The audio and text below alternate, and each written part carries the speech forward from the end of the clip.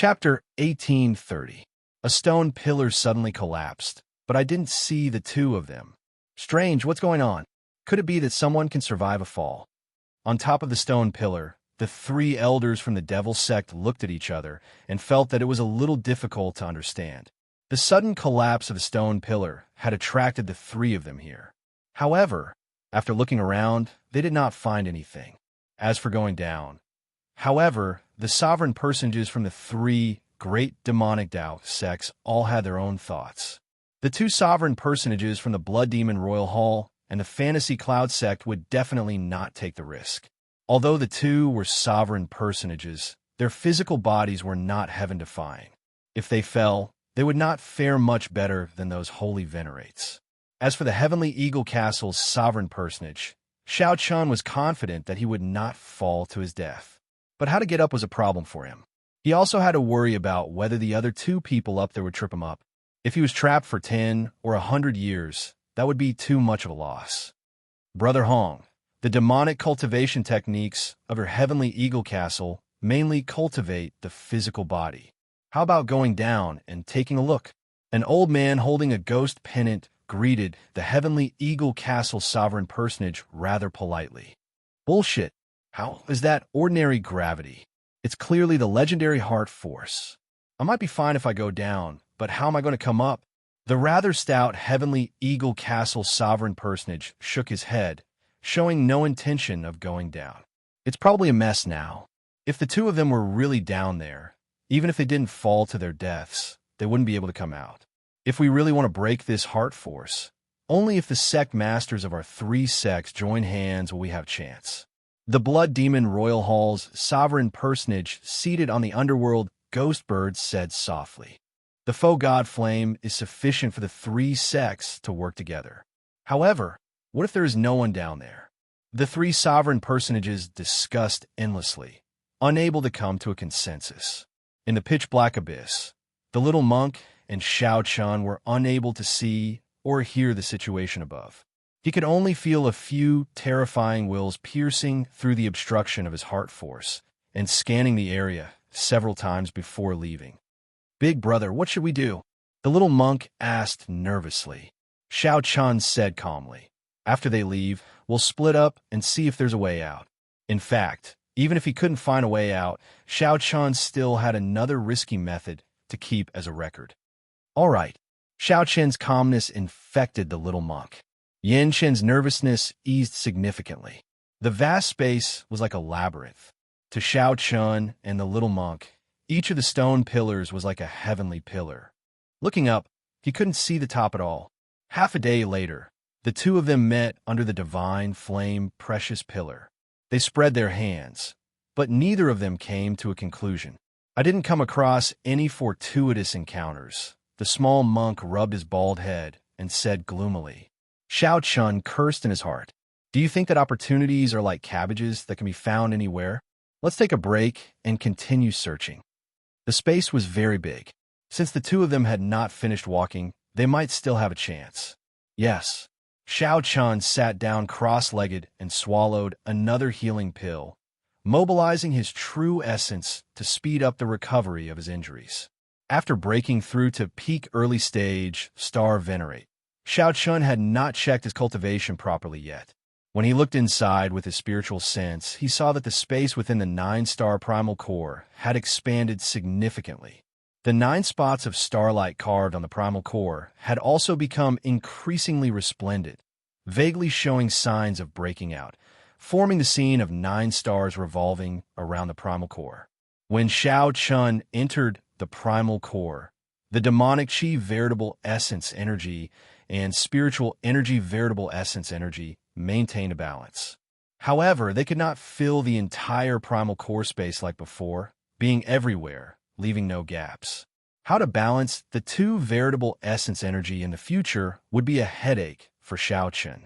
Although the purple thunder divine incantation had a strange origin, it was a bona fide righteous Tao cultivation technique that absorbed spiritual energy. Demonic Tao cultivation techniques also absorbed spiritual energy. However, The origin of demonic Tao cultivation techniques was comprehended from the ancient Great Desolate Aeon ferocious beasts. Demonic Tao cultivation techniques were completely different from righteous Tao cultivation techniques.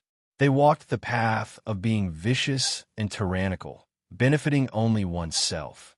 The demonic Tao cultivation techniques required several times, even 10 times, more veritable essence energy than righteous Tao cultivators. However, when one advanced to the early stages, it was extremely horrifying. Due to the vast amount of veritable essence energy, it was hard to avoid remnant impurities and other energies. The demonic Tao cultivation techniques suppressed the demonic Qi veritable essence energy, pitch black, tyrannical, and horrifying. The pros and cons of such a cultivation method were very clear. It opposed righteous Tao cultivators. It was just like the relationship between humans and great desolate Aeon ferocious beasts. It was unavoidable. Right now, what Xianxia needed was a demonic Tao cultivation technique. After withdrawing his spiritual sense, Xianxia sent his consciousness into his soul pool. Compared to veritable essence energy, what he valued more was his soul energy.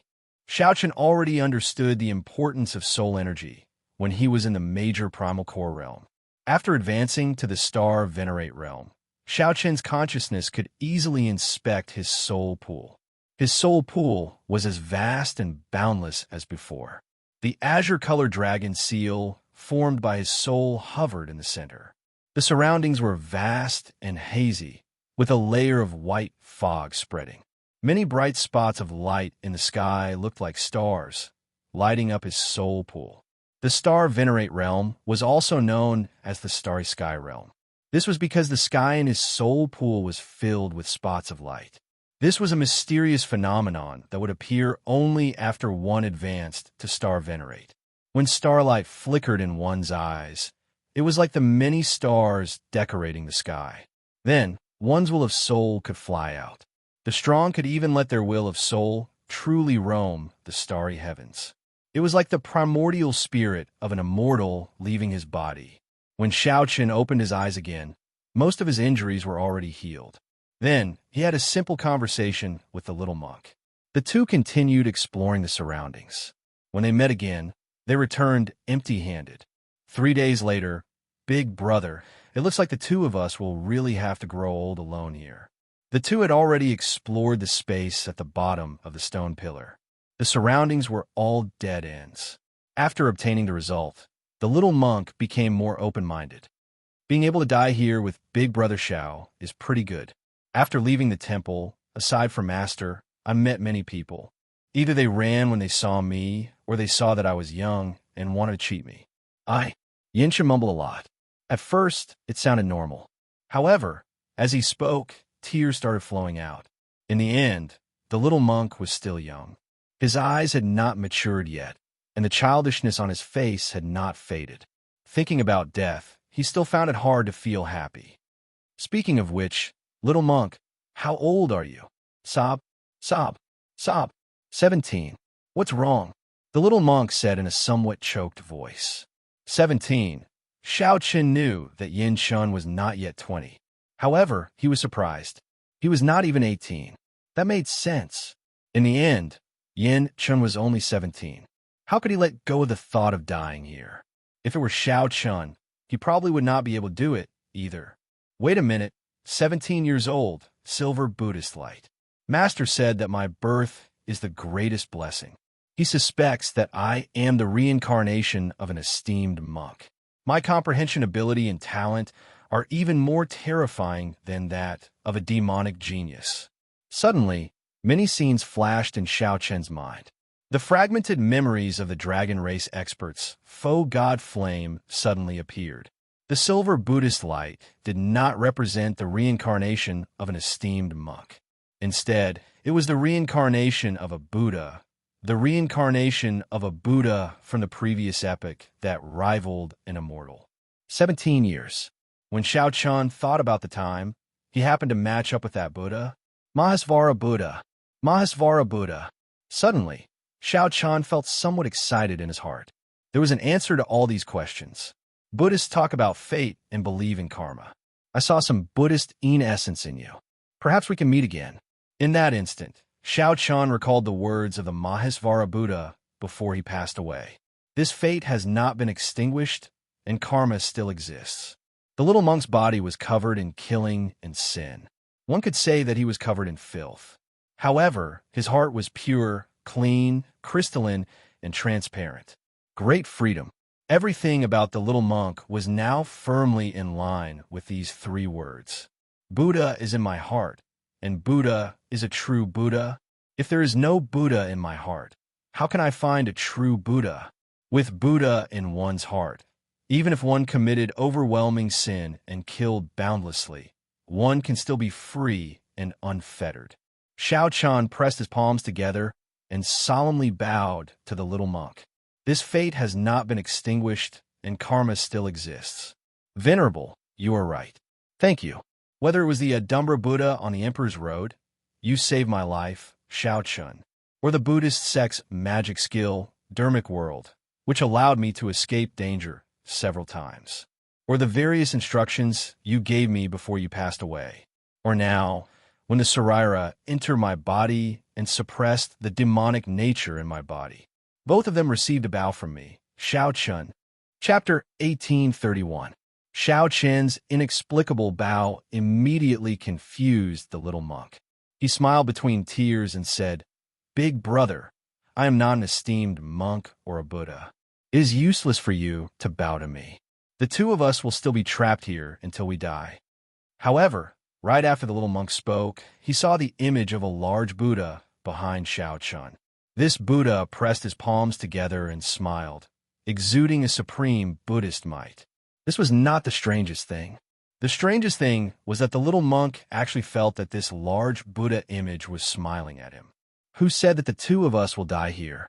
Xiao Chun looked up at the little monk and smiled faintly, feeling a sense of familiarity. That's not it. Big brother, I saw a Buddha behind you earlier. The little monk felt incredibly shocked. Fearing that Xiao Chan would not believe him, he emphasized, "It's true. It really is a large Buddha. It even smiled at me." Of course, Xiao Chun believed it. However, he would not tell the little monk the reason. Illusion, illusion, illusion? However, that is clearly not the case. That's right. Big brother, you said earlier that we don't have to die here? The little monk exclaimed in pleasant surprise as he suddenly recalled something. Xiao Chun nodded. I never said that we will die here if we cannot find the way out. We just have to take some risks. What method? The little monk asked curiously, feeling interested. Xiao Chan did not answer. He only took out the Scarlet Blood War banner and held it tightly with both hands. Then, he closed his eyes and sensed the black cutlass cruising the vast sea. His essence, blood, and soul had already merged with the immemorial demon soul formation. No matter where the black cutlass was, as long as he focused, he could sense it. This was because the black cutlass was already a part of him. I see it. I see it. Slowly, a scene appeared in Xiao Chen's mind. In this scene, Xiao Suo and the others were cruising the sea on the black cutlass. People came and went on the ship. The strange black cutlass gave off a layer of scarlet mist as it bobbed up and down in the waves. Xiao Chen's consciousness slowly sank in. Soon, he saw the immemorial demon soul formation in the compartment. There was a terrifying heartbeat in the depths of the scarlet demon soul formation, thumping continuously. Within the hazy blood mist, one could vaguely see an extremely terrifying, evil, and ferocious beast grinning. The little monk who was standing on Xiao Chun suddenly felt a terrifying demonic aura coming from his body. Xiao Chen's long hair danced wildly in the wind. His eyes were pitch black and full of devilishness, causing others to not dare to look directly at him. Slowly, this wave of demonic might continuously strengthened. If it wasn't for the heart force here stopping it, it might have already rushed into the heavens and caused a great phenomenon. Not good. The little monk's keen senses told him that something was wrong. He rolled on the ground. With a loud bang, a demonic ship shrouded in a bloody mist appeared out of nowhere.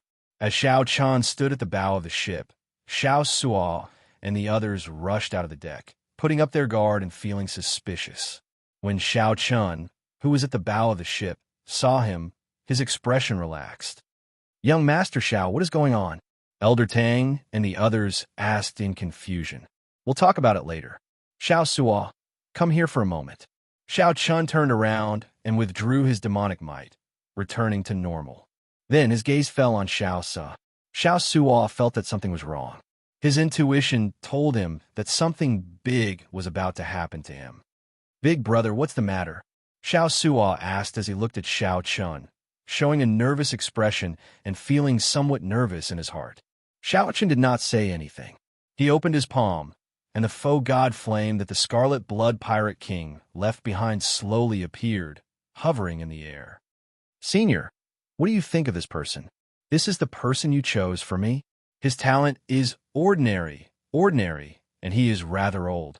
Just when Xiao Chun thought that it was hopeless, the faux god flame changed the topic. Its voice rang out in his mind again. "However, he does have a pure pirate's heart, something that you do not have. However, this is what I value the most. Back then, my talent was also ordinary. As long as one maintained a pure pirate's heart, one could become a legendary pirate king.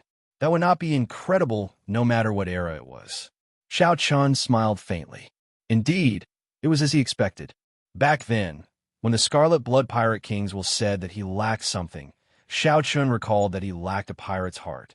He realized that what he lacked was a pirate's heart. Xiao Chun's ambition was not this. How could he have a pirate's heart? This was very normal. "Xiao Suo, this clump of flame represents the Scarlet Blood Pirate King's inheritance. Today, I will pass this fortuitous encounter to you on behalf of Senior Scarlet Blood Pirate King. I hope that you will not bring disgrace to the Scarlet Blood Pirate King's name in the future and persevere in your pirate's heart." Xiao Chun enunciated every word seriously as he looked at Xiao Suo. "Big brother, this fortuitous encounter is too great. I cannot accept it. I am not too ambitious. I just want to drift on the sea for the rest of my life." "Big brother, you are—" Xiao Suo still wanted to say something, but Xiao Chun interrupted him. Xiao Chun smiled and said, "Don't say any more. Back then, even I misjudged this Scarlet Blood War Banner at the auction. It was you. You were the one who personally won this war banner. This is the will of the heavens. This fortuitous encounter was prepared for you, Xiao Su." Before Xiao Suo could reject, the faux god flame in Xiao Chen's hand directly entered Xiao Suo's forehead. Whoosh! A fierce flame immediately blazed on Xiao Suo's body. An incredibly vast aura surged out from his body. Without exception, Xiao Chun and the others on the deck were all knocked back by this aura. The Iron Hand Yama and Elder Tang, who were more knowledgeable, immediately petrified on the spot, feeling startled.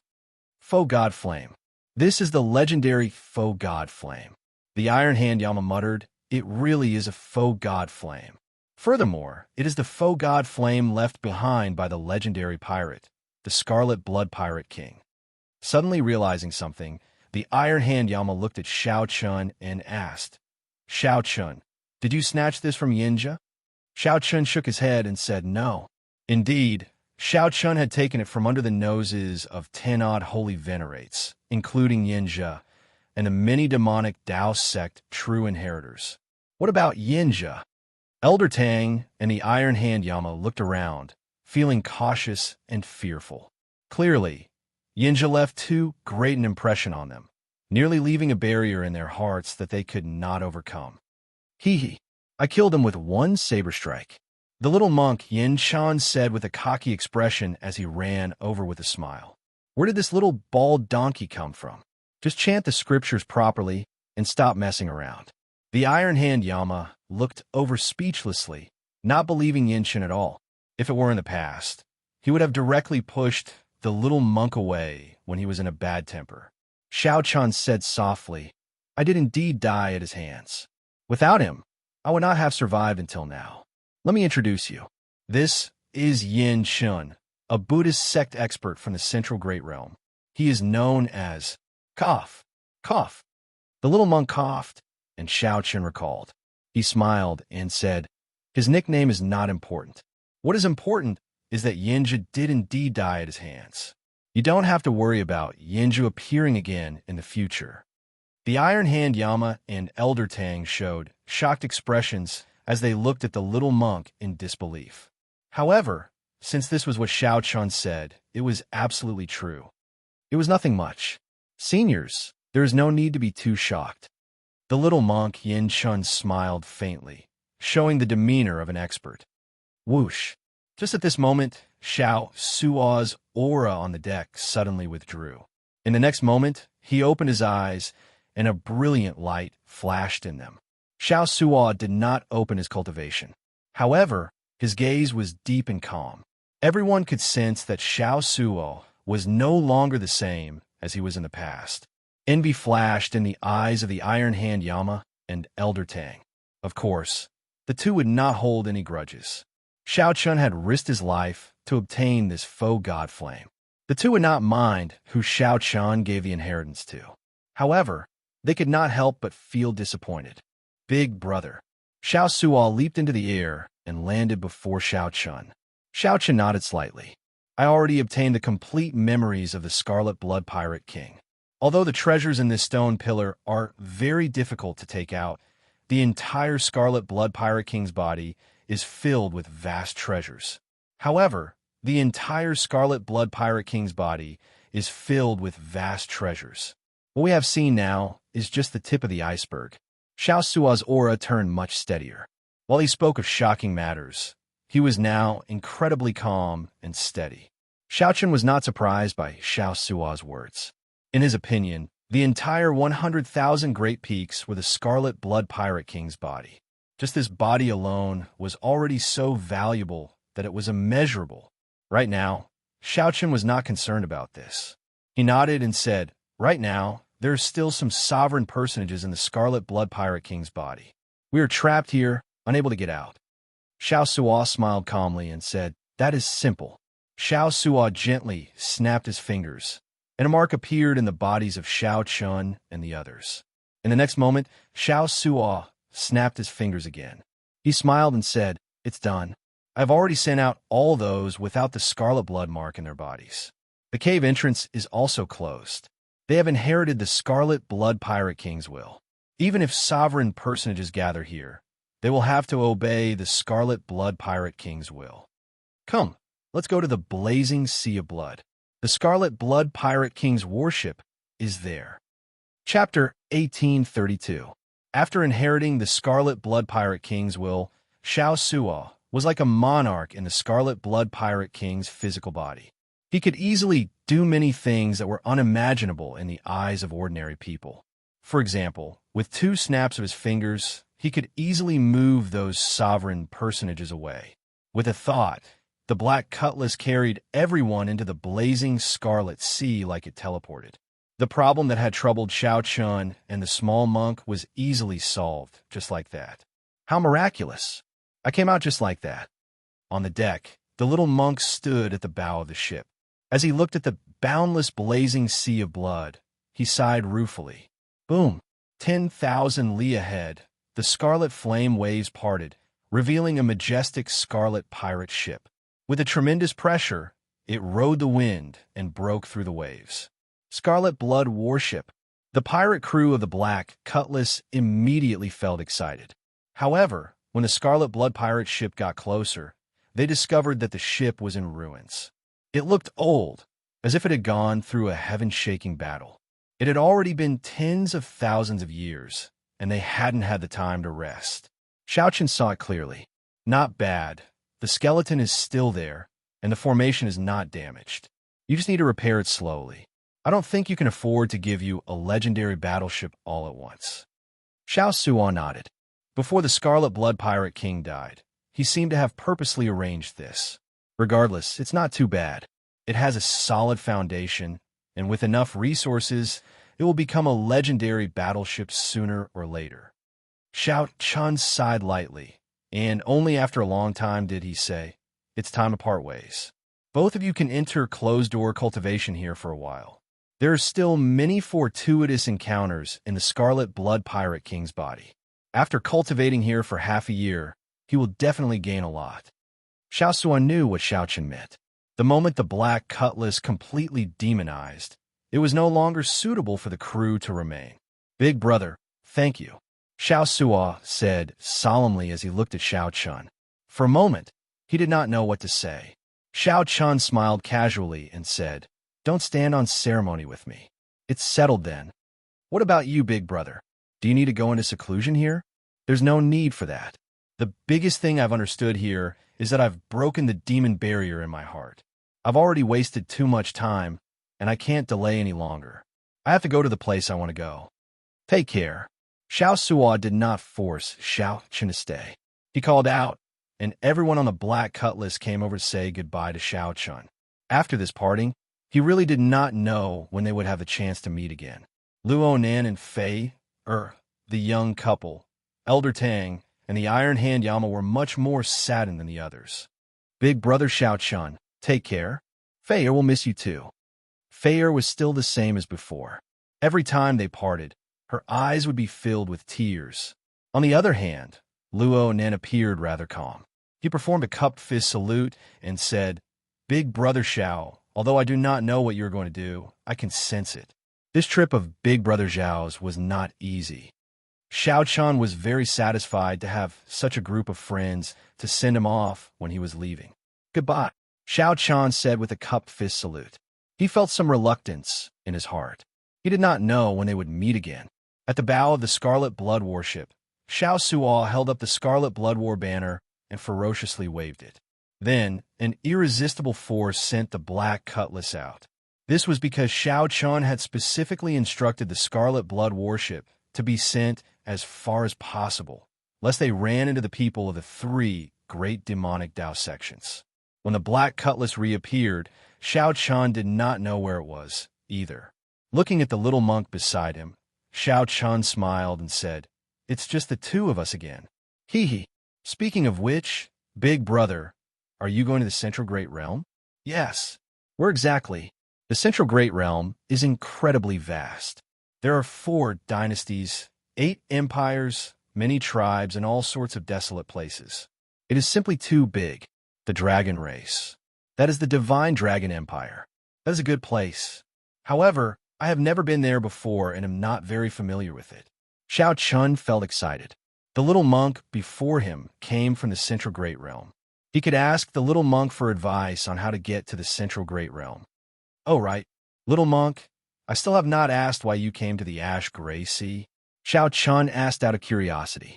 The little monk scratched his head and smiled. "There is a heavenly book scholar in the Yinwu dynasty. He is good at divination and knows the dragon-seeking art. He is known as the Book of All Things. There is no fate that he cannot divine. Many people seek him out to divine their fortuitous encounters. I was curious, so I sought him out as well. Then he said that the greatest fortuitous encounter of my life is in the Myriad Star Mountain. Then I came here in a daze." "The heavenly book scholar? The Book of All Things? Interesting. If there's a chance, I should see for myself. I can get him to divine for me and see if he is really that divine. However, the Ash Gray Sea should be very far from the Central Great Realm. How did you get here?"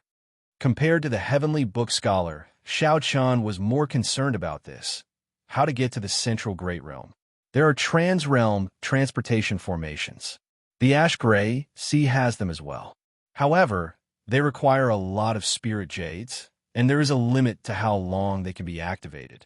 They are all ancient transportation formations that require frequent maintenance. "Good.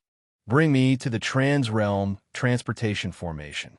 That should not be a problem, right?" "Hee hee. Leave it to me. Although I am rather unlucky, I don't think I have ever gotten lost." Xiao Chun entered deep thought. As he looked at the little monk's confident expression, he thought to himself, "I still have to prepare another backup plan. I cannot place all my hopes on the little monk." Whoosh! In the next moment, Xiao Chun's figure vanished and reappeared in his cultivation room. With a casual wave, the 8 supreme treasures that he obtained from the stone pillar with the divine flame appeared one by one. "That's not right. There are only 7 now. I gave one of them to the little monk, the Xianxia." After subduing these supreme treasures, Xiao Chun had not had time to look at them. Actually, Xiao Chun had been anticipating them for a long time already. Then he looked around and fixed his gaze on the peak grade spirit jades. Xiao Chun thought to himself, the value of the peak grade spirit jades already surpasses that of spirit jades. They are treasures of the world. Even a sovereign personage would desire them.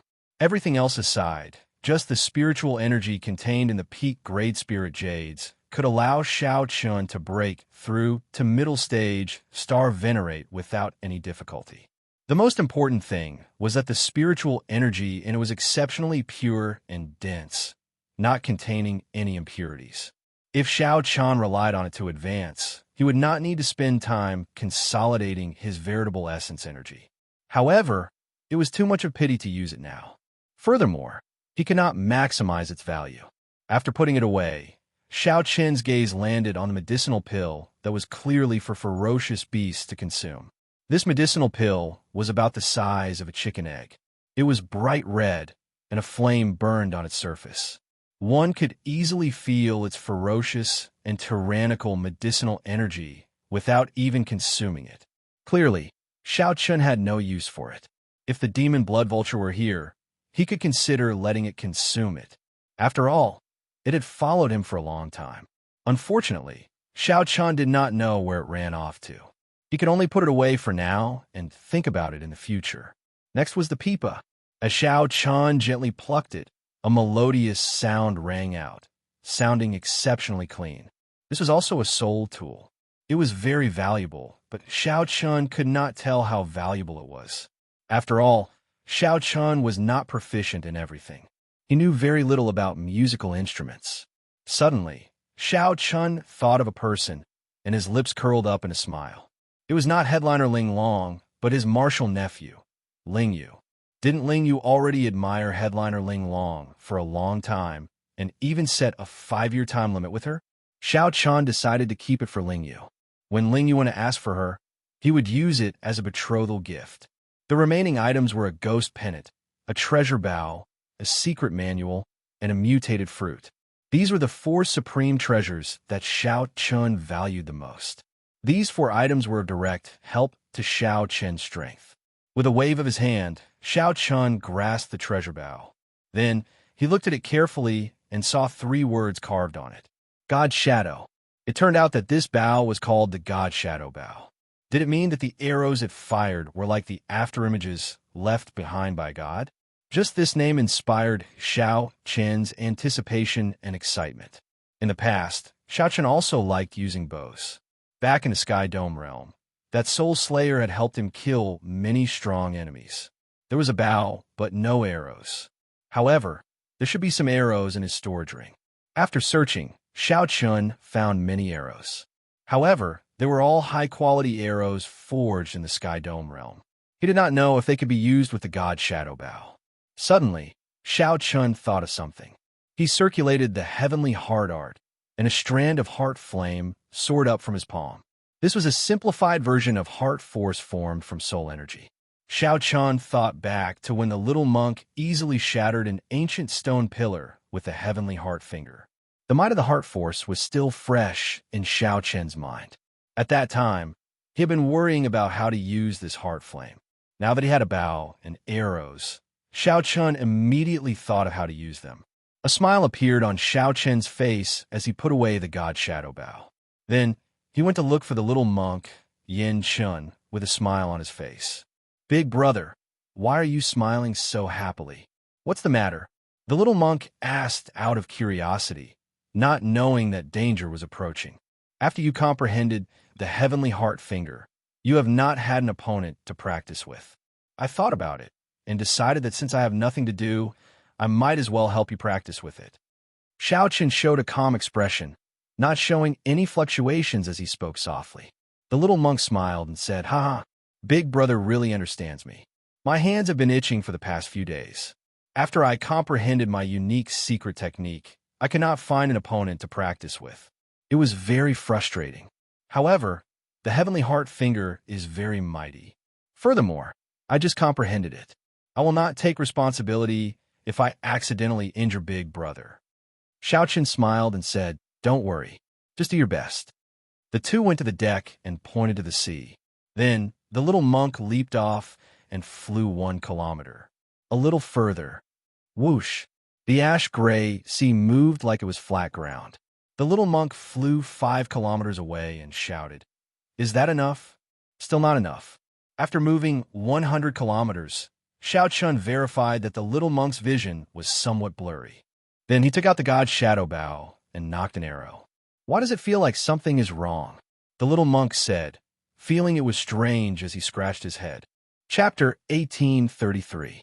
On the deck, Xianxia knocked an arrow on the god's shadow bow. Then he grasped the bow handle. In that instant, he felt a connection with the bow. Suddenly, a mysterious perception came from the god's shadow bow. Xiaoqian's field of vision zoomed in. This was the power of the god's shadow bow. He did not circulate any veritable essence energy or open his heavenly eye. The instant Xiaoqian grasped the bow, his field of vision zoomed in. It felt like he was only 1 kilometer away from 50 kilometers away. He was so close that he could see everything clearly. The perception from the god's shadow bow was still searching for its target. When the god's shadow bow saw the little monk hundreds of kilometers away, the god's shadow bow's perception quickly searched for its target.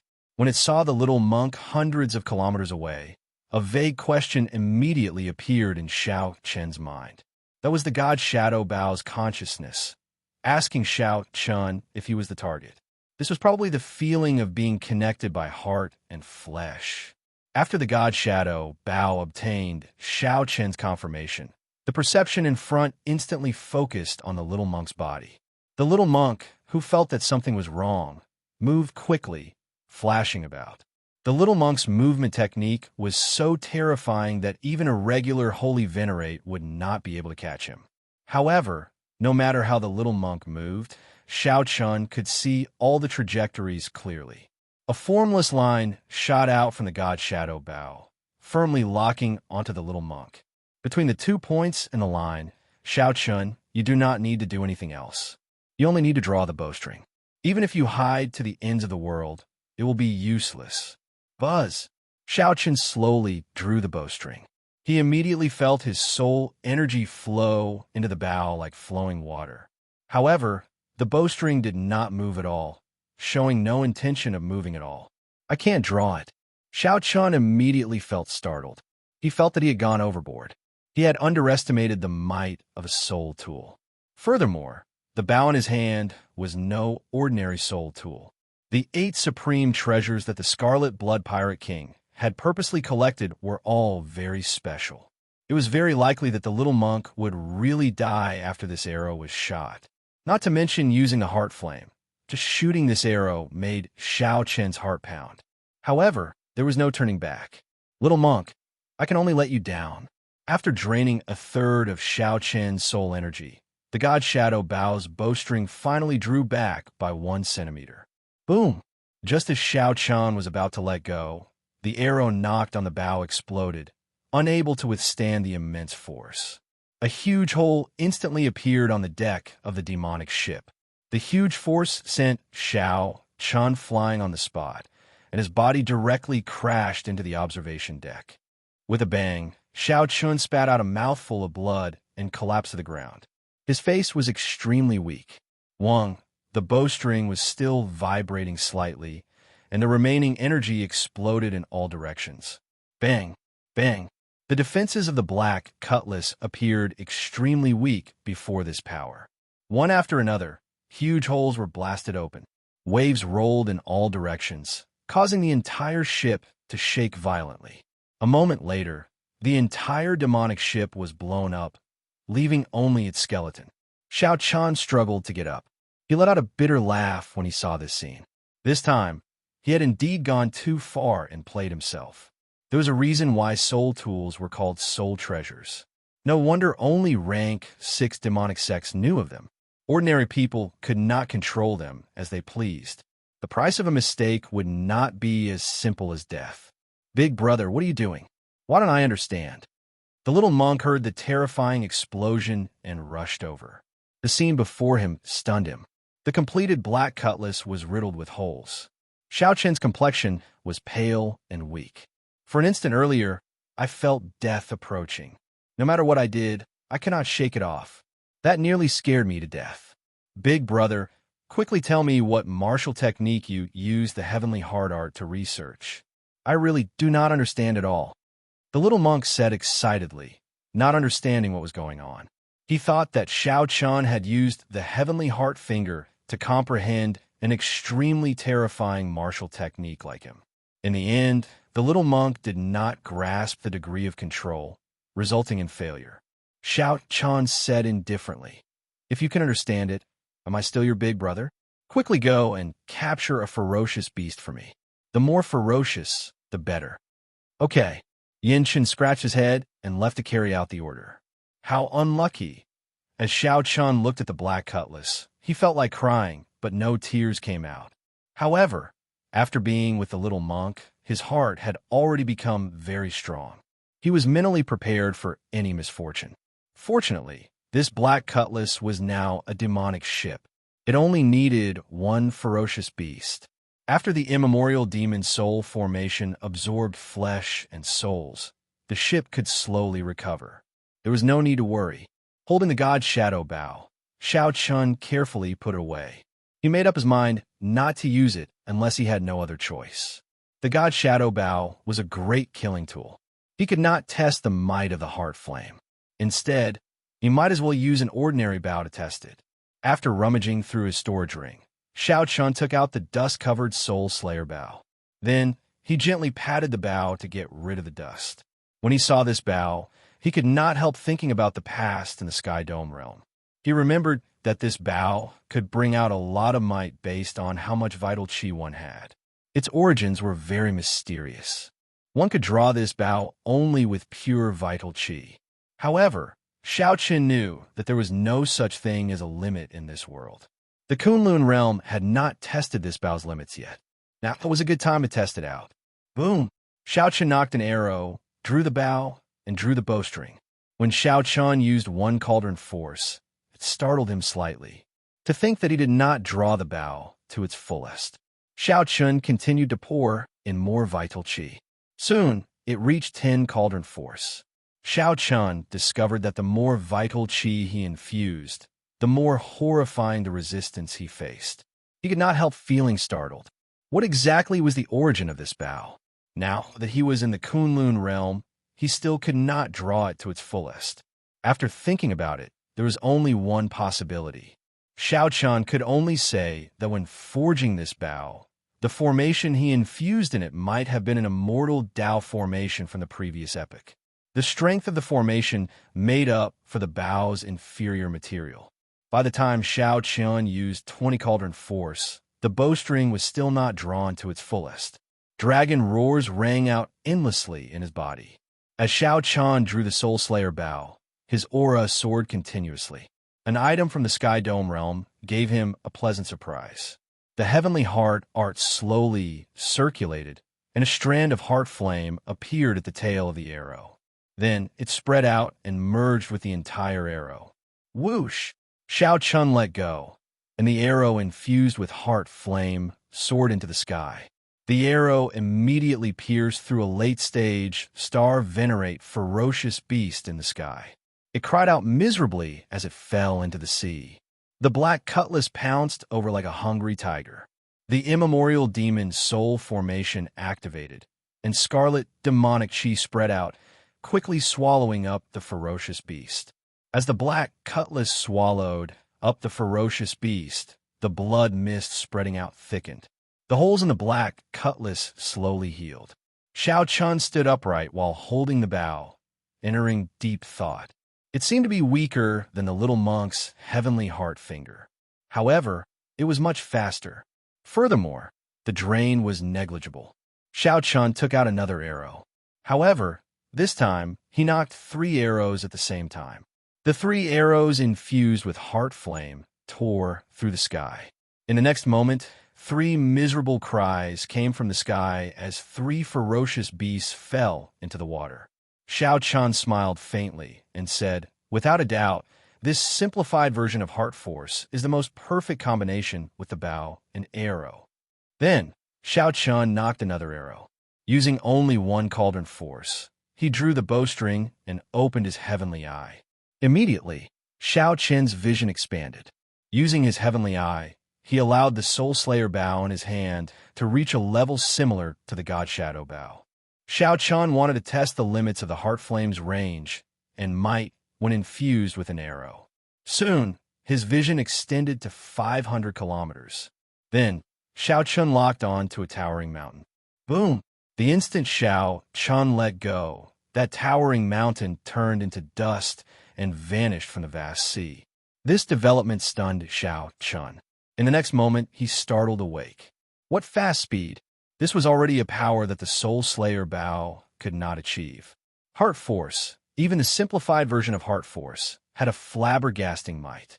The faster one's heart was, the faster one's arrow would be. The farther one's heart was, the farther one's arrow would be. Suddenly, Xiao Qian gained some comprehension of Heart Force. He vaguely felt like he had touched something. Heart Force is indeed unfathomable.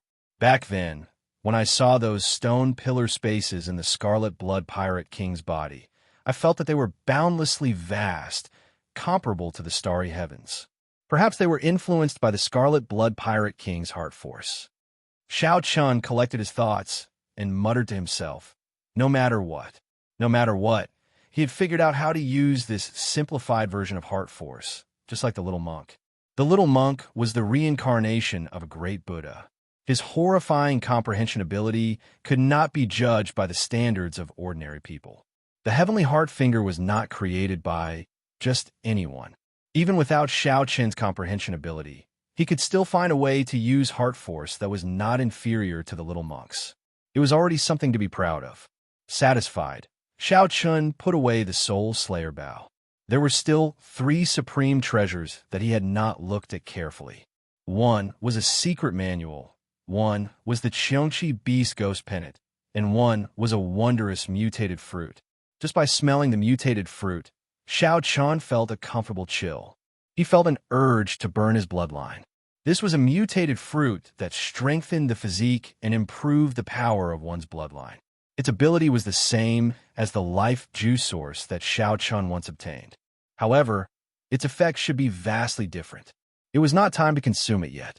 Xiao Qian put away the mutated fruit and looked at the ghost pennant. Since Xiao Qian had the experience of using a soul tool before, he took a quick look at it.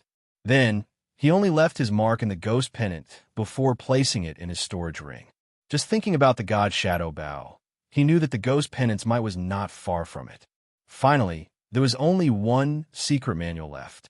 The words Demonic Cloud Heaven Swallowing Art were written on the cover. Xiao Qian gave it a cursory look. This was an extremely tyrannical demonic Tao cultivation technique.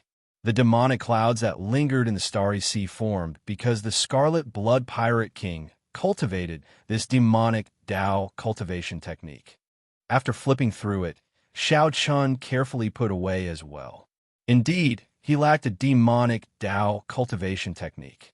Although this demonic Tao cultivation technique was tyrannical, it did not require one to eat humans or absorb souls. It was directly comprehended from the ancient ferocious beast, the demonic cloudbird. Its origins were extremely ancient. Xiao Qian made up his mind. The demonic Tao cultivation technique that he would cultivate in the future would be this demonic cloud heaven swallowing art. However, speaking of which, the little monk has been gone for so long. Why is he not back yet? The black cutlass had swallowed a few ferocious beasts and had already recovered. Ha ha! Big brother, I'm back. I found a huge bird for you. It is definitely very ferocious. I nearly let it run away. Just as Xiao Qian was thinking, the little monk's familiar laughter came from the distance. He saw the little monk in a somewhat sorry state, with some horrifying wounds on his body. However, he had a smile on his face. The little monk dragged a huge scarlet bird as he walked on the surface of the sea, slowly heading towards the black cutlass.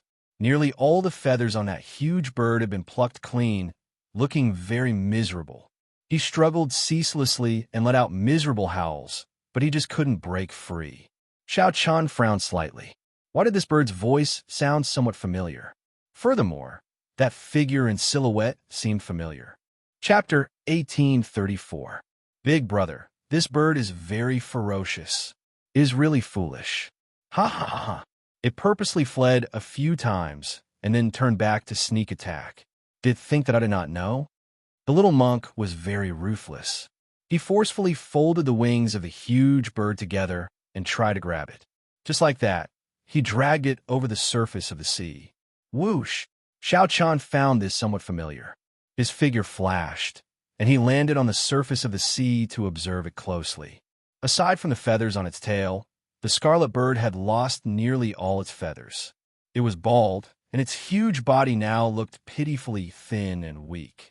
This startled Xiaoqian to think that it really was the demon blood vulture. Initially, he only found it somewhat familiar. After careful observation, he finally confirmed it. Upon seeing this scene, Xiaoqian could not help laughing loudly. "Where did you catch it?" The little monk answered honestly. "It charged over on its own. I did not go far before I saw it flying in our direction. Its entire body was filled with killing qi and a strong demonic nature. I felt that it would not be easy to deal with, so I was about to give up. Who knew this despicable bird pecked me on the head and left with a strange smile. I really could not endure it. Look, you nearly got pecked through." With one look, there was indeed a clear mark on the little monk's shiny bald head. The demon blood vulture, which the little monk caught, wept in its heart after it completed the trial of its race. After completing the experiential training of its race, its strength had soared again. Without even thinking, it immediately came out to seek revenge on Xiaoqian. After wandering around for a long time, the demon blood vulture sensed the aura of the black cutlass and gave chase. Along the way, the demon blood vulture saw a bald head on the surface of the sea. Out of curiosity, it pecked at the bald head. Unexpectedly, it caused such huge trouble. Even after using all its tricks, it could not defeat this monk. After being caught, the demon blood vulture was in a sorry state. The little monk, whose head had never been injured before, plucked out all its feathers in a fit of anger. The more surprising thing was yet to come. The little monk actually brought the demon blood vulture to Xiaoqian. This was a great humiliation. Originally, the demon blood vulture wanted to appear awe-inspiring and teach Xiaoqian a lesson. Who would have thought that he would turn into a General Five Hairs, appearing in such a sorry state? This made the vengeful demon blood vulture want to find a hole to hide in. Its pitiful reputation was ruined just like that. "Let go. It's my familiar." Xiaoqian could not help smiling as he looked at the demon blood vulture's appearance. The little monk exclaimed, "This is Big Brother's demonic pet. How is this possible? I am the king blood vulture. The king blood vulture. How could it be someone else's magic pet?" "Don't listen to it." The demon blood vulture cried out in its heart, "Don't let me go. This great me is not anyone's demonic pet." Naturally, Xiaoqian and the little monk would not care about what it was thinking. The small monk stammered, "Big brother, I'm really sorry for stripping your demonic pet." Xiaoqian smiled casually. "It's fine. Go, then rest first. I have something to say to the demon blood vulture." Hee, Big brother is really magnanimous. Then I'll leave first." He had accidentally left Xiaoqian's demonic pet in such a state. He was too embarrassed to continue staying here. Feeling as though a heavy burden had been lifted from his shoulders, the little monk quickly left. Now, only Xiaoqian and the featherless demon blood vulture remained. One man and one beast watched quietly. The demon blood vulture was the first to give in. It continuously cursed Xiaoqian in its heart. When it saw Xiaoqian's eyes, it always felt fear. This was especially so in its current weakened state. When it flapped its wings weakly, it discovered that it could not fly at all. Xiaoqian stepped forward, and the demon blood vulture retreated in a fluster. Then it advanced again and retreated again. Plop! The demon blood vulture stumbled and nearly fell, nearly getting swept away by the waves. Strange, what's wrong with this silly bird? I'm just treating its injuries. Why'd it get so agitated? Xiaoqian rubbed his chin, feeling somewhat confused and suspicious. Did it really become stupid? It looks like I have to reconsider the mysterious beast list that I intend to give it. Don't move. Boom! Xiaoqian extended out his will of soul and finally used a forceful method to restrain the demon blood vulture. The demonic nature in Xianxia's body activated, and the demonic nature, veritable essence energy in his primal core spread throughout his body. His eyes turned pitch black. It's over. It's over. It's really going to eat me. The demon blood vulture was frightened into trembling. However, in the next moment, Xianxia used his demonic qi veritable essence energy to treat its injuries. Black demonic qi entered the demon blood vulture's body, and its injuries slowly healed. Feathers quickly grew back all over its body. What a strong recovery speed. What fortuitous encounter did this demon blood vulture encounter? Xianxia felt startled. Although his demonic qi veritable essence energy was vast, it could not produce such a great healing effect. It looks like this demon blood vulture must have encountered something when it disappeared. When the demon blood vulture's wings were fully feathered, Xianxia took a closer look and discovered that the changes were rather great. First was the tail feathers. There was a golden line in the middle of the scarlet tail feathers. Then, there was a faint golden light flickering in the demon blood vulture's eyes. This fellow's bloodline is mutating. Xianxia felt startled. Fortunately, it was the little monk who ran into it. If it were anyone else, it would have eaten them already. Suddenly, Xianxia recalled the little monk's words. The demon blood vulture had taken the initiative to fly towards him. Furthermore, it had come in a ferocious manner, radiating killing qi. With this thought, Xianxia stopped what he was doing and looked at this demon blood vulture with a strange gaze. Could it be here to seek trouble for me? The demon blood vulture, which was plotting in secret, suddenly saw Xianxia's suspicious gaze. It was startled and quickly lowered its head. Boom! Just at this moment, a demonic might swept out in all directions. Demonic clouds churned in the sky and quickly covered the sky above the black cutlass before stopping. Big brother, a sovereign personage expert is here, the little monk said anxiously from the deck. He was somewhat worried that the sovereign personages of the three great demonic Dao sects had caught up. Xianxia frowned slightly. He ignored the demon blood vulture and returned to the demonic ship. Who knew? When the demon blood vulture saw the demonic clouds in the sky, it became even more afraid than Xianxia. The demon blood vulture flew up in a fluster and hid in the spirit beast platform of the black cutlass. Something's wrong with the aura. It feels like a ferocious beast, Xianxia said softly. The one that came did not seem like a demonic Dao cultivator, but more like a terrifying, ferocious beast. The little monk said softly, a ferocious beast is also a sovereign personage ferocious beast. It will die an even more miserable death. This was true. The means of ferocious beasts were much more brutal than cultivators. Xianxia did not say anything. He only took out the god's shadow bow and knocked an arrow. This time, he learned for the previous lesson and merged the heart flame with the arrow in advance, preventing it from exploding from the god shadow bow's strong force. A soul tool. The little monk exclaimed in sudden understanding.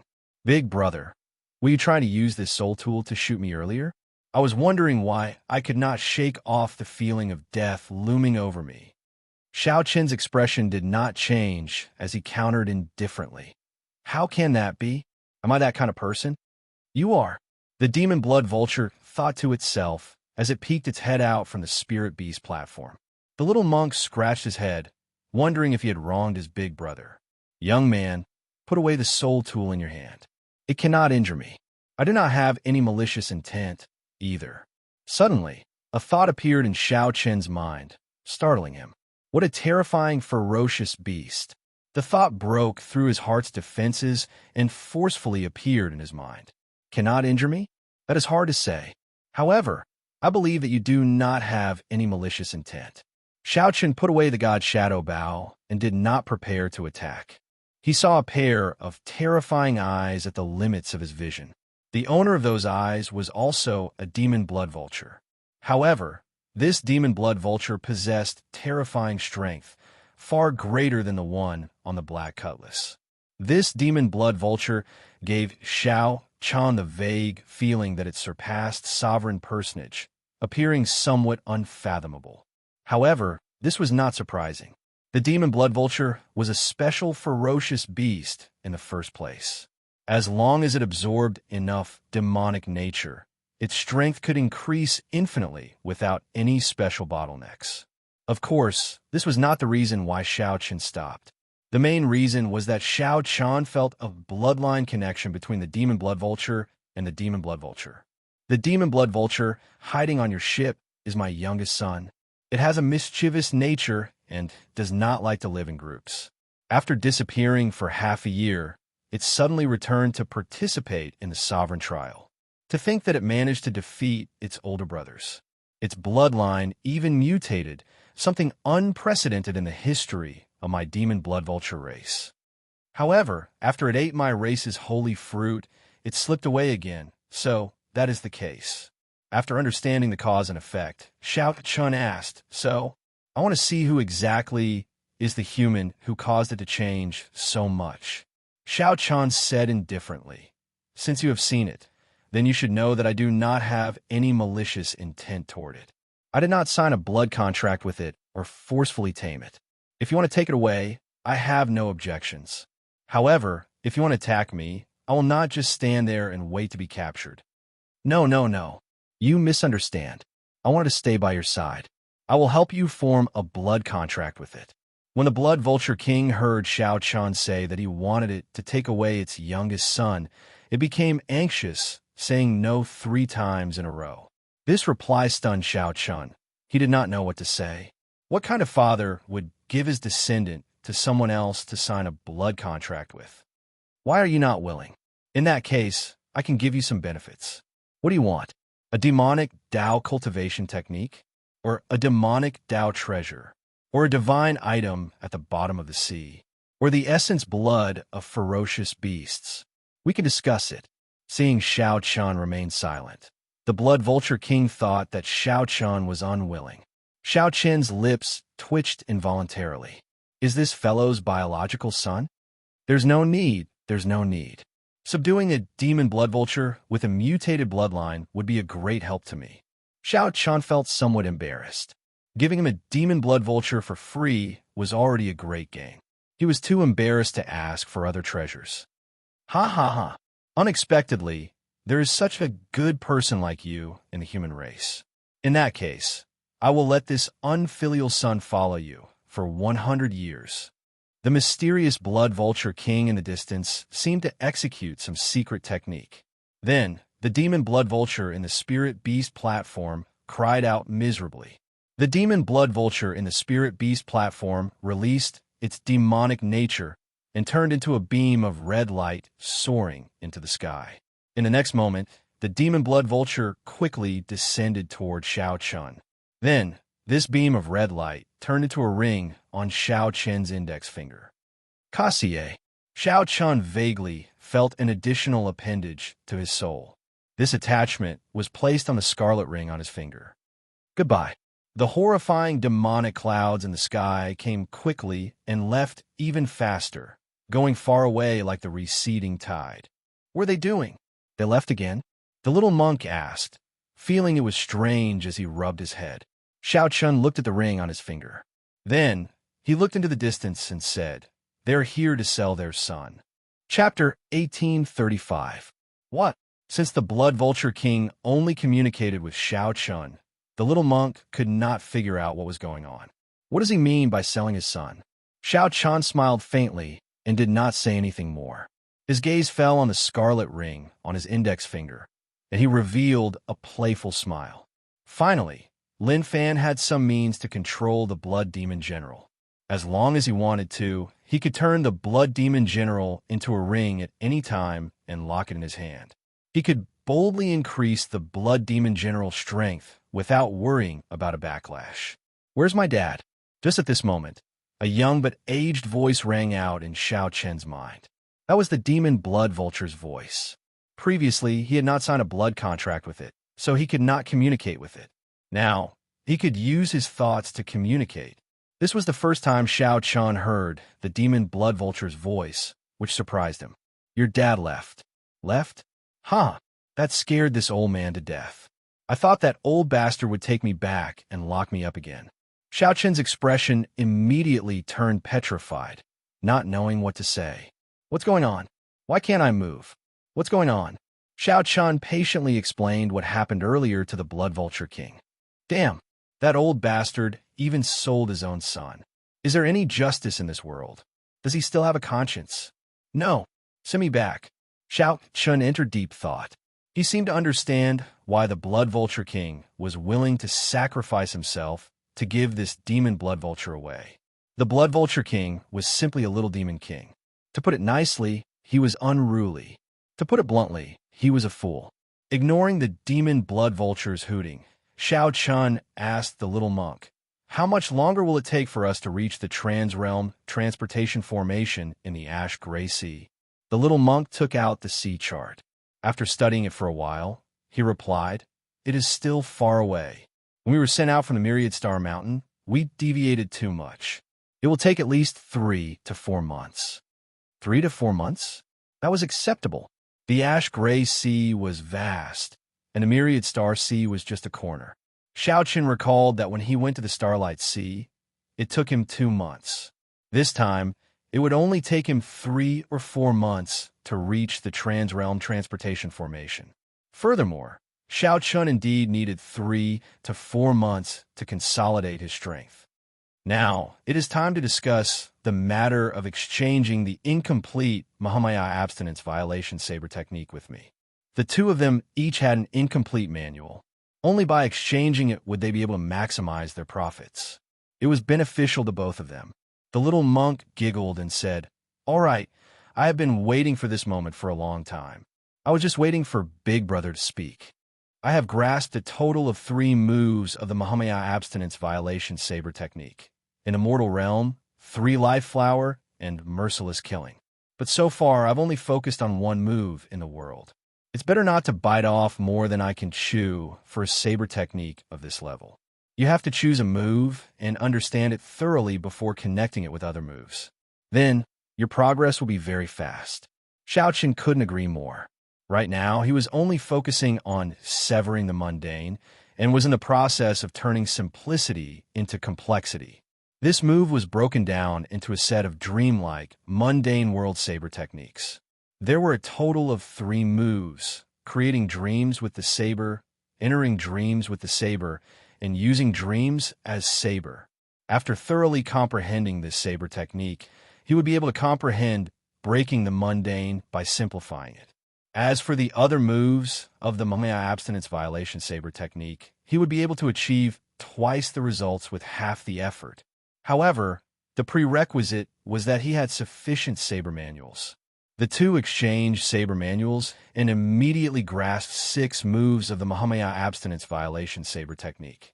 After Xianxia obtained Xiaoqian's saber manual, he said joyfully, "I heard from Master that this saber technique has a total of 11 moves. This way we can find most of them in one go. In the future, we might be able to collect the complete saber technique. If we trace it back to its source, we might be able to practice the foundation of all the martial techniques of my hidden spirit temple, the 3rd move of the Gautama Divine Palm." Xiaoqian found this strange. He asked, "Could it be that we cannot directly practice the 3rd move of the Gautama Divine Palm?" The little monk shook his head and said, "A primogenitor grade cultivation technique is simply very difficult to directly practice. There is only 1 move, and it is as vast as smoke, materializing the many powerful techniques of the Hidden Spirit Temple. You can imagine how difficult it is to directly practice it. The foundation of all the martial techniques in the world is the 3 primogenitor grade cultivation techniques: the Buddhist sect's Gautama Divine Palm, the Taoist sect's True Martial Divine Sword, and the demonic sect's Primal Chaos Demonic Scripture. Even though many cultivation techniques that rival primogenitor grade cultivation techniques appeared later, they cannot be called primogenitor grade cultivation techniques, as they are unable to shake off the shadow of the 3 primogenitor grade cultivation techniques." Feeling confused, Xiaoqian asked, "In that case, even if we create our own cultivation techniques, we will not be able to shake off the shadow of the 3 primogenitor grade cultivation techniques." "That is natural. Without the 3 primogenitor grade cultivation techniques, there would be no martial epoch. That is the source. Since you and I are in the martial epoch, we cannot shake off this restriction. This is rather interesting. The little monk truly lives up to being from the Central Great Realm. There are many things that Xianxia has never heard of before. Then, which of the 3 primogenitor grade cultivation techniques is the strongest? The little monk quickly replied, without a doubt, the primal chaos demonic scripture is the strongest. Don't ask me why. That is what the ancient books agree on. However, there is no point in thinking so much. The primogenitor grade cultivation techniques are no longer complete, having vanished in the long river of time. There is no way to make up for them. For example, the Buddhist sect's Gautama divine palm only has 4 palm strikes left. The 4 great Buddhist temples each have 1 palm strike. Only 3 of the true martial divine sword remain in the hands of the 3 Taoist sections. As for the primal chaos demonic scripture, it is even worse off. I heard that it is already completely destroyed, not even a complete move remaining. Think about it. Not a single move of the primal chaos demonic scripture remains, but the entire demonic Tao is already boundlessly strong. If someone grasps every move and reorganizes the demonic Tao, the world will experience a great calamity. Hence, there is no doubt that the primal chaos demonic scripture is the strongest. A thought occurred to Xiaochun. Could it be that the loss of the demonic Tao's primogenitor grade cultivation techniques caused the demonic Tao to deviate from its original meaning? The little monk continued smiling. Hee. As long as we find the remaining 5 moves of the Mahamaya abstinence violation saber technique, we can learn the Gautama divine palm and move unhindered in the great 1,000 realms. Ha ha ha. The little monk fell into some sort of fantasy, a boundless fantasy. Xiaochun asked, has anyone collected all of them? I don't think so. Has anyone practiced the complete Mahamaya abstinence violation saber technique? The little monk scratched his head. It seems like aside from the creator, no one has succeeded. Did he rely on the Mahamaya abstinence violation saber technique to practice the Gautama divine palm? I don't think so.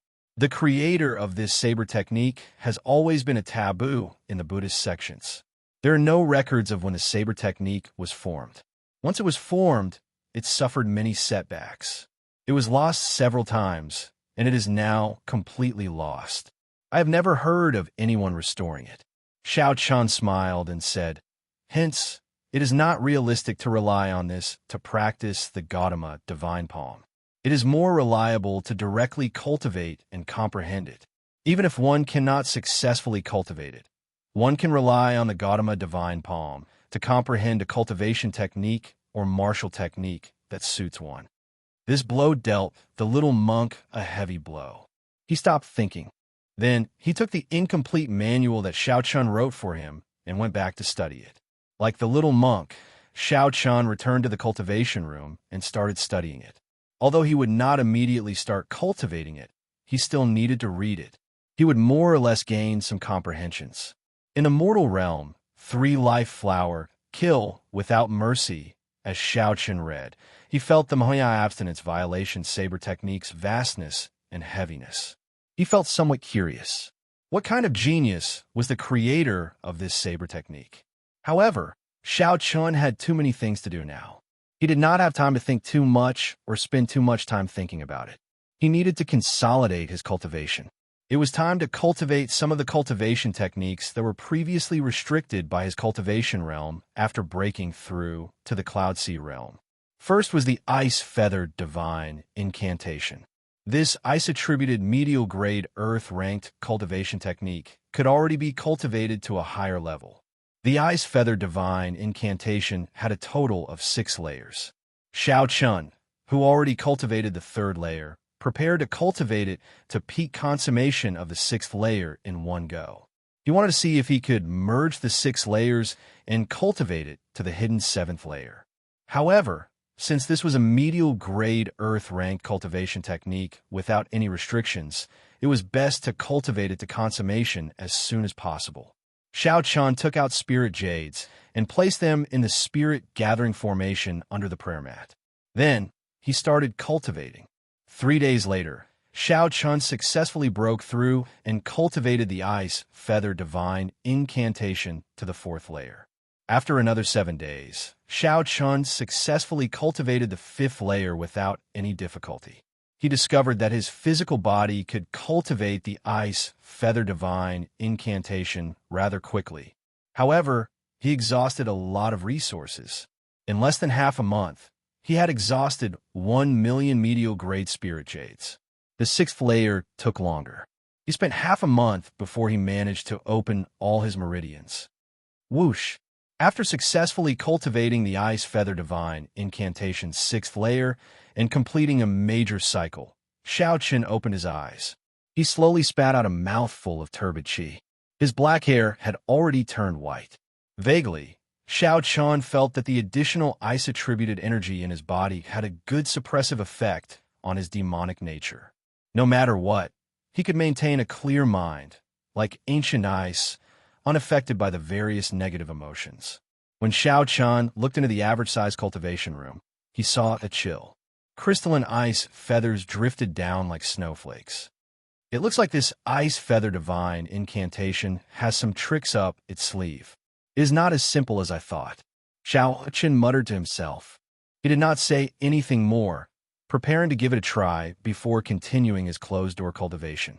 He wanted to merge the 6 into 1 and break through to the Ice Feather Divine Incantation's hidden 7th layer. That would be of great help to his comprehension of the Ice Tao. Half a month later, the little monk, who was playing with the demon blood vulture on the deck, suddenly felt a horrifying chill. His expression changed slightly, and he quickly soared into the air. The demon blood vulture, which was too slow, was very unlucky. Before it could react, the cold qi struck it. In an instant, the entire black cutlass and the demon blood vulture were sealed in ice, turning into ice sculptures floating on the surface of the sea. What a strong will of ice! Big Brother's improvement during this period is somewhat terrifying. The little monk in the air felt flabbergasted. Personally witnessing Xiao Chun's rapid improvement in the ice-attributed energy was indeed shocking. Whoosh! A figure charged out of the ship. This figure had white hair, white robes, and white robes. It was Xiao Chun. Congratulations, Big Brother. You are one step closer to grasping the Ice Tao, the little monk said with a smile. Xiao Chun shook his head and said, Although I have cultivated the Ice Feather Divine Incantation's hidden 7th layer, I am still far from the Ice Tao. However, my improvement during this period is real. How about we exchange a few moves? Fighting spirit flashed in the little monk's eyes. He smiled and said, That is exactly what I was thinking. The two instantly exchanged moves. However, they forgot about the demon blood vulture, which was still sealed in ice. Chapter 1836. On the surface of the sea, the rumbling sound did not stop. Xiao Chun and the little monk exchanged blows quickly. Both of them did not draw their sabers and only fought with their fists and feet. They fought back and forth, competing with each other. It was obvious that the little monk was holding back. He did not use the movement technique that he was proud of or the horrifying might of the way. He felt that since he could even kill holy venerates, he should not need to use his full power to deal with his big brother. But thinking like that caused him to suffer greatly. Xiao Chun raised his hand and waved. A chill filled the air, and ice feathers fluttered in the air like snowflakes. The surrounding temperature plummeted. Even the surface of the sea was covered in a layer of cold air. At first, the little monk did not pay much attention to it. However, he soon discovered that the chill in his body was growing stronger and stronger. Even his blood felt like it was going to freeze. His speed suddenly decreased by a lot. Xiao Chun smiled faintly and said, Little Yin Shun, this Ice Feather Divine Incantation's 7th level is not that simple. The chill may seem harmless, but in reality, it is accumulating at every moment. It is not easy to expel. As soon as he finished speaking, Xiao Chun closed in on him step by step. The little monk fought head-on. However, Xiao Chun forced him back step by step. After a while, he was horrified to discover that the cold qi in his body actually turned into ice crystals, solidifying into something solid. They looked crystalline, translucent and beautiful. However, they were like ice spikes that constantly hurt him. Great Diamond Fist. The little monk roared angrily. He activated the true essence in his body, and for the first time, his Buddhist might burst out completely. Boom! As he punched out, his entire body shone with golden light, and all the ice crystals in his body were shaken out. The surface of the sea surged, and a huge wave surged towards Xiaochun like the roar of a tsunami. Xiaochun smiled faintly. He had finally used his full strength. Swinging his palm left and right, he stirred up the chill around him. Then, he unhurriedly sent out a palm strike. The ice quintessence in Xiaochun's body surged out. Boom! The surging wave that contained the rage of the Buddhist sect's guardian deities shattered under Xiaochun's palm strike. The seawater instantly solidified into ice. Big brother, looks like I've really underestimated you. As Xianxia stood on the huge, frozen wave, he looked at Xiaochun. The fighting spirit in his eyes blazed like fire. Xiaochun gently took 3 steps back and stood upright with his hand behind his back. Then, he smiled faintly and said, "Don't forget that your true strength only rivals that of a holy venerate." Back in the stone pillar's space, Xianxia relied on his movement technique to prevent the many holy venerates from surrounding him. From the beginning to the end, he had been fighting one-on-one. In the end, he had relied on the little devil Monk Silver Saber's fame to scare away the group of demonic sect elders. Although his combat prowess was already extremely horrifying, Xiao, one did not overestimate. However, big brother, you're only a peak early stage star venerate. I don't believe that big brother can last 3 moves against my full power attack. The little monk felt strong confidence. His Tao might appeared, and a silver light soared into the sky. Then, he pointed the Buddhist monk's saber at Xiaochun. Now that Xiaochun was an early-stage star venerate, he wanted to know what his current combat prowess was. Xiaochun's battle hunger soared in his heart. He looked forward to the little monk's next attack. One saber strike. The little monk laughed loudly and spread his arms. A silver light flashed, and the instant his figure vanished, he suddenly appeared in front of Xiaochun. A horrifying saber might instantly burst out. Although Xiaochun had 2 kinds of Tao might supporting him, he still could not block it and ended up at a disadvantage. Clang! Xiaochun's arm trembled. This saber strike forced him to take a few steps back, causing him to lose his footing. Boom! Boom! Boom! With every step Xiaochun took, huge cracks appeared on the surface of the sea. After 10 steps, the seawater under Xiaochun's feet shattered and surged in all directions. Another saber strike, a silver light flashed, and the little monk tore through the sky like a heavenly eagle. Xiaochun used his consciousness to check, but could not catch the little monk's figure. Xiaochun could only sense some blurry trajectories, unable to make an accurate judgment. Dang! Xiaochun only managed to circulate his veritable essence energy and block this saber strike when a little monk suddenly charged to his side. This saber strike directly knocked Xiaochun into the air, nearly knocking the tyrant's saber out of his hand. Interesting. After landing, Xiaochun wiped off the blood at the corner of his lips and revealed a faint smile. Now he finally understood how sullen the holy venerates who fought the little monk were. Such a strange movement technique speed was simply terrifying. The explosive Tao might was also very troublesome. The little monk's Tao might was simply too strong. The little monk's understanding of the saber Tao surpassed Xiaochun's. With just the pure saber grade Tao, the little monk managed to suppress 2 of Xiaochun's great Tao. One more saber strike. The little monk giggled. Then, he pushed off the ground and sent a final saber strike at Xiaochun. Heavenly Eye. Xiaochun quickly opened his heavenly eye, and his vision immediately became 100 times stronger. He could even see the microscopic particles floating in the air. I see it. I see it. With the help of the heavenly eye, Xiaochun finally captured the little monk's movement trajectory. The little monk's movement trajectory was extremely fast, making it very hard for one's vision to grasp. Xiaochun attacked decisively. He could not guarantee that he could lock onto the little monk in the next moment. Divine Lightning Eye. Suddenly, rapidly spinning purple petals appeared in Xianxia's heavenly eye. 10 bolts of tribulation, lightning instantly gathered from all directions. Then, they gathered above the little monk's head before raining down a thick bolt of tribulation lightning. Electric light flickered, and the little monk's body went flying amid an explosion. "This is the moment," Xianxia shouted coldly. Then he infused the Thunder Great Tao into the Tyrant Saber, instantly bringing out the Tyrant Saber's full might. The Tyrant Saber in Xianxia's hand changed shape, and a layer of purple lightning fire spread out on its surface. Boom! When Xianxia swung his saber, it triggered a bright electric light. The little monk, who just got blasted away, appeared somewhat confused. The saber strike that Xianxia quickly followed up sent the little monk flying. A wound appeared on his chest as he fell somewhat miserably to the sea.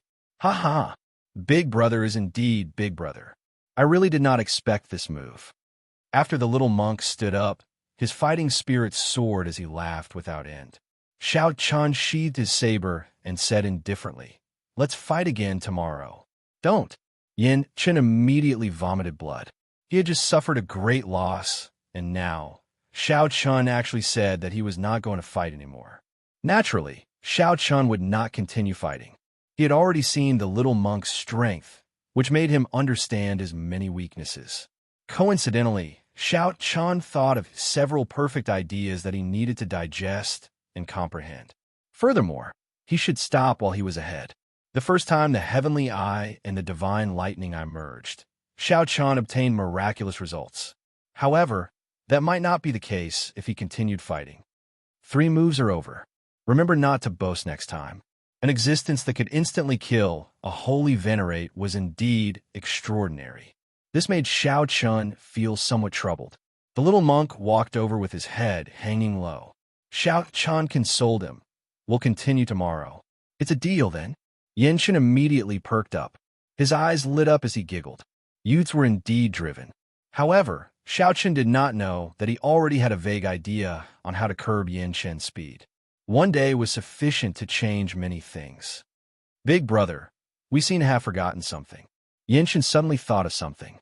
The two arrived at the still ice-sealed black cutlass. Only then did they discover that the pitiful demon blood vulture had already fainted from a cold. Finding it strange, Xianxia asked, "What's going on?" The little monk scratched his head and said, "I dodged too quickly. When I left, I seem to have been careless and kicked it. I don't remember it clearly." Xianxia melted the ice and checked it. Then he relaxed and said, "It won't die. Take care of it." "There's no need. Master, I'll just stay in the Spirit Beast platform." Upon hearing that Xianxia wanted Xianxia to take care of it, the demon blood vulture dragged its stiff body and stumbled into the Spirit Beast platform. After spending some time together, the demon blood vulture had no choice but to acknowledge Xianxia as its master. Then, the demon blood vulture tragically discovered that compared to Xianxia, staying with the little monk was clearly more unlucky. "Stupid bird, how dare you look down on me? How could the little monk endure this?" He roared ferociously and chased after the demon blood vulture into the Spirit Beast platform. When Xianxia saw this scene, he smiled faintly and sighed in his heart. He did not know how long such peaceful days could last. The closer he got to the Transrealm Transportation Formation, the closer Xianxia got to the Divine Dragon Empire. What kind of changes had happened to the dragon race? Would he be able to meet Ryue? Would his identity as a blue dragon bloodline cause trouble? What were his chances of becoming the Dragon Emperor? Xianxia's future was destined to be bumpy. After entering closed-door cultivation for one night, Xianxia started to diligently cultivate the Divine Dragon Body Tempering Art. The Divine Dragon Body Tempering Art's first layer cultivated the dragon veins. The second layer cultivated the dragon bones. The third layer cultivated the dragon blood and tempered vital qi. The fourth layer cultivated the dragon wings. After cultivating it to perfection, one could sprout dragon wings on one's back. With a thought, the blue dragon divine wings would spread out. At that time, The little monk's speed would no longer pose any trouble to Xianxia. The fourth layer was the Star Venerate realm. It was much more difficult than the Ice Feather Divine incantation. Xianxia did not think of succeeding in one go. He only wanted to cultivate it to small perfection before arriving at the Transrealm Transportation Formation. The sun rose in the east. As promised, Xianxia and the little monk fought again. This time, Xianxia did not use his heavenly eye or the divine lightning eye. However, the little monk was shocked to discover that when he approached Xianxia, his speed slowed uncontrollably. A strange force field surrounded Xianxia. It looked gentle, but was actually incredibly ferocious. It was like he was stuck in a quagmire. The more he twisted his body, the deeper he sank. The little monk, who came into contact with the Taiji force field for the first time, suffered greatly. After 10 moves, he still could not gain an advantage over Xianxia. The little monk took the initiative to give up and return to closed-door cultivation to study how to break Xianxia's Taiji force field. The little monk truly lived up to being the reincarnation of a Buddha. On this day, he managed to think of a way to break it. The little monk infused his Buddhist might into the surroundings, forming a similar force field. When he approached, he used his Buddhist might to clash head-on with Xianxia's Taiji force field. Although the little monk did not break the Taiji force field the instant they clashed, many openings appeared in the Taiji force field. Seizing this opportunity, the little monk attacked 3 times, successfully sending Xianxia flying. Just like that, the two exchanged blows, fighting every day and discussing after the fight. As Xianxia continuously perfected the Taiji force field, the little monk did his best to think of various ways to break it. Both of them improved rapidly. This continued until one day, when Xianxia suddenly spread out the 30-meter-long blue dragon divine wings on his back and executed Thunder Dragon steps. After beating up the little monk no longer brought up the matter of challenging Xianxia to a fight. Xianxia's blue dragon divine wings reached small perfection, and he was only 3 days away from the Transrealm Transportation Formation. Chapter 1837. Just as Xianxia thought this, a huge wave surged over from the bottom of the sea, carrying a terrifying force. The wave instantly tossed the black cutlass high into the sky. The world spun around. The little monk and Xianxia felt their chi and blood surge. Xianxia released the arrow, and the bowstring trembled slightly. The demonic hell trembled and crumbled bit by bit, rumbling endlessly. The Black Lotus demonic Buddha statue, which was chanting scriptures with its eyes closed, suddenly opened its eyes and roared ferociously. Then it ferociously threw a palm strike. "Big brother, what are you thinking about?" However, the mask in his hand did not hold back at all. Everything had a limit. Xianxia originally wanted to see how many batches of these boundless evil spirits could come out. Xianxia found it somewhat difficult to calm down. He fiddled with the mysterious mask that he obtained from the Scarlet Blood Pirate King's treasure trove, the exquisite white mask that looked like porcelain. The third secret technique was the mask clone. It could create a perfect clone. Even a sovereign personage would not be able to tell the real from the fake. A Buddhist proclamation resounded in the sky, echoing over the vast sea.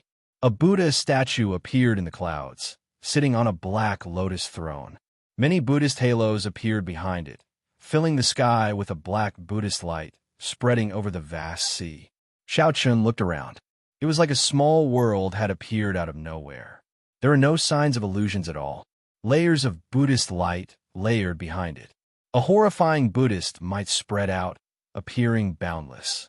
The resentful spirits and evil spirits here were simply the best food for the Yazi beast demon soul. "Little monk, help me buy some time. I have a way to destroy him." Before the Buddha became a Buddha, evil spirits came to stop him.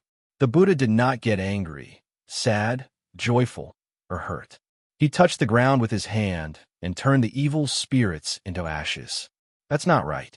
The aura of this ship feels somewhat familiar, yet strange. It is very strange. I have never had such a feeling before. Soul tools were known as soul tools. Xiao Chun had already experienced the price of failing to use them rashly. Both of them vomited a mouthful of blood, significantly injured. There must be a way to break it. There must be a way to break it. He had collected nearly all the spirit jades that few people cared about in the Scarlet Blood Pirate King's treasure trove. Xiao Chun took out the God Shadow Bow, and his soul energy poured into the bow like a flood. The number of medial grade spirit jades in his storage ring was even more horrifying.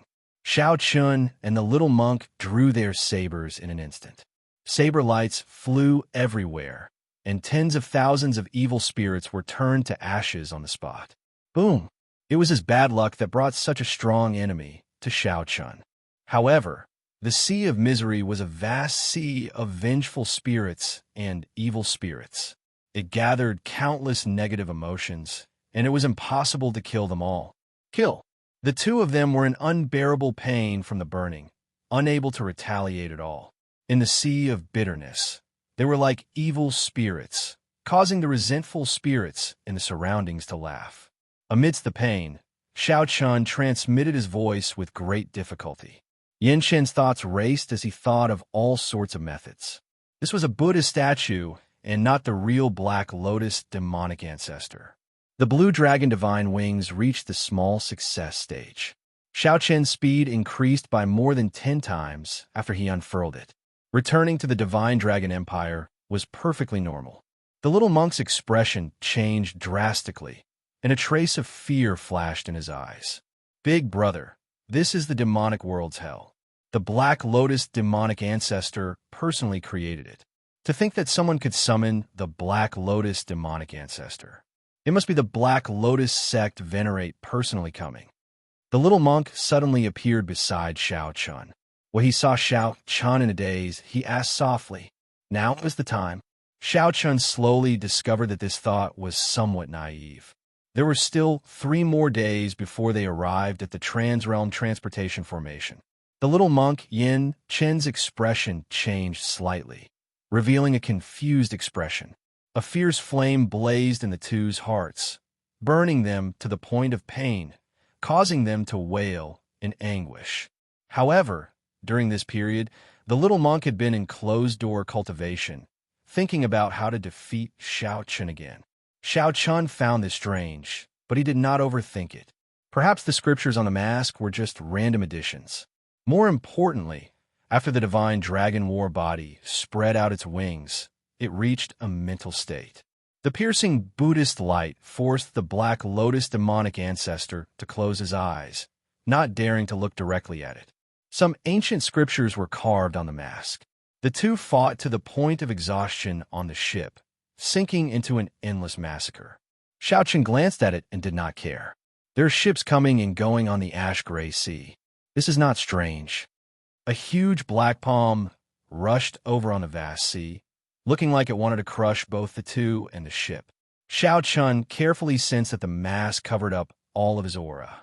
This included all of his vital signs, allowing all sorts of information to enter his mind. Now, Xiao Chun understood that the various incredible functions of the mask were exceptionally miraculous. The Black Lotus demonic ancestor's strength actually more than doubled in an instant. No matter how many came, there was no need to fear. The Black Lotus demonic ancestor's gaze locked on Xiao Chun and the little monk. With just one look, the two's sins started burning. This mask was called the Death God Mask. It had 3 secret techniques. The first secret technique was Void Shadow. It allowed the wielder's physical body to immaterialize once a day, blocking all attacks. The wielder's martial techniques would be useless. Xiao Chun, who was preparing to go down, entered deep thought when he heard that. Then he stopped. Without even thinking, he formed a hand seal with his right hand and touched the ground with his left. However, he found it hard to calm down. Xiao Chun kept having a bad feeling in his heart that he could not get rid of. The mask was different from other soul tools. It was not an offensive mask. One did not need to be strong to wield this mask. All the aggrieved spirits and malicious spirits were instantly extinguished. Burning karmic flame, the little monk blamed himself in his heart. It's me again. I harmed Big Brother again. Black Lotus demonic ancestor. The little monk made up his mind. He did not hesitate to glare at the Black Lotus demonic ancestor. Your sins are boundless, and you are not sincere in your devotion to Buddha. Only the Black Lotus Buddha can pardon you ignorant, filthy people. The cultivators who died at the hands of the two were vaguely visible in the fire, turning into aggrieved spirits and laughing malevolently in the surroundings. With a thought, the great desolate Ian ferocious beast, the Yazi beast demon soul, appeared in the black cutlass. It opened its mouth and sucked in the countless aggrieved spirits and malicious spirits. The little monk smiled in shock. That can't be. Big Brother always looks calm and collected, unfazed in the face of danger, giving others the feeling that he is unfathomable. Do you also have moments of confusion? The amount of sin on the little monk's body was far greater than Xianxia's. At this moment, his sin was burning, and he was in even more pain than Xianxia. Standing in the sea of bitterness, Xianxia looked at the Black Lotus demonic ancestor. He truly did not know how to face the enemy. Unfortunately, the scripture was written in an ancient language of Buddhism, which Xianxia did not understand. In addition to the 3 secret techniques, the mask also had many auxiliary functions, such as immunity to illusions and mental attacks, waiting for Xianxia to slowly explore them. His cultivation was stable, and he could break through to middle stage Star Venerate at any time. His combat prowess rivaled that of a holy venerate. Xianxia held many soul tools, a mutated fruit for improving his bloodline, and a beast core for strengthening his demonic pet. As the chanting sped up, the horrifying Buddhist might grew stronger. Even Xianxia and the little monk found it hard to endure. No matter how one looked at it, Xianxia now possessed the capital to head to the divine dragon empire. However, he still found it hard to calm his heart. When Xianxia's left hand touched the sea of bitterness, he extinguished the karmic flames covering his body, and a golden swastika appeared on his chest. A resplendent and dazzling Buddhist light burst forth from his body, instantly illuminating this dark space. Demon subduing ground imprint. With a thought, the karmic flames descended. The scene around them changed. Xianxia and the little monk felt like they were in hell, surrounded by layers of illusions. The black cutlass charged at the huge palm. The countless malicious spirits in the sea of bitterness suddenly showed ferocious expressions as they pounced at the two from all directions. The little monk suffered from this. But I'll do my best. As I heard, the dead are already dead. Why bother about the mundane world? There are many things in the mundane world, the past. However, reality did not give the two a chance to catch their breath. The little monk said quickly. A look of despair flashed in his eyes. He had not expected that he would meet such a terrifying enemy. Death God Mask. Is there such a thing as a death god in Buddhism? Compared to the god Shadow Bao and the Xianxia beast ghost pennant, this was simply inconceivable. The black cutlass was from the abandoned land's Blue Dragon clan. Returning to the dragon race was like returning a dragon to its homeland. As the black cutlass flapped its wings, his bloodline surged. He could feel the surging power and ancient dragon might of the Blue Dragon bloodline. All the filth of the world cannot live forever. The Black Lotus demonic ancestor hovering in the air seemed to be separated from Xianxia by a boundless distance. He was right before Xianxia, but also far away, unable to attack. As the scriptures purified the formless Yazi beast demon soul, the scarlet light on its body slowly separated. Xianxia said indifferently, "It's not that I'm confused. I'm just feeling somewhat rueful." When the advantage of a great desolate Ian bloodline reached a certain cultivation realm, cultivators without a bloodline would be at a disadvantage. Amid a loud sound, the black cutlass broke through that huge black demonic hand like a sharp knife. After putting away the mask, Xianxia went to the lookout. He looked at the vast ash-gray sea and looked into the distance, letting his thoughts wander. Xianxia somersaulted and landed on the deck. Then, he stomped heavily on the deck, and a scarlet mist gathered on the ship. Xianxia allowed his heart to roam the boundless sea. The sea of bitterness is boundless. Repent, and the shore is at hand. Xiao said honestly, I feel anticipation and nervousness in the divine dragon empire. It is somewhat complicated. I don't know what I'm thinking either. Xiao and the little monk's figures flashed wildly. The shockwaves could not avoid knocking them back. At this moment, the sea for 5,000 kilometers around turned into a sea of bitterness filled with vengeful spirits and hungry ghosts. When Xiao put the mask on his face, he instantly felt like the mask had merged with his flesh and blood like a piece of human skin. Just at this moment, the Black Lotus demonic ancestor in the sky suddenly chanted scriptures to purify the Yazi beast demon soul. The second secret technique was the Grim Reaper scimitar. It could summon the mysterious Grim Reaper in the mask to attack, turning his will of soul into the Grim Reaper scimitar. Xiao's body ached, but his heart ached even more. The Black Lotus demonic ancestor sat cross-legged on the lotus platform, looking at the two coldly, without any expression on his face. Xiao knocked an arrow, and the heart flame merged with the arrow. Then he slowly pulled the bowstring back. With the help of the god Shadow Bao, the Black Lotus demonic ancestor, who felt boundless, instantly locked onto him.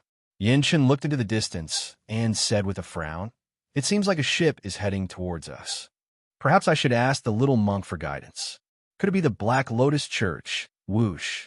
I have to think of a way. No matter what, Big Brother cannot die here. The gigantic Yazi beast demon soul shattered on the spot. In that instant, all the vengeful spirits and malicious spirits that the Yazi beast demon soul swallowed earlier turned into scarlet light and soared into the sky. Familiar yet strange? In that instant, Xiao's crystalline heart of 7 apertures, devoid of any filth, burst forth with a pure Buddhist light. Compared to before, it was a completely different matter. Boom. Chapter 1838. It was just some peak major primal core cultivators. Even if he had less than half of his strength, he would still be able to deal with them easily. Master your body. Xiao thought to himself. Although he was severely injured and could bring out less than half of his strength, he did not fear anyone on this demonic ship. However, he did not fear anyone on this demonic ship. Xiao, my master is coming personally. Do you think you still have a chance to flee? The Holy Sun Mingxian prepared to attack again. However, the Black Lotus sect Venerate said indifferently, Let him come.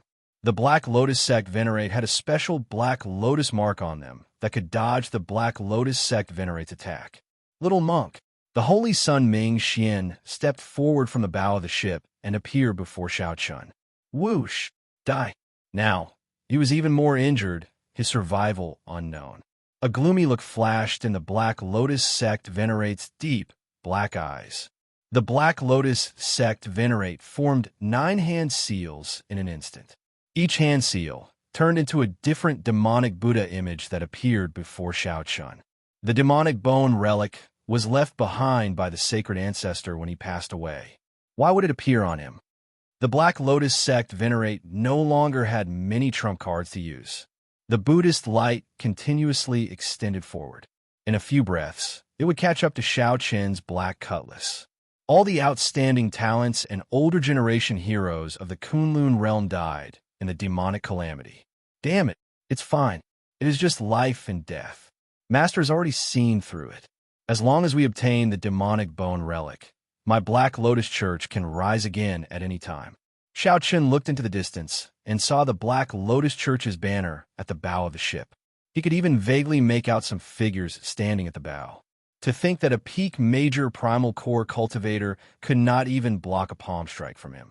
Surprise flashed in Xiao's eyes. He recalled that he had clearly killed this fellow in the fiendish demon battlefield. The first one held a demonic trident, had 2 legs, and had only 1 eye. Pooh! With a wave of his hand, Xiao threw a palm strike. Primal chaos, veritable essence, energy surged out. The first thing the little monk said when he opened his eyes was to ask if the trouble had been dealt with. The little monk, who had fallen on the surface of the sea, was very weak. On the deck, Xianxia was fighting with the 4 Vajra protectors. He was covered in wounds, and his aura was weak. He could not unleash his full strength. Set the formation. The bowstring vibrated, and space collapsed. However, the 4 guardian deities were not injured at all. They landed firmly on the surface of the sea. Master, a soul tool, was on a completely different level from an inherited Tao tool. Black Lotus Church. On the throne, the Black Lotus sect venerate Xianxia remained expressionless, not surprised at all. I already said long ago that the best opportunity to kill him would be when he first arrived in the Great Thousand Realms. Once you miss it, the longer it takes, the more troublesome it will be. In the short span of 2 years, Xianxia had actually grown to such a terrifying level. The little monk who executed the touching demon subduing imprint burst out with a Buddhist light that did not belong to his realm and cultivation. Xianxia locked his gaze on the Black Lotus sect venerate, who sat on the throne. Then, he snorted coldly and quickly charged over. Worry appeared on the Black Lotus sect venerate's face. The other guardian deities and the black-clad Arhut all showed anxious expressions. This disciple has failed. The cold mask obscured Xianxia's expression. Only his eyes shone with a terrifying golden light as he looked at the surroundings. When a vertical eye opened, a demonic light shot toward Xianxia. The strong palm wind swept through the deck like a hot knife through butter. The black-clad Arhut immediately shattered all the bones in his body, unable to put up any combat prowess. Master, the karmic flame had already extinguished. However, the injuries inflicted would not recover in a short time. Stubbornness flashed in the Black Lotus sect venerate's eyes. It seemed like flames flashed in his pitch-black eyes. Even this Black Lotus sect venerate was much weaker than the Black Lotus demonic ancestor of the demonic world. Xianxia turned his head back to look. When he saw this scene, his expression changed slightly. He looked around and saw that he had already returned to the ash-gray sea. The activation of his great desolate Ian bloodline had a limit. After the limit, his injuries would worsen. Good timing. Damn it. I'm about to die, and you still ask this?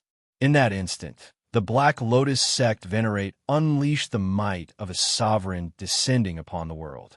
A terrifying Buddhist seal instantly surged out, and the black cutlass exploded into pieces. However, at this moment, it was not worth mentioning to Xianxia. It's you. Kill. The expression of the Holy Sun Ming Xian, who was beside the Black Lotus sect venerate, changed slightly. Incredulity appeared in his eyes. However, the Holy Sun Ming Xian only had 3 seconds. He had to kill this Black Lotus sect venerate in 3 seconds. Purple flames burned on the tyrant's saber. When Xianxia swung his saber and thrust, the one-eyed demonic figure instantly exploded. It's not your fault. This time, no matter what, he will not be able to escape. The Holy Sun Ming Xian still remembered that these black-clad Arhats were all boundlessly strong back in Purple Sun City. The Holy Sun Ming Xian felt ashamed as he quickly lowered his head. With injuries piling on top of injuries, he would fall on his own before the Black Lotus sect venerate even made a move. Without a sound, the terrifying Black Lotus demonic ancestor exploded into countless pieces, turning into black lotuses that floated in the air. The Black Lotus demonic ancestor nearly shattered the Yazi beast demon soul with a palm strike, and the ship suffered damage in many places. Xianxia clenched his teeth, hatred burning in his heart. He did not hold back and fully activated his blue dragon bloodline. The Holy Sun Ming Xian frowned slightly and stepped forward, wanting to make a move. The divine concealment arrow had already entered the Black Lotus evil ancestor's body and exploded instantly. The Black Lotus sect venerate's eyes were as pitch black as ink. He gave off a terrifying aura, but he was extremely weak, looking like he would be blown away by the wind at any moment. Moreover, he was extremely weak, much weaker than Xianxia himself. However, he didn't have any time to waste. Once the effect of the bloodline power wore off, he would be killed. As Xianxia looked at the Black Lotus sect venerate on the throne, old and new grudges surged forth.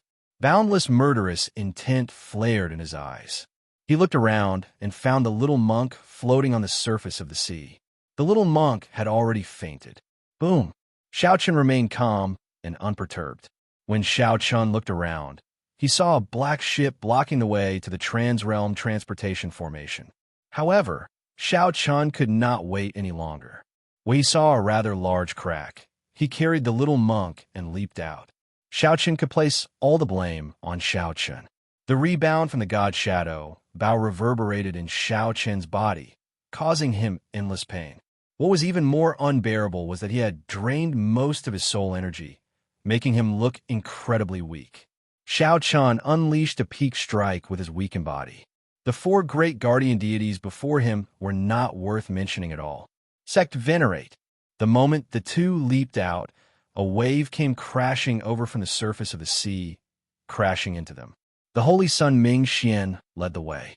A faint white Buddhist light spread out from his body, making him stand out among the black Buddhist lights. The Holy Sun Ming Xian took the risk of drawing the god shadow Bao, draining his soul energy. The god shadow Bao rebounded, injuring his physical body again. 7 kill seal, resolving the mundane die. After putting down the little monk, Xiaochun could not be bothered to repair the ship. He turned the ship around and quickly fled far away. Now, Xiaochun actually appeared alive again. Capture him. The 4 great guardian deities and 100 black-clad arhats soared into the air and charged towards the black cutlass. The Holy Sun Ming Xian asked worriedly, "To think that he can break through the demonic world's hell. After him, we must catch up to him. This is the last chance to capture him. Otherwise, there will never be another chance." Black Lotus Sect Venerate. After the many black-clad arhats boarded the ship, they immediately launched themselves at Xiaochun. "I can't escape." However, the Black Lotus Sect Venerate pulled him back. "That ship is somewhat strange." The ship moved amid the treasure light, completely ignoring the influence of the ash-gray sea's huge gravity. It moved like a beam of light, moving quickly. Xiaochun turned around and protected the little monk, using his back to block the heavy strike of this wave. In the time it took for a spark to fly, Xiaochun took out the death god mask and wore it. When the demonic light shot over, a ripple-like black light appeared on the mask and dissipated it. Right after the Black Lotus Sect Venerate spoke, he suddenly made a move. He lowered his right hand and stuck his thumb and middle finger together, forming a miraculous hand seal. As the Black Lotus Sect Venerate chanted scriptures, a beam of Buddhist light suddenly descended from the sky, illuminating a treasure path in front of the ship. After the god shadow Bao fired the arrow, Xiaochun ignored his weakness and immediately leaped towards the little monk. After all, the weakest of the 4 guardian deities was a peak early-stage star venerate. The strongest guardian deity was a late-stage star venerate. Guardian deities, black-clad arhats, bring him over. Oh no! Quickly attack.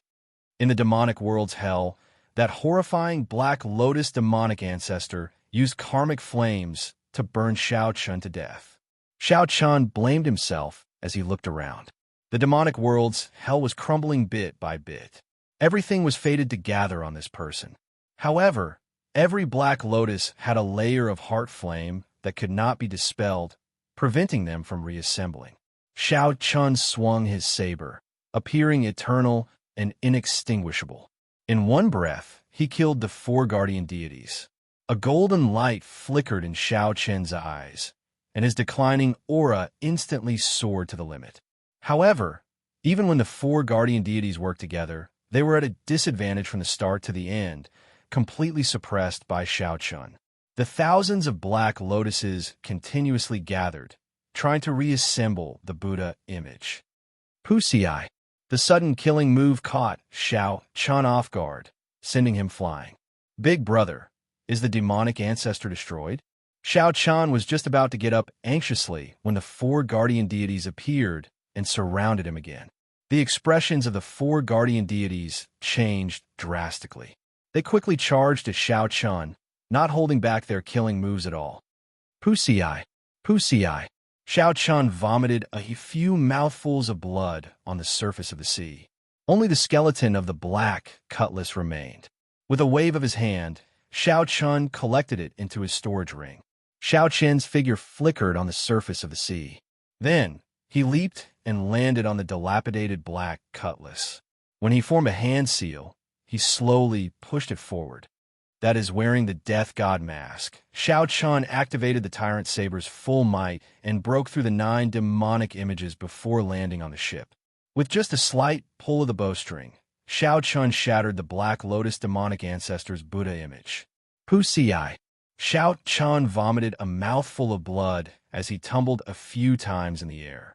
On the Black Lotus Church's ship, a withered old man on a lotus throne held a cracked Black Lotus demonic ancestor sculpture and vomited a mouthful of blood.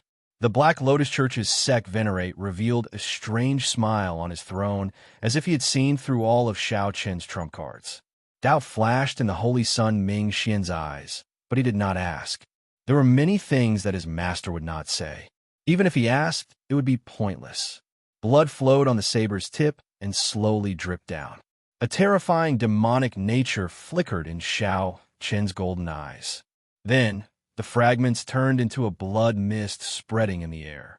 The blood mist could only scatter in the surroundings, slowly being consumed by the heart flame. Right now, the little monk's fate was unknown. If something happened to him, he would blame himself for life. Chapter 1839. 3.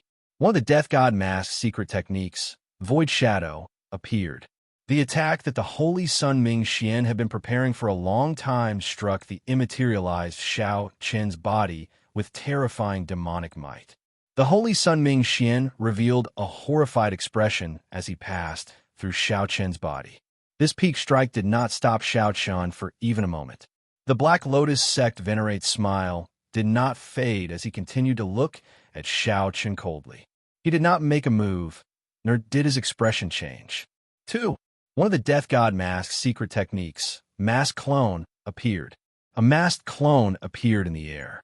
When the secret technique was executed, Xiao Chen felt like his body split in two. No matter which one was destroyed, the other one would retain its strength and consciousness and continue living. Xiao Chen finally understood why sovereign personages could not distinguish the real from the fake. It was because both were real. 2 seconds passed. After passing through Ming Xian's obstruction, Xiao Chen was only 100 meters from the Black Lotus sect venerate on the throne. Xiao Chen locked onto Xiao Chen's aura, drove his veritable essence energy, and layered his great doubt energy. His dragon might soared to its peak. Xiao Chen waited for the final second to arrive.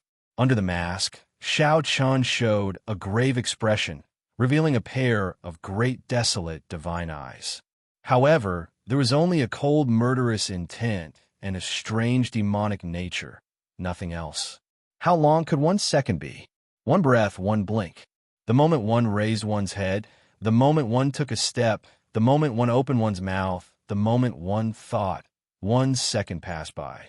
However, in the eyes of experts, 1 second was enough to do many things. One could soar into the air and flee far away. One could swing 100 times. One could kill countless people. One could think of many things. One could do many things. The Black Lotus sect venerate only did one thing. He stood up from the throne. Some people stood up because they were tired. Some people stood up because they wanted to leave. Some people were simply restless.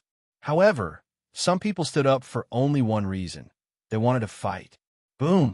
Just as the Black Lotus sect venerate stood up again, a strong battle hunger surged out of his body and soared into the clouds.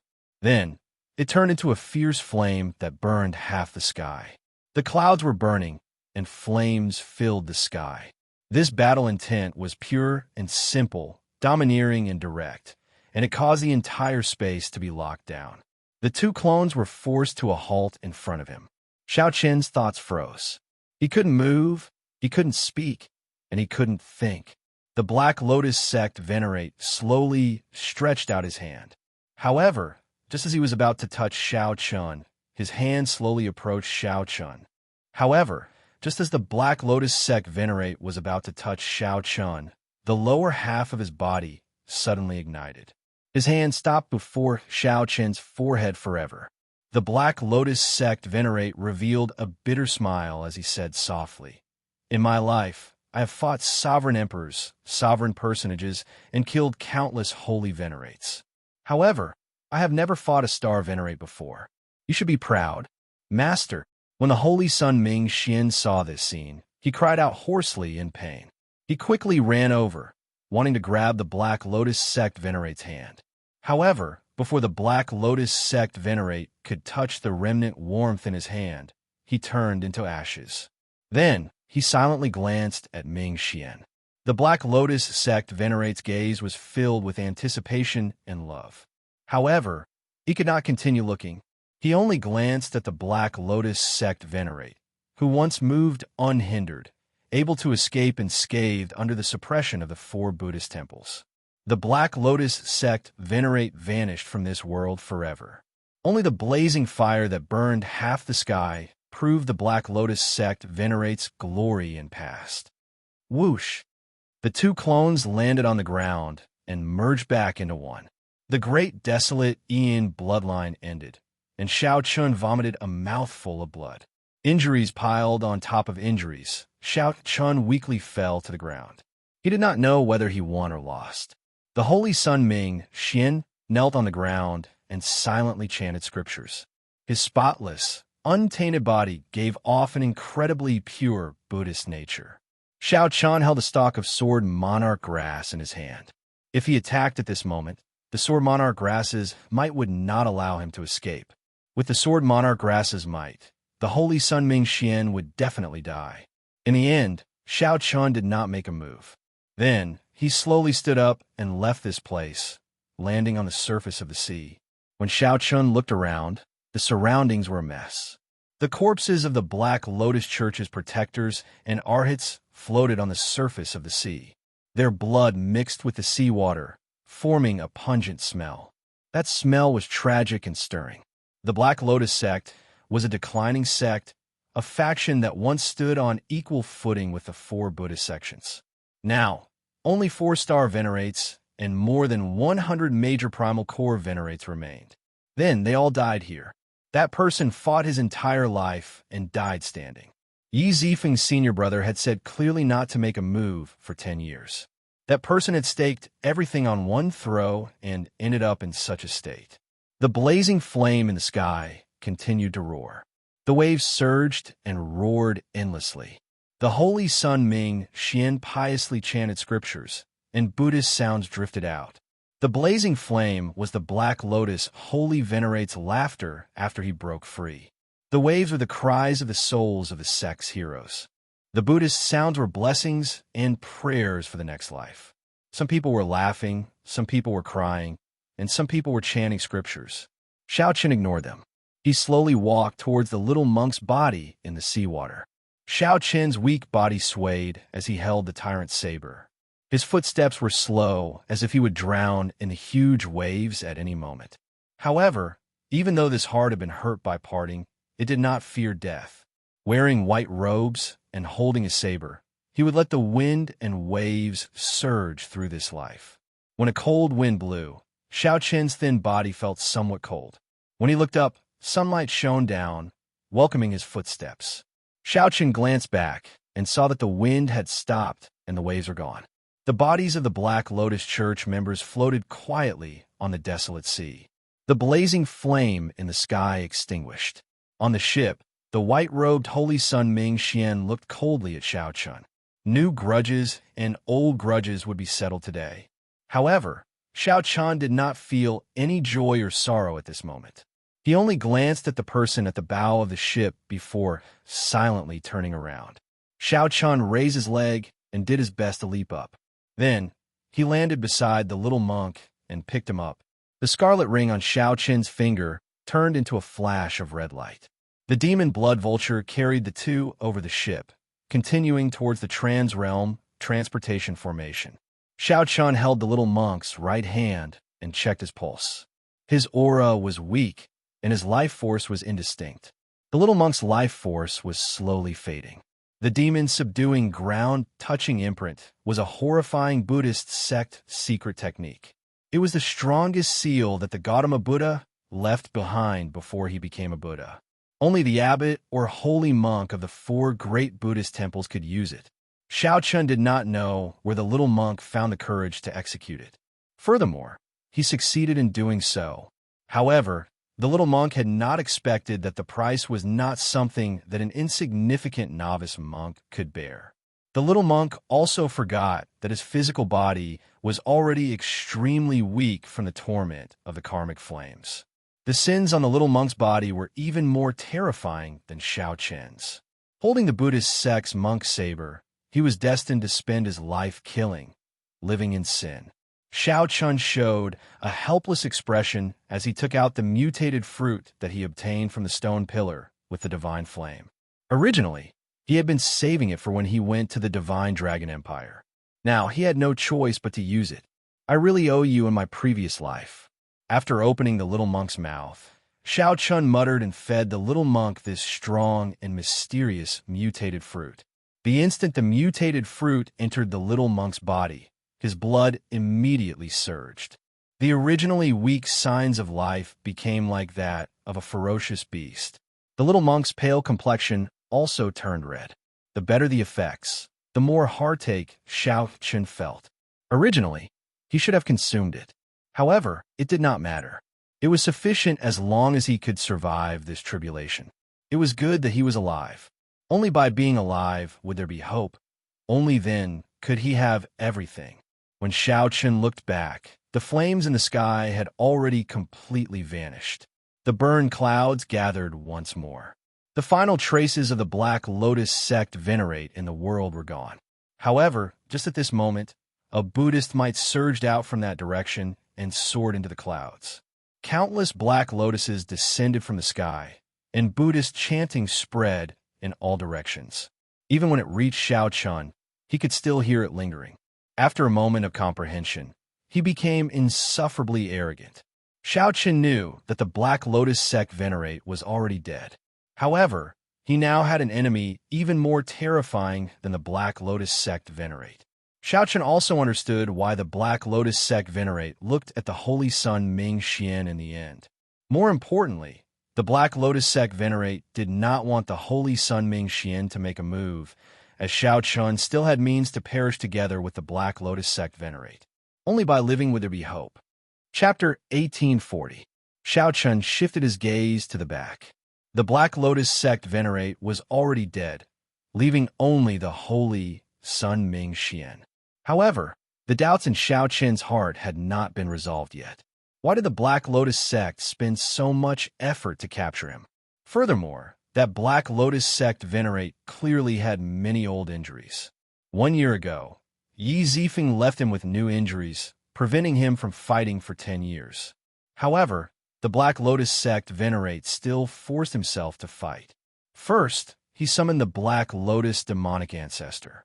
Then, he destroyed his Black Saber demonic ship.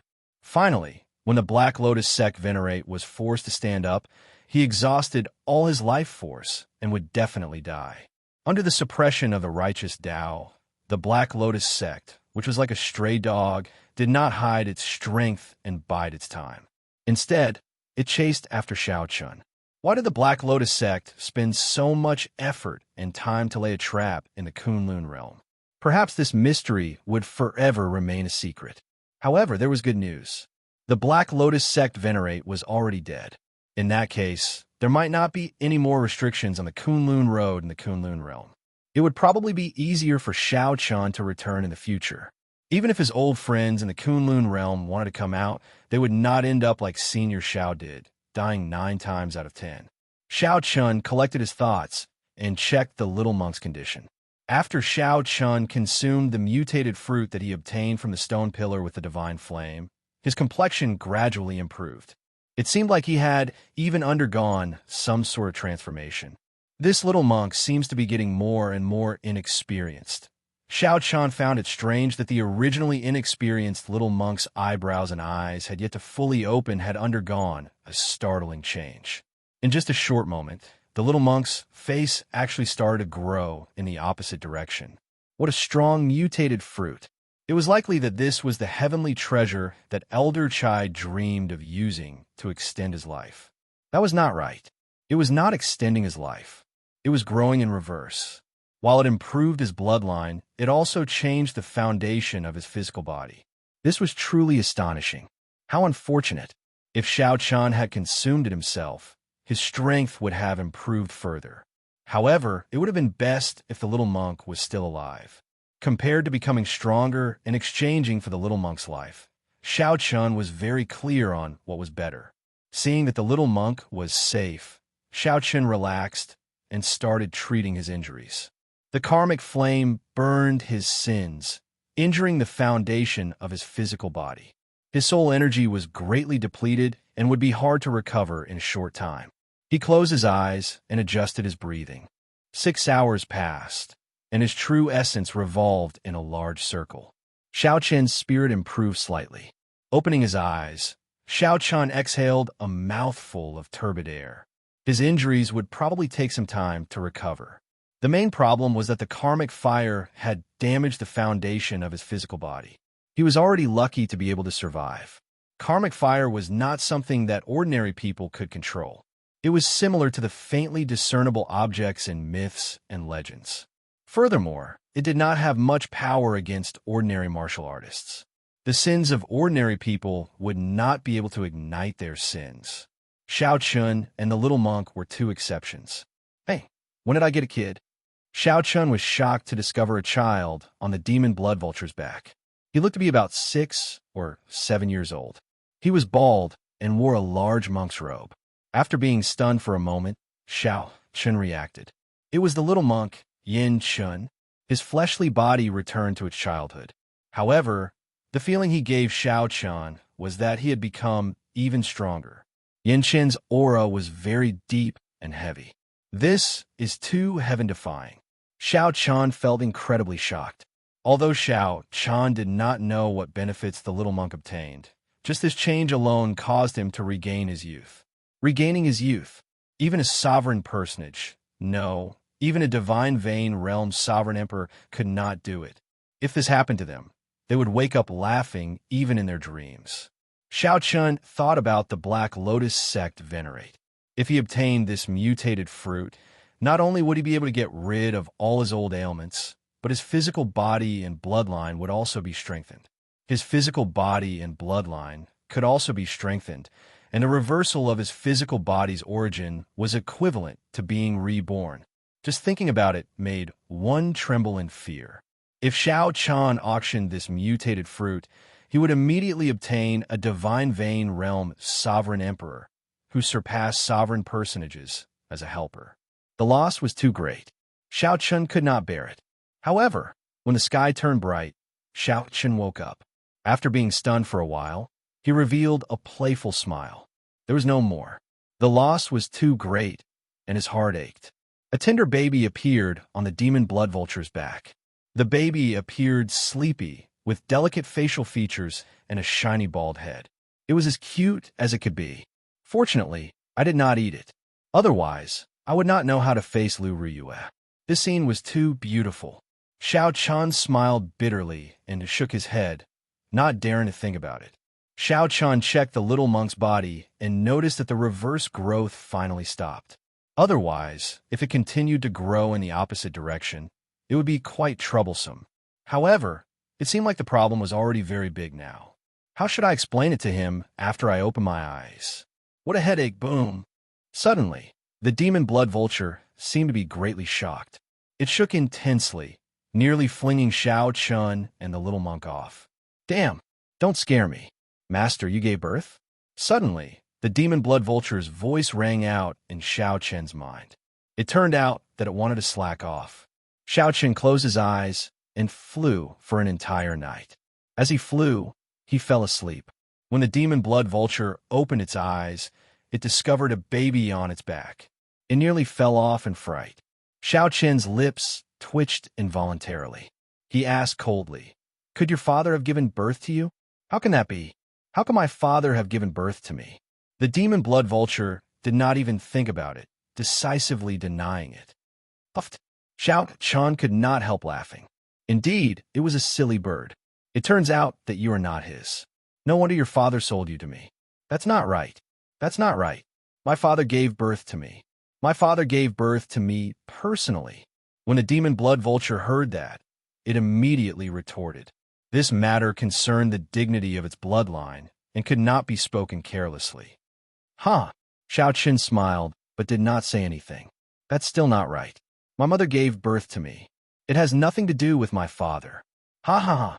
Xiaoqin guffawed endlessly. This silly bird was so silly that it was cute. Stop laughing. My father gave birth to me. It has nothing to do with my mother. That's right, right? The demon blood vulture paced around, thoroughly confused. It spoke until it nearly cried. When Xiaoqin saw the situation, he smiled softly and said, Your father and mother gave birth to you. Right, right, right. That's right. Ha ha ha. This great me is really smart. I figured it out in an instant. When the demon blood vulture heard that, it immediately beamed with joy and roared ferociously. However, Master, you still did not say who gave birth to this baby. Xiaoqin was still thinking about how to explain to the little monk. He felt that this silly bird was incredibly stupid. He said helplessly, There are only the three of us here. Who do you think I gave birth to? Just the three of us.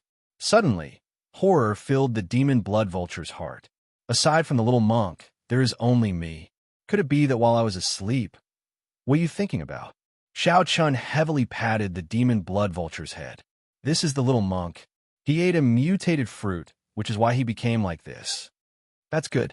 That's good. The demon blood vulture heaved a sigh of relief. Then it suddenly recalled that the little monk had turned into a baby. Then it started cackling strangely again. Master, I'll help you take care of him. Go to the side. After another day, an island appeared below Xiaoqin's vision. According to the little monk, the trans-realm transportation formation was on the island. Given the little monk's condition, Xiaoqin could only send him back to the temple first. Xiaoqin gently pushed off the demon blood vulture's back, turning it into a ring and restraining it on his back. Xiaoqin looked at the baby-like little monk. Then he stretched out his hand, and a few saber lights shot out. Then he turned the little monk's originally large monk robes into a small backpack. Then he hung the other party around his neck. Xiaoqin descended from the clouds and looked down at the island below. Soon, the island appeared in his vision. The city on the island was vast and large. When Xiaoqin probed it, he could sense the auras of many experts. There were many star venerates and holy venerates. He could even vaguely sense the auras of sovereign personages lying dormant. Whoosh! Xiaoqin landed firmly at the city gates of this city.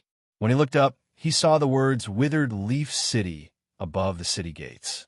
In that instant, several gazes immediately landed on Xiaoqin. They pointed at him and whispered to each other. There are so many strange things these days. To think that he is traveling around with a child. Is he not afraid of the dangers of the world? There are many demonic Dao sects and demonic Dao powerhouses who collect infants to refine ghost penance. This person does not look like a demonic Dao cultivator. Interesting. The people whispering did not have any fear. Xiaoqin heard all of it. He did not think too much about it as he headed straight for the city gates. After paying the entrance tax, the leader of the city guards could not help giving Xiaoqin another glance. Sir, please wait a moment. Xiaoqin maintained his vigilance. He turned around and asked, My lord, what's the matter? The leader smiled amiably and replied, It's nothing. It's just that I rarely see people bringing children to my withered leaf city. I have one more question. Would you like to leave your name? Xiaoqin smiled faintly and retorted, If I don't say it, you won't let me in? That's not necessary. In that case, there was naturally no need to say it. Goodbye. Xiaoqin turned around and left. He entered deep thought. This leader of the city guards was somewhat strange. After Xiaoqin went far away, the leader's expression changed slightly. He called someone over and whispered, Send people to monitor this bladesman at the highest level. Do not alert him and expose him. Yes. After the subordinate left to carry out the order, the leader left the city gates and rode his horse, heading for the city lord's residence. When the leader arrived at the city lord's residence, He took out his medallion and quickly entered. Along the way, he passed many checkpoints. Finally, he arrived at a heavily guarded pavilion in the city lord's residence. Please inform City Lord Liu that the leader of the city gates, Bai Feng, has something important to report. Someone passed on Bai Feng's message. After a while, the leader received permission to enter. In an elegant room in the pavilion, a gray-robed old man sat and drank tea. He exuded a dignified might, exuding might without being angry. Bai Feng, if there is nothing important, you would not have come personally to report. Speak, what is the news? The gray-robed old man asked calmly as he put down the teacup with a gloomy expression. Reporting to City Lord, this subordinate just discovered someone suspected to be the white-robed bladesman at the city gates. Bai Feng performed a cupped fist salute and reported respectfully. The eyelids on the gray-robed old man's calm face twitched. Is it the white-robed bladesman Xianxia who suppressed the 3 great demonic Dao sects and obtained the Scarlet Blood race's inheritance? This subordinate does not dare to be sure. He was carrying a baby on his back, which is somewhat different from the rumors. I only sent people to monitor him carefully and did not act rashly. The gray-robed old man waved his hand and said, quickly withdraw them. If it really is that white-robed bladesman, it will be hard for you not to give yourself away.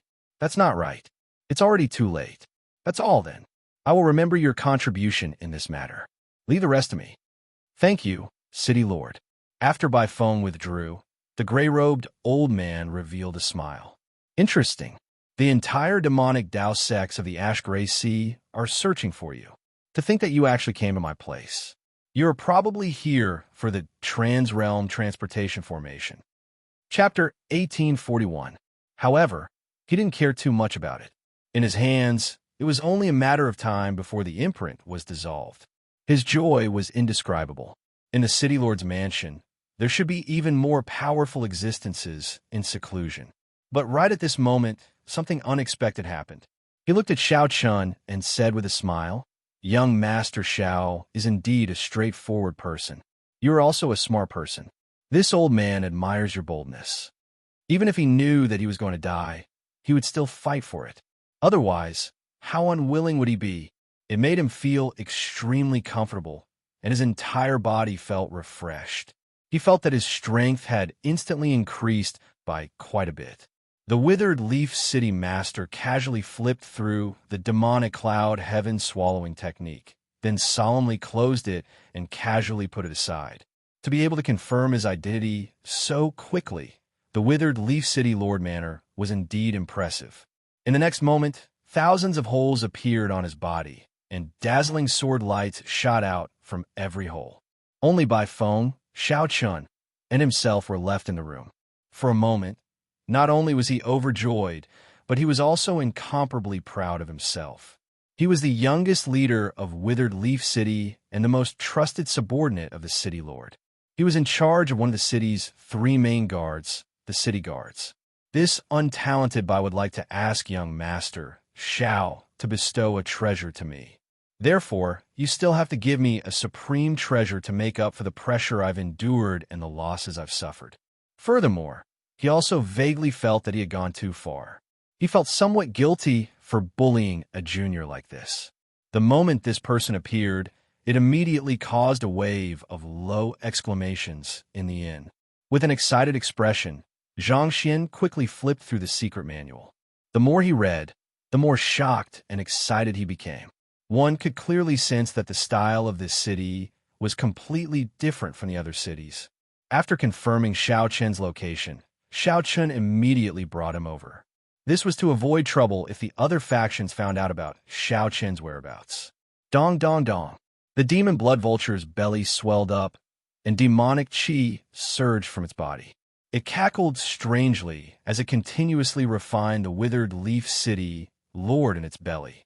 The little monk in the bag had yet to wake up. Xiaoqian did not know why. I bet he's going to suffer. They truly lived up to being supreme treasures left by the Scarlet Blood Pirate King. Every one of them was so mesmerizing. It had to be said that it was a little dreamy, and he was a little ethereal. It was a treasure that no one had managed to obtain, but Xianxia easily obtained it with just a few words. The withered city lord's eyes lit up. What a domineering beast core! If a magical pet were to consume it, it would immediately undergo a complete transformation.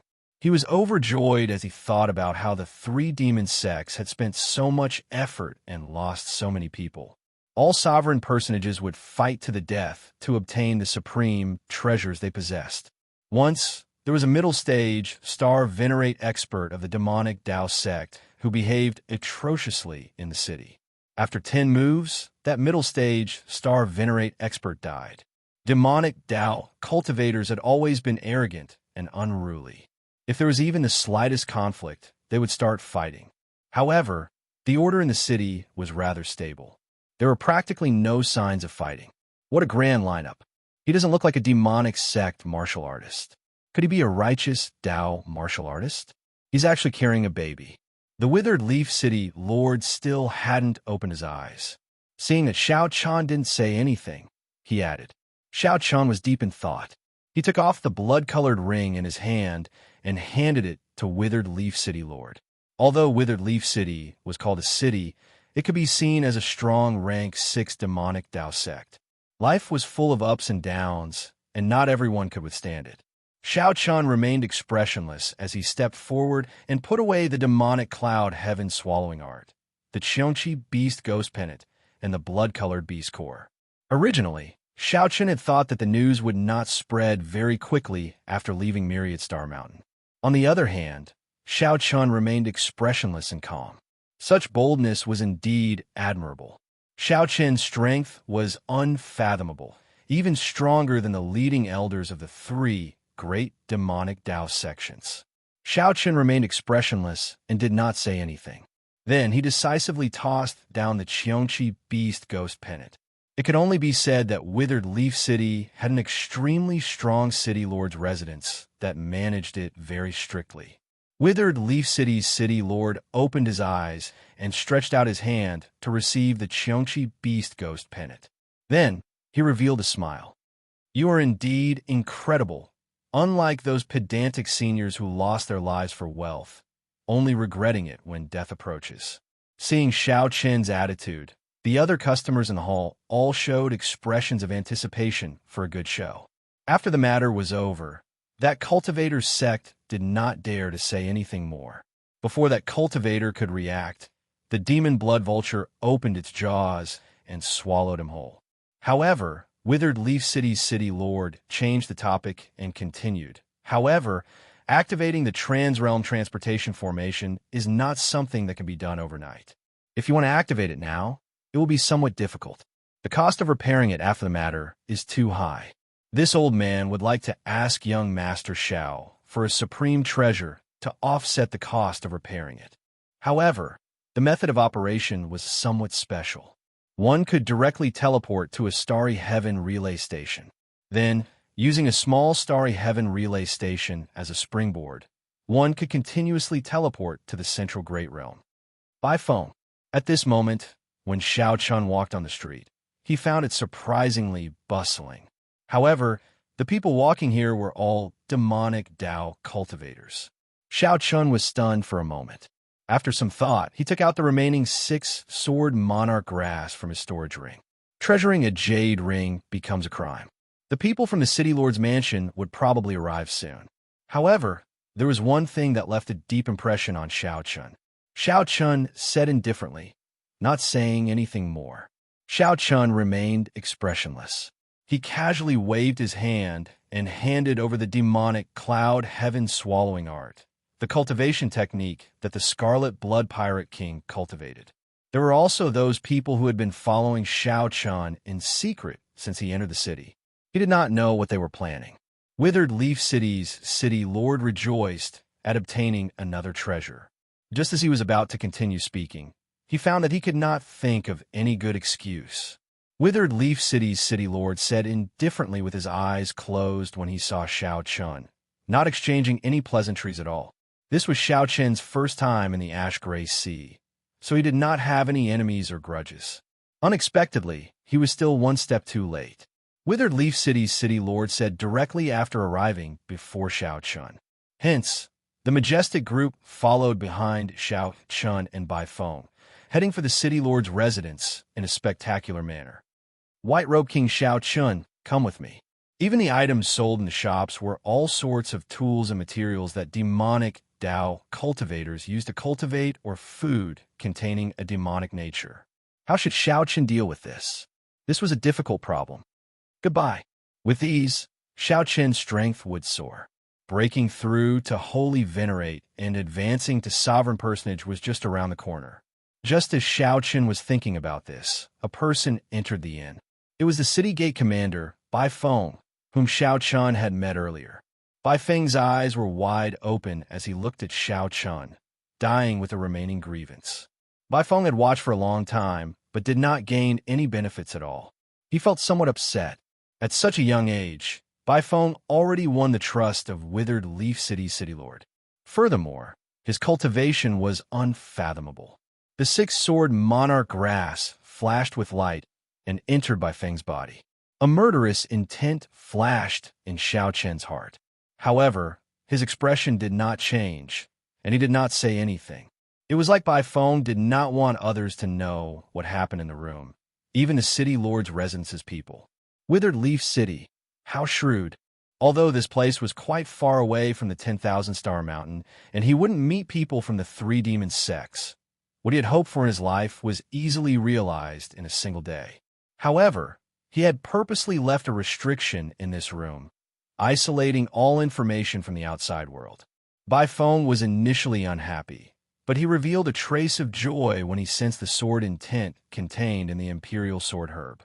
Here, along the way, he attracted the attention of everyone, and they discussed and pointed at him. The Withered Leaf City lord's eyelids twitched as he received the ring. He could sense that the demonic nature contained within the ring was extremely shocking. The Withered Leaf City lord, who was flipping through the demonic cloud heaven swallowing art, was completely immersed in it. Who is this? How dare he speak to Commander Bai like this? But so what? He ran to Withered Leaf City like an idiot and was spat out all the same. The city lord of Withered Leaf City took the demon cloud heaven swallowing art, and his hands trembled slightly. His eyes, which had been closed all this time, also opened wide. Without saying anything, Xianxia handed over the mysterious beast core in his storage ring. Aside from the rank 7 demonic Dao sects, only 10 cities in the entire Ash-Gray Sea had trans-realm transportation formations that led to the central Great Realm. Eat your fill before you leave. Xianxia vaguely felt like he could continuously devour the demonic nature in the surroundings to strengthen himself. Xianxia and Bai Feng left the room. However, who could have imagined that Bai Feng would show a good attitude, smiling as he sat across from Xianxia? To think that I took the initiative to enter this wolf's den. Indeed, if I had such a supreme treasure, I would be in Xianxia's position. Thinking of this, Bai Feng could not help feeling happy. He looked at Xianxia with a gloating expression.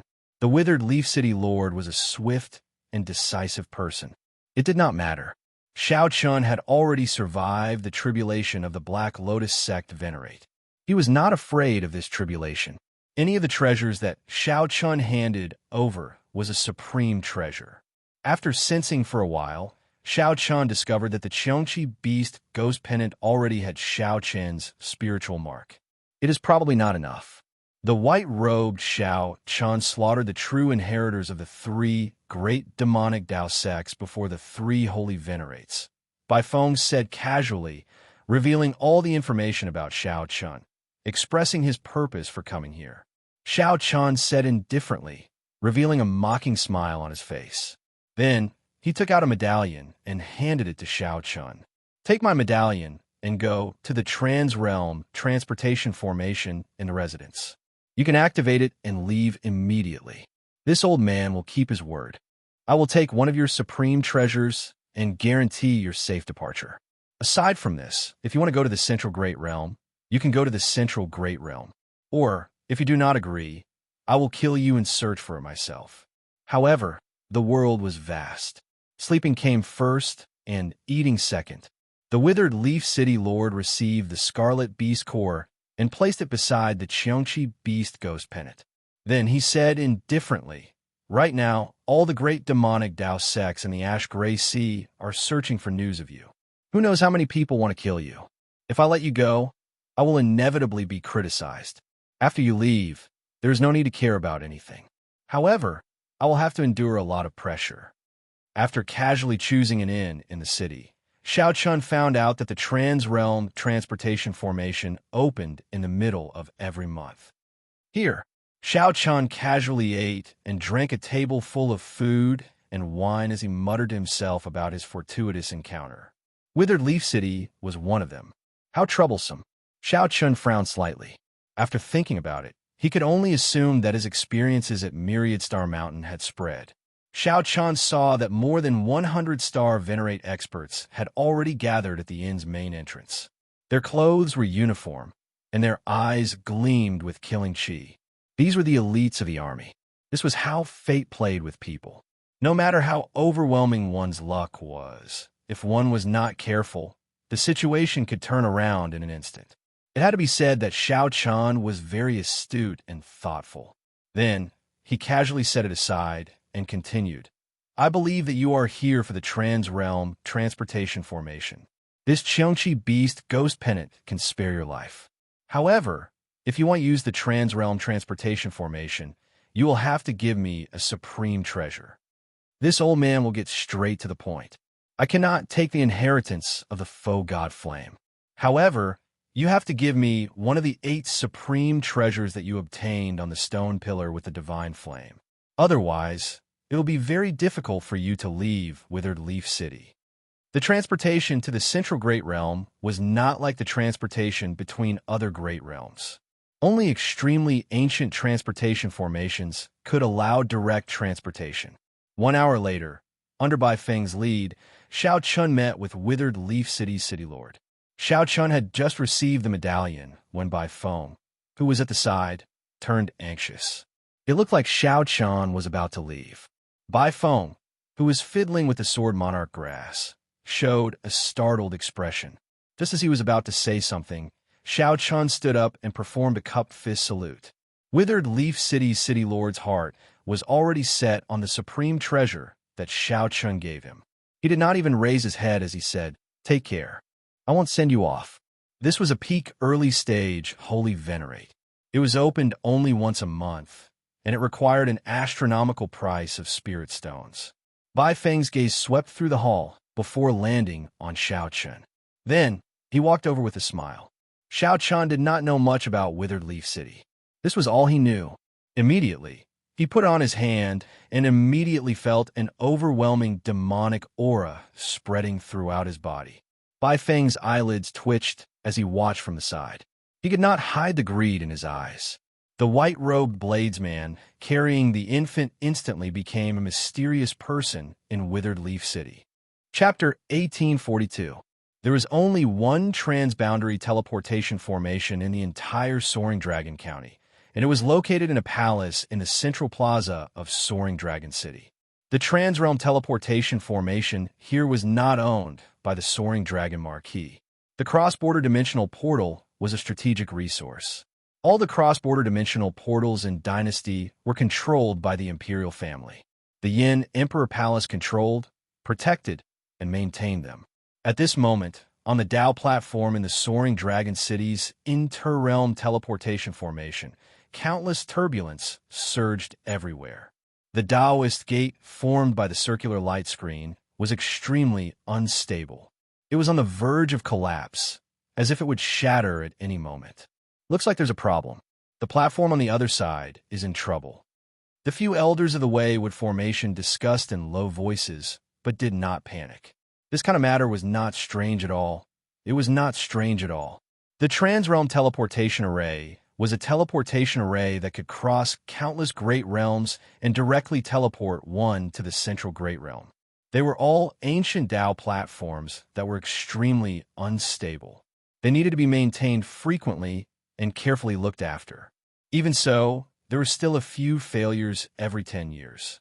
I wonder which unlucky bastard encountered a malfunction in the Dao platform. How unlucky. A Saint Venerable would have a 30% chance of surviving. If it is a sovereign personage, there's an 80% chance.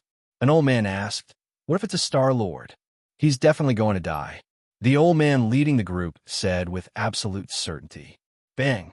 As soon as he finished speaking, a white-robed man with a weak expression walked out from the broken Taoist door. He was carrying a baby on his back. Star-Lord, it really is Star-Lord. The eyes of the old men surrounding the platform were wide open. Each and every one of them was filled with disbelief. Xianxia wiped off the blood on his lips. Then, he looked around and fixed his gaze on the leading old man. Might I ask, Senior, if this is the Yinwu dynasty's soaring dragon marquis? Exactly. The red-robed old man was stunned for a moment before he nodded. Xianxia breathed a sigh of relief in his heart. Ignoring the confused gazes of these old men, he walked straight out. After Xianxia left the palace, the group of old men collected their thoughts and began to discuss among themselves. It really is a Star Venerate. He managed to come out. This is too incredible. How did he survive the spatial reversal? That is something that even holy venerates do not dare to face. The most frightening thing is that he actually successfully arrived at the soaring dragon county and was not transported to any other place. The leader of the group entered deep thought. Then he said, we need to investigate this person. Immediately use the royal family's darknet to find out everything about him. Xianxia walked out of the palace and looked at the sky, sighing. It wasn't easy to escape from death. In retrospect, it was truly thrilling. However, things were different now. They had arrived at the soaring dragon marquis, the central great realm.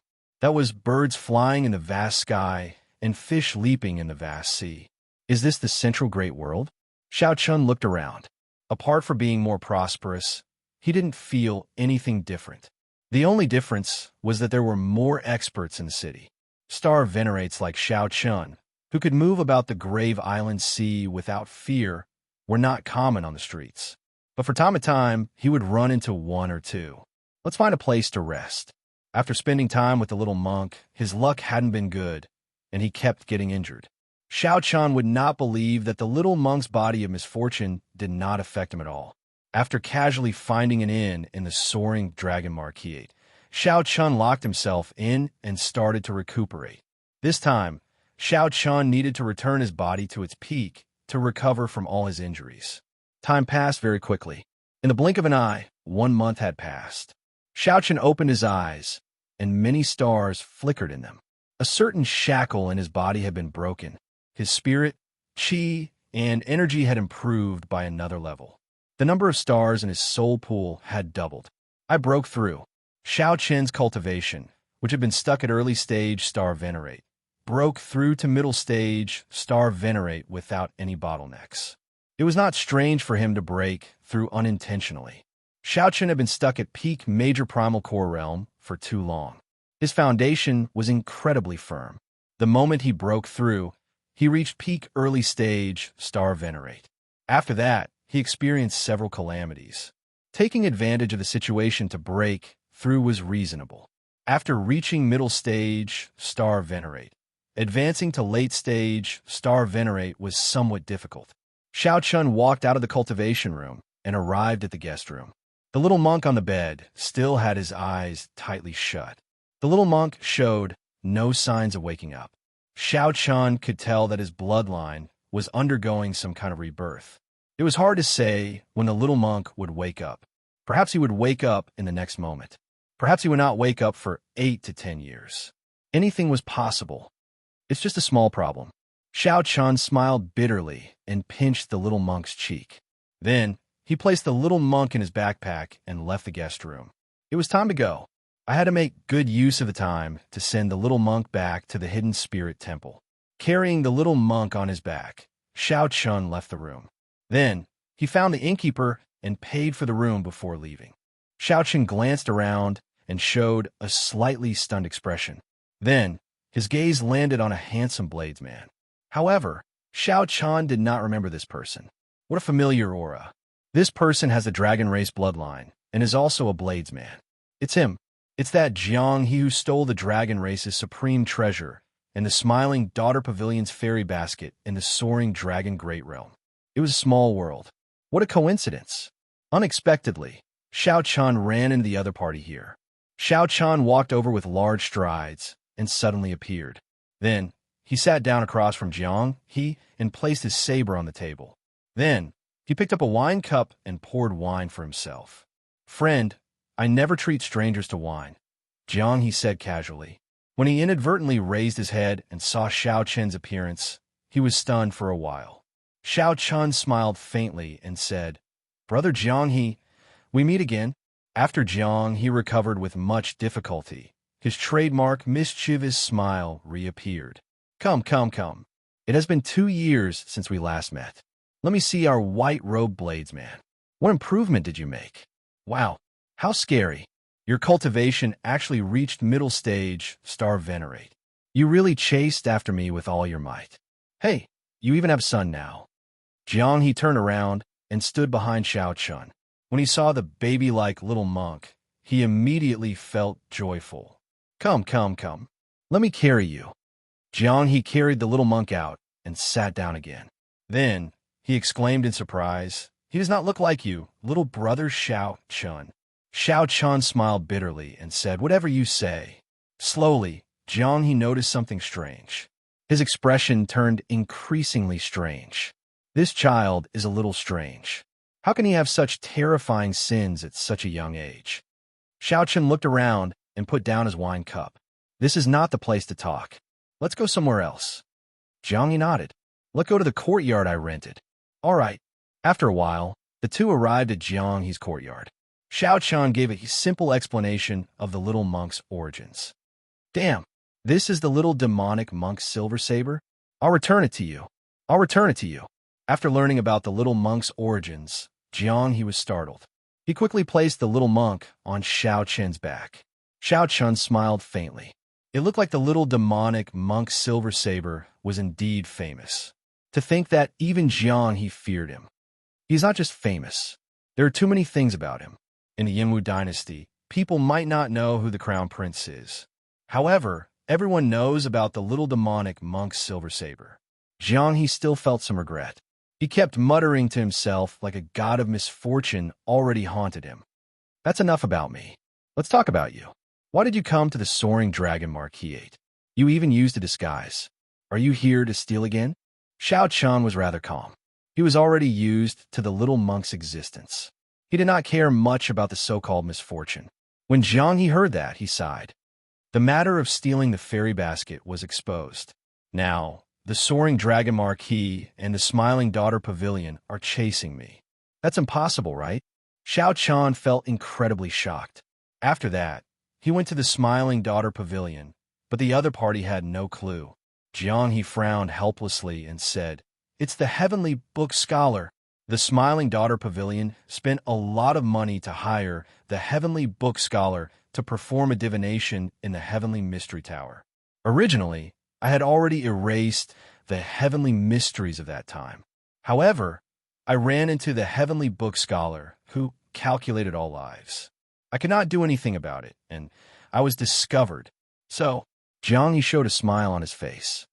He nearly caused me to die a few times. Of course, I have to get back at him. I heard that the Night Cloud fan in the Heavenly Book Scholar's hand was his most prized possession, so I stole it for him.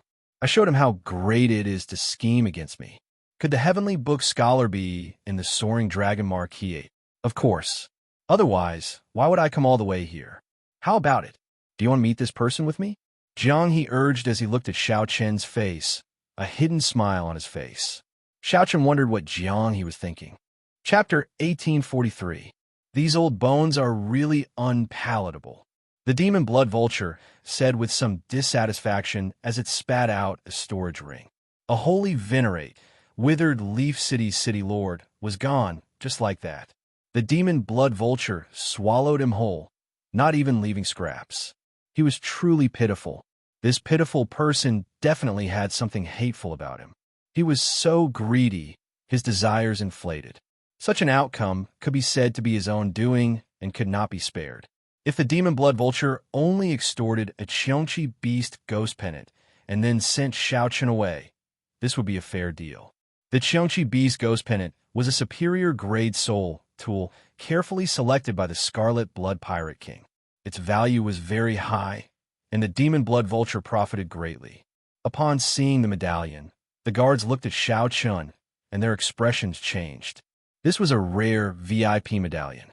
Without an extraordinary background, one would not be able to obtain it. "Young master, this way, please." One of the guards respectfully led Xiao Chun to the Transrealm Transportation Formation in the City Lord's residence.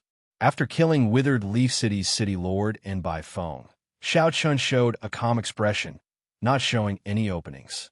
Instead, he even got the Withered Leaf City's City Lord's guard to respectfully lead him to the Transrealm Transportation Formation. It had to be said that this kind of psychological quality was not something an ordinary person could achieve.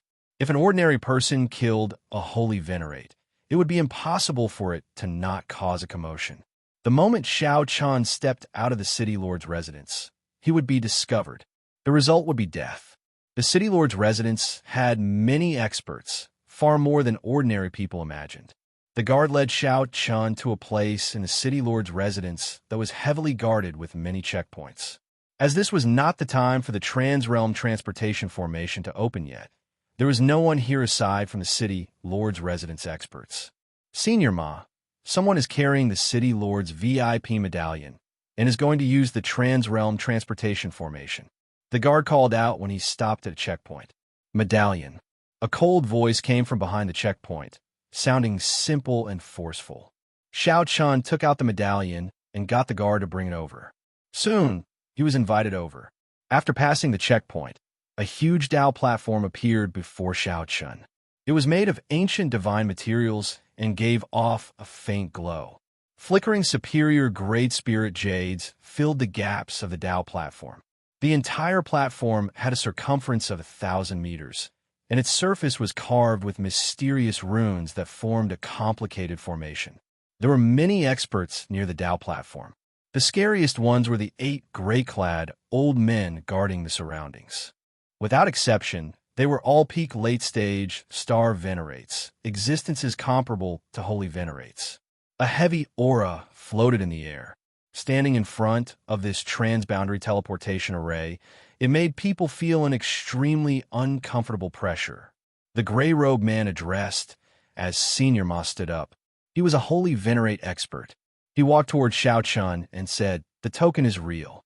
However, you are just an insignificant star venerate. Why did the City Lord give you the VIP token?" Xiao Chun's eyes burned like torches as he stared straight at Xiao Chun. The might of a holy venerate spread out indistinctly. The pressure it gave off was extremely strong. Xiao Chun did not feel pressured at all. He retorted indifferently, "Why don't you go and ask the City Lord yourself?" Senior Ma snorted coldly and tossed the token to Xiao Chun. "Humph! Don't give me that. In our eyes, the City Lord is just a representative. Quickly tell us where you want to go. We will send you there directly." Senior Ma had only asked casually, not truly suspecting Xiao Chun. When he saw Xiao Chun's unyielding attitude, he dropped the matter. Xiao Chun thought for a while before replying, "The Yinwu dynasty. The Yinwu dynasty is boundlessly vast. Aside from the dynasty's capital, there are 118 provinces. Each province is as large as half a great realm." "Which province or county are you going to?" Senior Ma asked somewhat impatiently. Xiao Chun did not know which province to go to. If he went directly to the Hidden Spirit Temple, that was unlikely. A demonic Dao city definitely did not have a transboundary transportation formation that led directly to a large Buddhist sect. The two of them were sworn enemies. Soaring Dragon Province, Soaring Dragon County. After thinking for a while, Xiao Chun mentioned the only address he knew of in the Yinwu dynasty, the Soaring Dragon Marquis's conferred land. Xiao Chun recalled that Lan Luo's father, the Soaring Dragon Marquis, was the master of that province. No matter what, he would be completely safe after going to the Yinwu Great Realm. He could go anywhere he wanted. At that time, when the little monk woke up, Xiao Chun would not have to worry about him anymore. Xiao Chun wanted to go directly to the Divine Dragon Empire. However, given the little monk's situation, he could only send him back first. After all, it would be much more convenient to go to the Divine Dragon Empire after arriving in the Central Great Realm then to the divine dragon empire from the ash-gray sea. Send him over, Senior Ma said expressionlessly. Old Ma said expressionlessly. The 8 old men started forming hand seals together, and the magic arrays on the Tao platform activated one after another. A mysterious pillar of light soared into the clouds. After a long time, sweat continuously dripped down the 8 old men's foreheads. A circular door of light appeared in the center of the Tao platform. The light screen looked like smooth water, glowing like a mirror. Xianxia knew that he could reach his destination after passing through the door of light. Xianxia pushed off with his feet and gently drifted into the door of light. Just as Xianxia entered the door of light, someone suddenly rushed over with a flustered expression. We can't let him leave. The city lord's life medallion shattered. Senior Ma's expression immediately changed. He turned around and said, Quick, stop the trans-realm transportation formation. It's too late. The 8 old men had weak expressions as they spoke with great difficulty. Damn it, Senior Ma roared, and his holy venerate will surged out and crashed into the door of light. Tiny cracks immediately appeared in the water curtain-like door of light. Boom! Senior Ma was not done yet. His aura soared as he threw a palm strike. The palm strike shattered the door of light, turning it into countless figures of light. Wuxia, the 8 old men, maintaining the formations, all vomited a mouthful of blood. They immediately suffered a huge backlash and fainted on the Tao platform. Speak. What's going on? Senior Ma shouted coldly, making the person who came to report tremble. The city lord and commander by mysteriously invited this person in today, and even laid a restriction. When he came out, he brought the city lord's distinguished guest medallion. At that time, the city lord's life medallion shattered, but we did not immediately suspect him. After all, he is just a star venerate. Furthermore, Commander Bai was there. The person who came trembled in fear, speaking in a trembling voice. Doubt flashed in Senior Ma's eyes. Even if it were him, he could not imagine that the withered Leaf City Lord would die at Xianxia's hands. Even now, Senior Ma did not think that the murderer was Xianxia.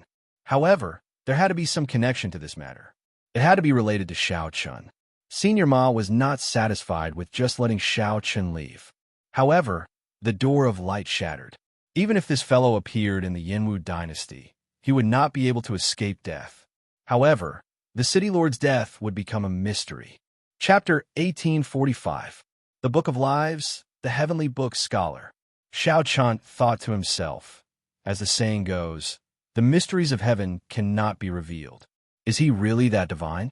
Speaking of which, the dragon-seeking art that Xianxia once cultivated and the divination Tao both belong to the profound Tao.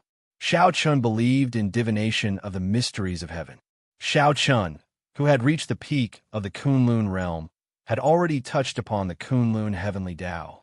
From there, he could see some of the mysteries of heaven and see the future, such as his fight with Chu Chaoyan.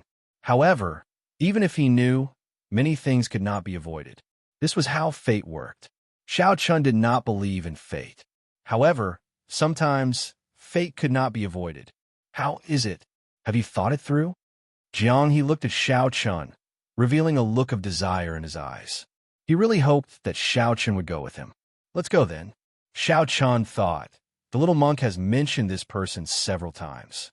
There is no harm in meeting him. Let's go. It looked like Jiang, he was already impatient to leave. The Heavenly Mystery Tower was a famous building in Soaring Dragon City.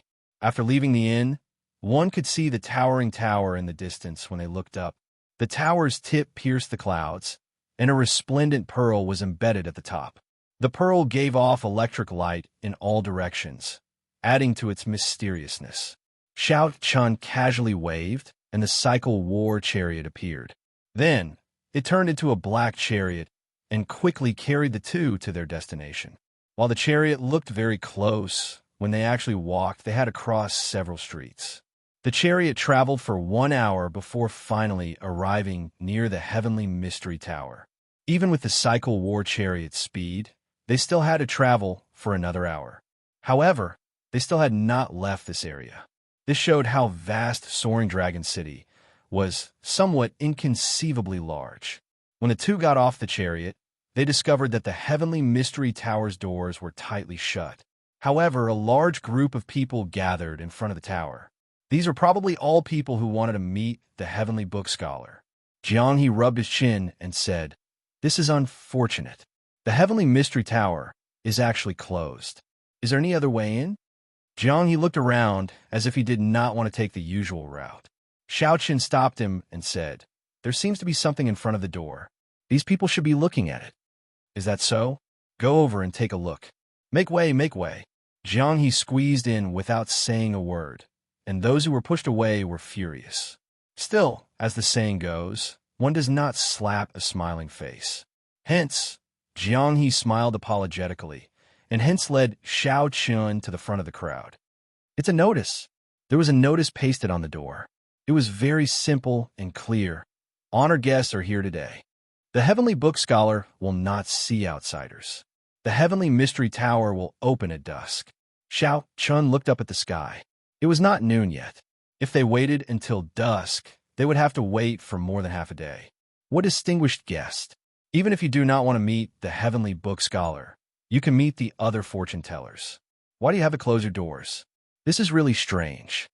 Perhaps it really is an esteemed guest who has arrived and does not want others to know his identity. There is no lack of such major characters in Soaring Dragon City. Could it be someone from the Marquis's residence?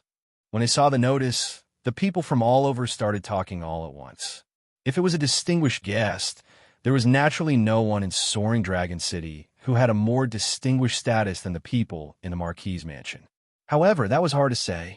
There were many hidden dragons and crouching tigers in the Yanwu dynasty. Who knew who it was, coming from afar to seek an audience with the Heavenly Book Scholar? There have been such examples in the past. "Come out first." Xianxia led Xianxia out and arrived at a desolate place. Then, he stared at the Heavenly Mystery Tower and entered deep thought. Xianxia observed Xianxia's expression and said, "You can't be thinking of sneaking in, right?" Xianxia retorted boldly, "Of course. In my plan, I have already taken into account such a situation. When an esteemed guest arrives, it is the time to focus on divination. To me, this is a heaven-sent opportunity."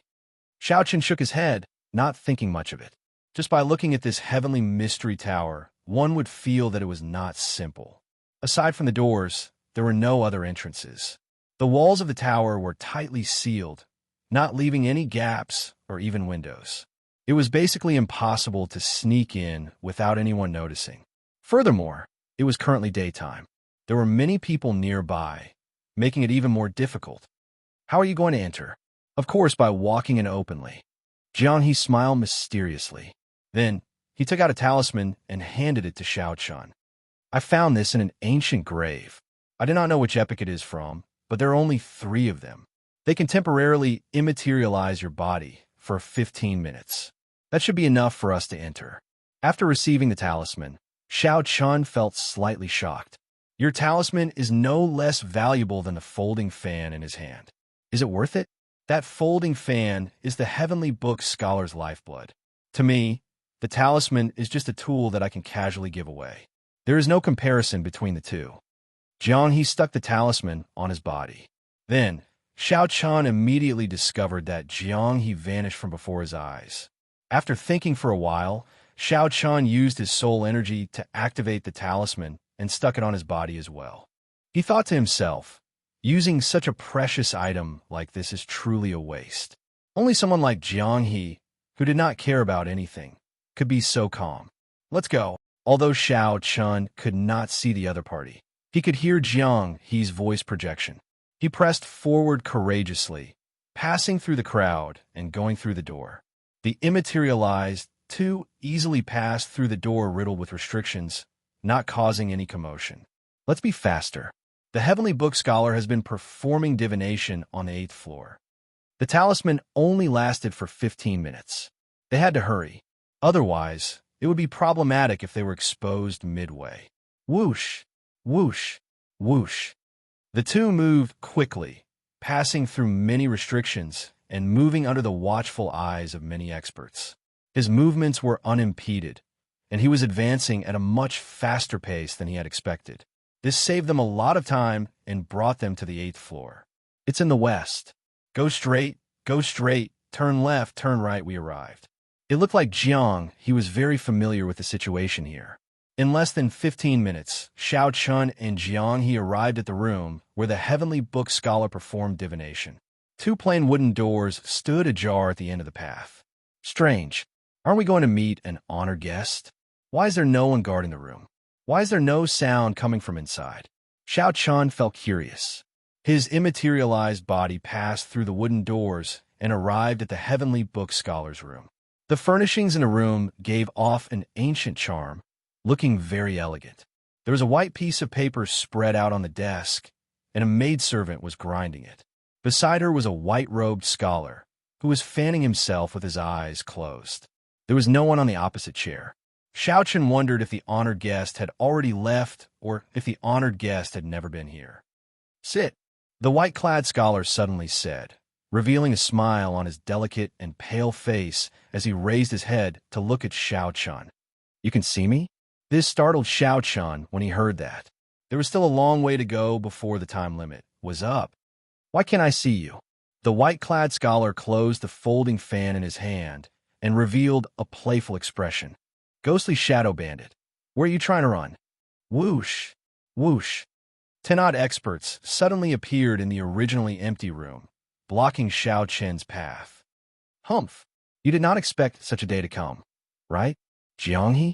The Heavenly Book Scholar foresaw that you would walk right into our trap today. Hand over my smiling daughter pavilion's fairy basket, and my Sun Moon pavilion's holy sky treasure mirror, and my Jiang clan's clan head's jade underworld sword.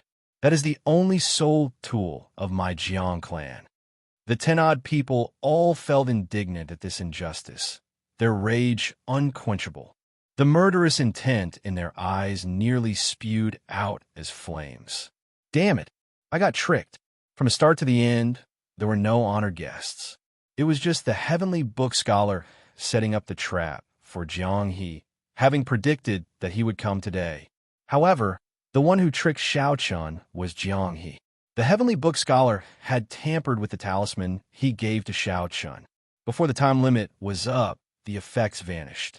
Xiao Chun said calmly, I am not Jianghe. I am Xiao Chun. Ha! Who does not know that Xiao Chun is Jianghe and Jianghe is Xiao Chun? Ghostly shadow bandit, when you stole my clan's jade underworld sword, didn't you use Xiao Chun's name? One of the old men holding a sword looked coldly at Xiao Chun, showing a mocking expression. With the Heavenly Book Scholar here today, no matter how flawless your disguise is, you can forget about quibbling. Hurry up and hand over the treasures you stole. I can sense that my smiling daughter pavilion's fairy basket is indeed in his hands. Just at this moment, a pretty woman in her prime looked at Xiao Chun while holding the fairy basket. She could no longer hold back her murderous intent. Good. This is great. There is no way for me to explain myself. White is black.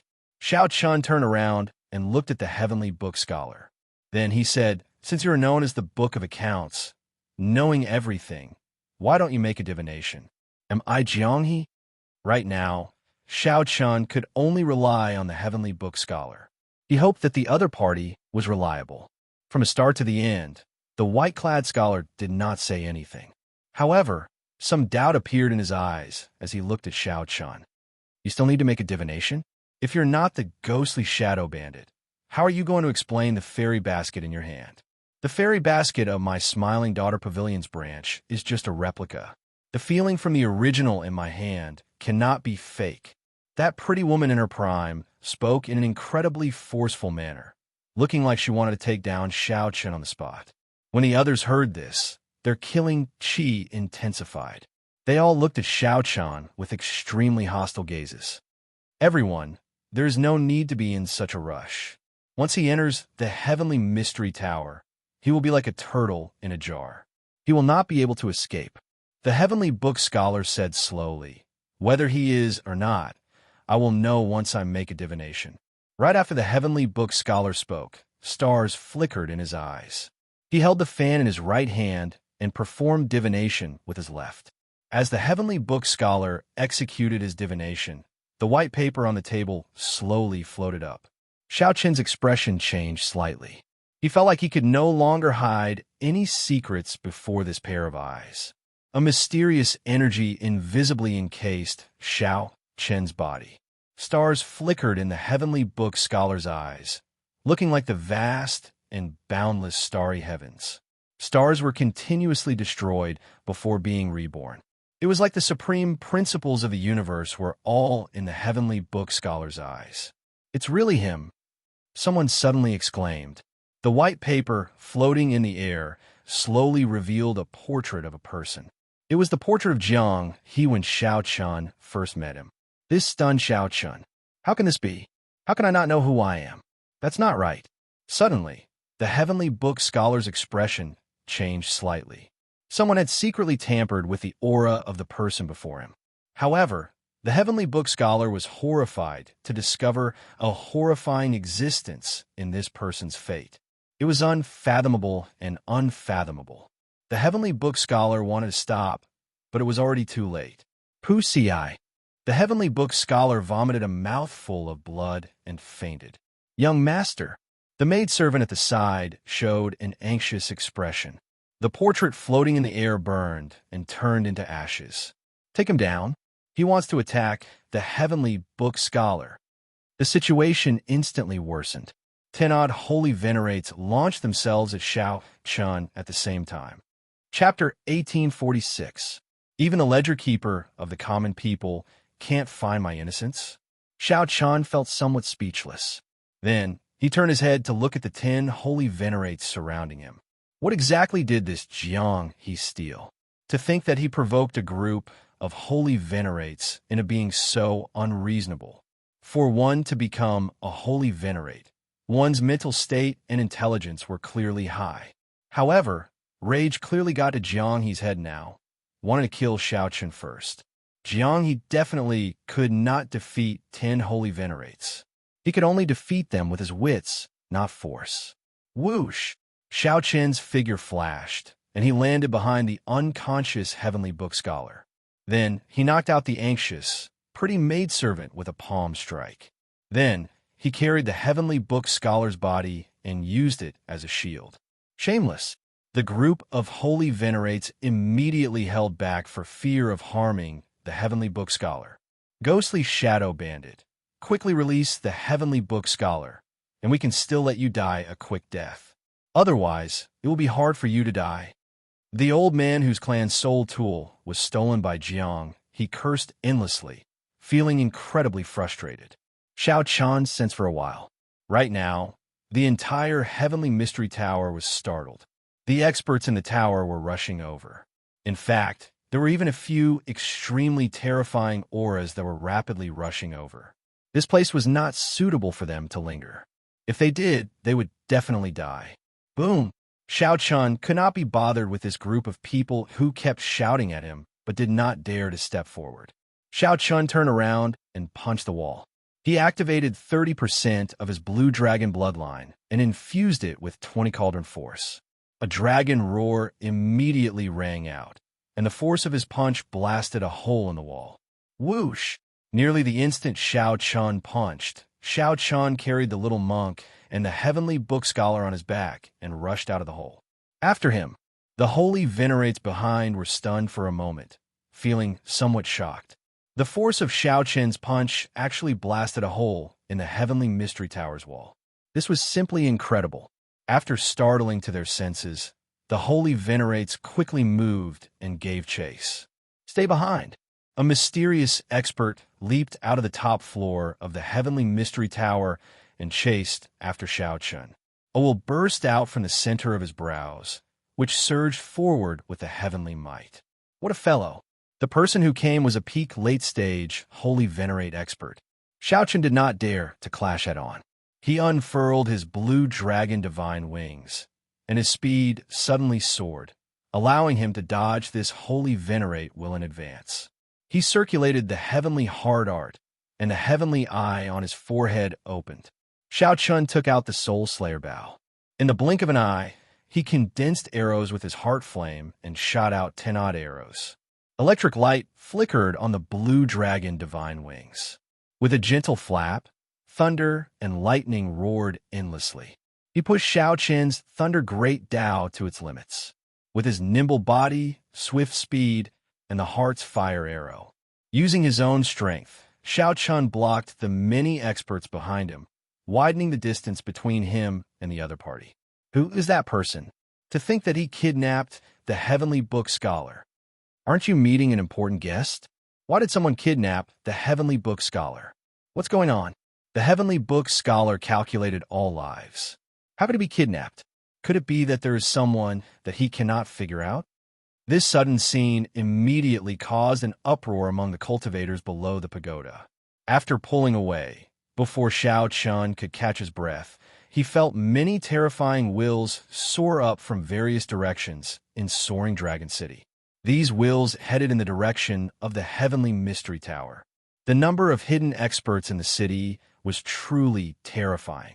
Xiaoqian quickly put on the Death God mask and activated the secret technique on the mask clone. Activating the secret technique on the mask doppelganger, the two doppelgangers landed on the ground. Then, Xiaoqian executed the secret technique again. The void mask took advantage of the instant his body immaterialized to quickly hide his true body. He used the mask to create a fake body to attract the pursuers.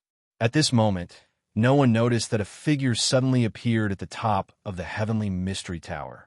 This figure smiled faintly as he looked at the huge pearl crystal embedded in the top of the Heavenly Mystery Tower. He, this subdivine crystal is mine. This person was Xianxia. While everyone was distracted by Xiaoqian, he appeared silently. Xianxia looked at the Heavenly Mystery Tower experts and the holy venerates being chased by the other factions. Then, he said, "Brother Xiaoqian, sorry. I'll explain to you later." Right after Xianxia spoke, he quickly removed the subdivine crystal at lightning speed. The instant the subdivine crystal was removed, the sky suddenly turned dark. The expressions of the experts chasing Xiaoqian's fake body changed drastically. When they looked back, they were startled. The subdivine crystal that had stood in the Heavenly Mystery Tower for more than 1,000 years was actually taken away. The crowd burst into another commotion. To think that someone dared to steal something from the Heavenly Mystery Tower. Was he not afraid of death?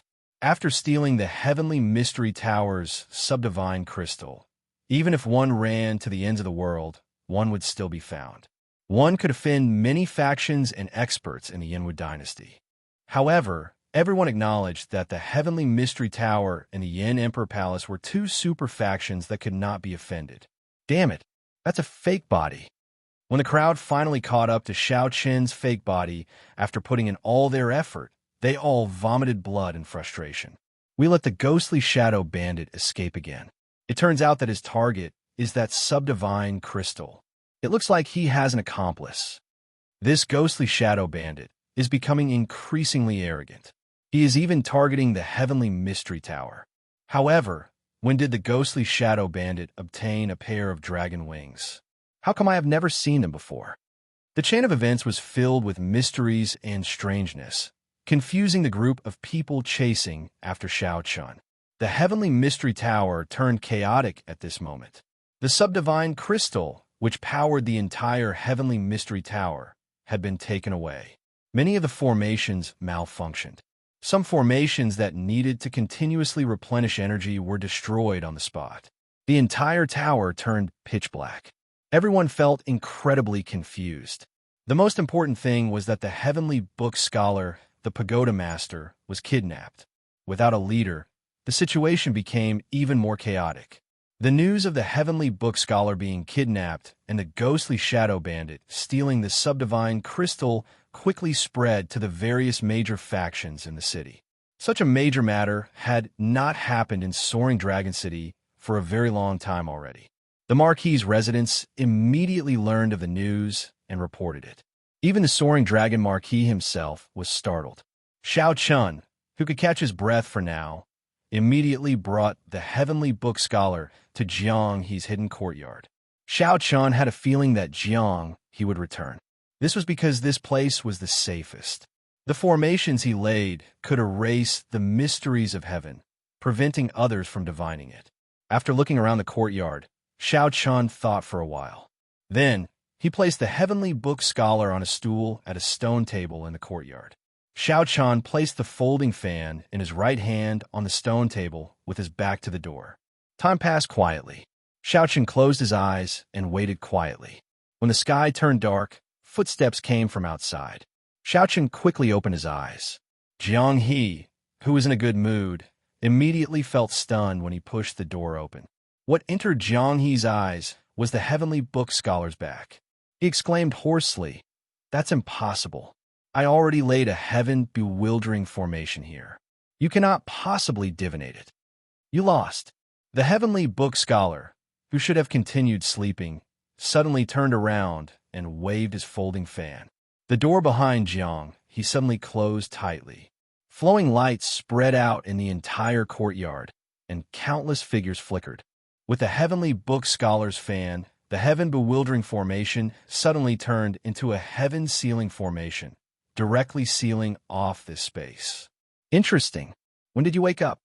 Originally, Xianxia had been prepared to take advantage of Jiang's stunned state, to instantly restrain him and force him to explain what had happened to give him an explanation. If there was no reasonable explanation, Xianxia would not hesitate to kill the other party. Who knew? Xianxia miscalculated, and the heavenly book scholar woke up prematurely. Damn! Jiang was startled by Xianxia's sudden appearance. He was even more shocked than when the heavenly book scholar appeared. Are you not going to explain to me what's going on with this talisman? Xianxia asked as he looked at Jiang, taking out the talisman that had already lost its effect. Jiang smiled embarrassedly. This, I'll speak on his behalf. He made a bet with me. He said that he would perfectly extract the heavenly mystery tower's subdivine crystal within 1 month. If he lost, I would help him make a divination. I divined that he would come to extract it today. However, I did not see that you were a variable. I cannot tell you because I would know if I did. While I could not divine what happened to you, I could divine what happened to him. However, he did not expect you to be a variable, either. Not only did you manage to escape the pursuit of so many holy venerates, but you even brought me here. The heavenly book scholar stood up and spoke leisurely. He gently fanned himself, appearing calm and collected, giving off an aura of being in control of the situation. Hence, he still lost. No one can leave my heaven-sealing formation. I have the final say in everything. Hand over the substandard god crystals and the things you stole. Wuxia. However, right after the heavenly book scholar spoke, a hole instantly appeared in the heaven-sealing formation in the sky. Xianxia put down the soul slayer bow, and the heart flame on his finger vanished. Then, he looked at the heavenly book scholar and said, "It does not seem as incredible as you make it out to be. A casual arrow can create a hole. Heart force? That's not right. If it were heart force, the heaven-sealing formation would have been destroyed long ago." The heavenly book scholar's expression changed. He silently circulated his divination skills, wanting to continue attacking. However, the moment the heavenly book scholar moved, he discovered a terrifying aura locking down on him. If he moved rashly, he would die in the next moment. Who has the final say now? Xianxia asked indifferently after he switched out the Soul Slayer bow for the God Shadow bow and aimed it at the heavenly book scholar. You. The heavenly book scholar had never felt so sullen before. After a long time, he squeezed out a word through clenched teeth. The heavenly book scholar did not miss anything. Even if a sovereign personage came, that sovereign personage would not show him any respect. Yet, the heavenly book scholar ran into Xianxia, who broke his heaven-sealing formation without saying a word. This was a resounding slap to the heavenly book scholar, who had just gained control of the situation. Before he could think of a solution, Xianxia took out a soul tool.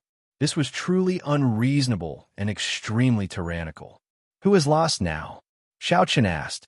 The heavenly book scholar's expression changed slightly.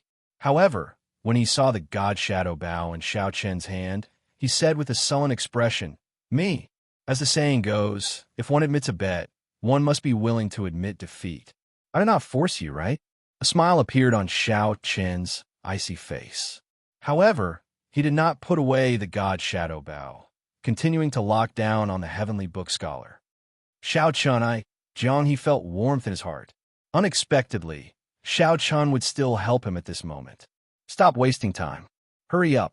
Since I was willing to accompany you despite knowing that you wanted to steal his folding fan, I already had the intention of helping you. Now that the misunderstanding has been resolved, I will naturally help you to the end. Xiaochen did not waste any words. He quickly expressed his thoughts and urged Jiang He. Many thanks, Jiang He said seriously. Then he walked over to the heavenly book scholar and told him about his divination. Chapter 1847. Heavenly Book Scholar, you are known as the Book of Life, able to divine everything in the world. Let me ask you something. Who will be the next Dragon Emperor? Right after Jiang He spoke, Xiao Qin's expression changed. What great ambition! Could it be that Jiang He wants to vie for the Dragon Emperor position as well? When a Heavenly Book Scholar heard that, he revealed a mocking expression. What kind of luck is contained in the words Dragon Emperor? Who would dare to casually divine it? You're also someone who knows divination techniques. To think that you would make such a request. I overestimated you. Even if I use my lifespan to divine it, the results will be cryptic and hard to understand. Jiang He said, naturally, I know that. I already brought natural treasures to replenish my lifespan. Just do your best to divine it for me. After saying that, Jiang He took out a brocade box from his storage ring and opened it for the Heavenly Book Scholar to see. Pure water, white lotus. The Heavenly Book Scholar received the brocade box and no longer hesitated. You are really persistent. In that case, I'll do as you wish. The Heavenly Book Scholar gently flapped his folding fan and looked up at the starry sky. The stars in his eyes seemed to reflect on the starry heavens. Xiao Chen opened his heavenly eye and looked up. He discovered that the star chart above seemed to move mysteriously. The Heavenly Book Scholar's eyes seemed to see through the mysteries of heaven. His soul landed on the mysterious river of fate. After a while, the Heavenly Book Scholar gave off a terrifying aura. It was like he had the mandate of heaven on him. Even Xiao Chun and Jiang, he felt a deep fear from the aura that the Heavenly Book Scholar gave off. The god Shadow Bow in the Heavenly Book Scholar's hand trembled slightly. Sensing a threat, it actually took the initiative to draw on Xiao Chen's soul energy. A pair of scarlet wings silently unfurled on the god Shadow Bow's sides. The god Shadow Bow took on a form that Xiao Chun had never seen before. The entire bow flowed with light, and the holy beast carved on it seemed to move. The Heavenly Book Scholar is stronger than I imagined. He is not as weak as he looks. Xiao Chun thought to himself, when I fought the Black Lotus demonic ancestor in the past, the god Shadow Bow did not show such a mysterious phenomenon. Naturally, the Black Lotus demonic ancestor was stronger than the Heavenly Book Scholar. It can only be said that the Heavenly Book Scholar grasped a terrifying taboo energy, but could not casually use it. Hua! The light on the Heavenly Book Scholar's body shattered like glass, turning into countless shards that gathered in the air. What did you see? Jiang He asked somberly, knowing that the divination results were out. Tiance's complexion was pale, and he was extremely weak. He did not say anything, only holding his folding fan and casually swiping it across the stone table. As the saying went, the mysteries of heaven could not be revealed.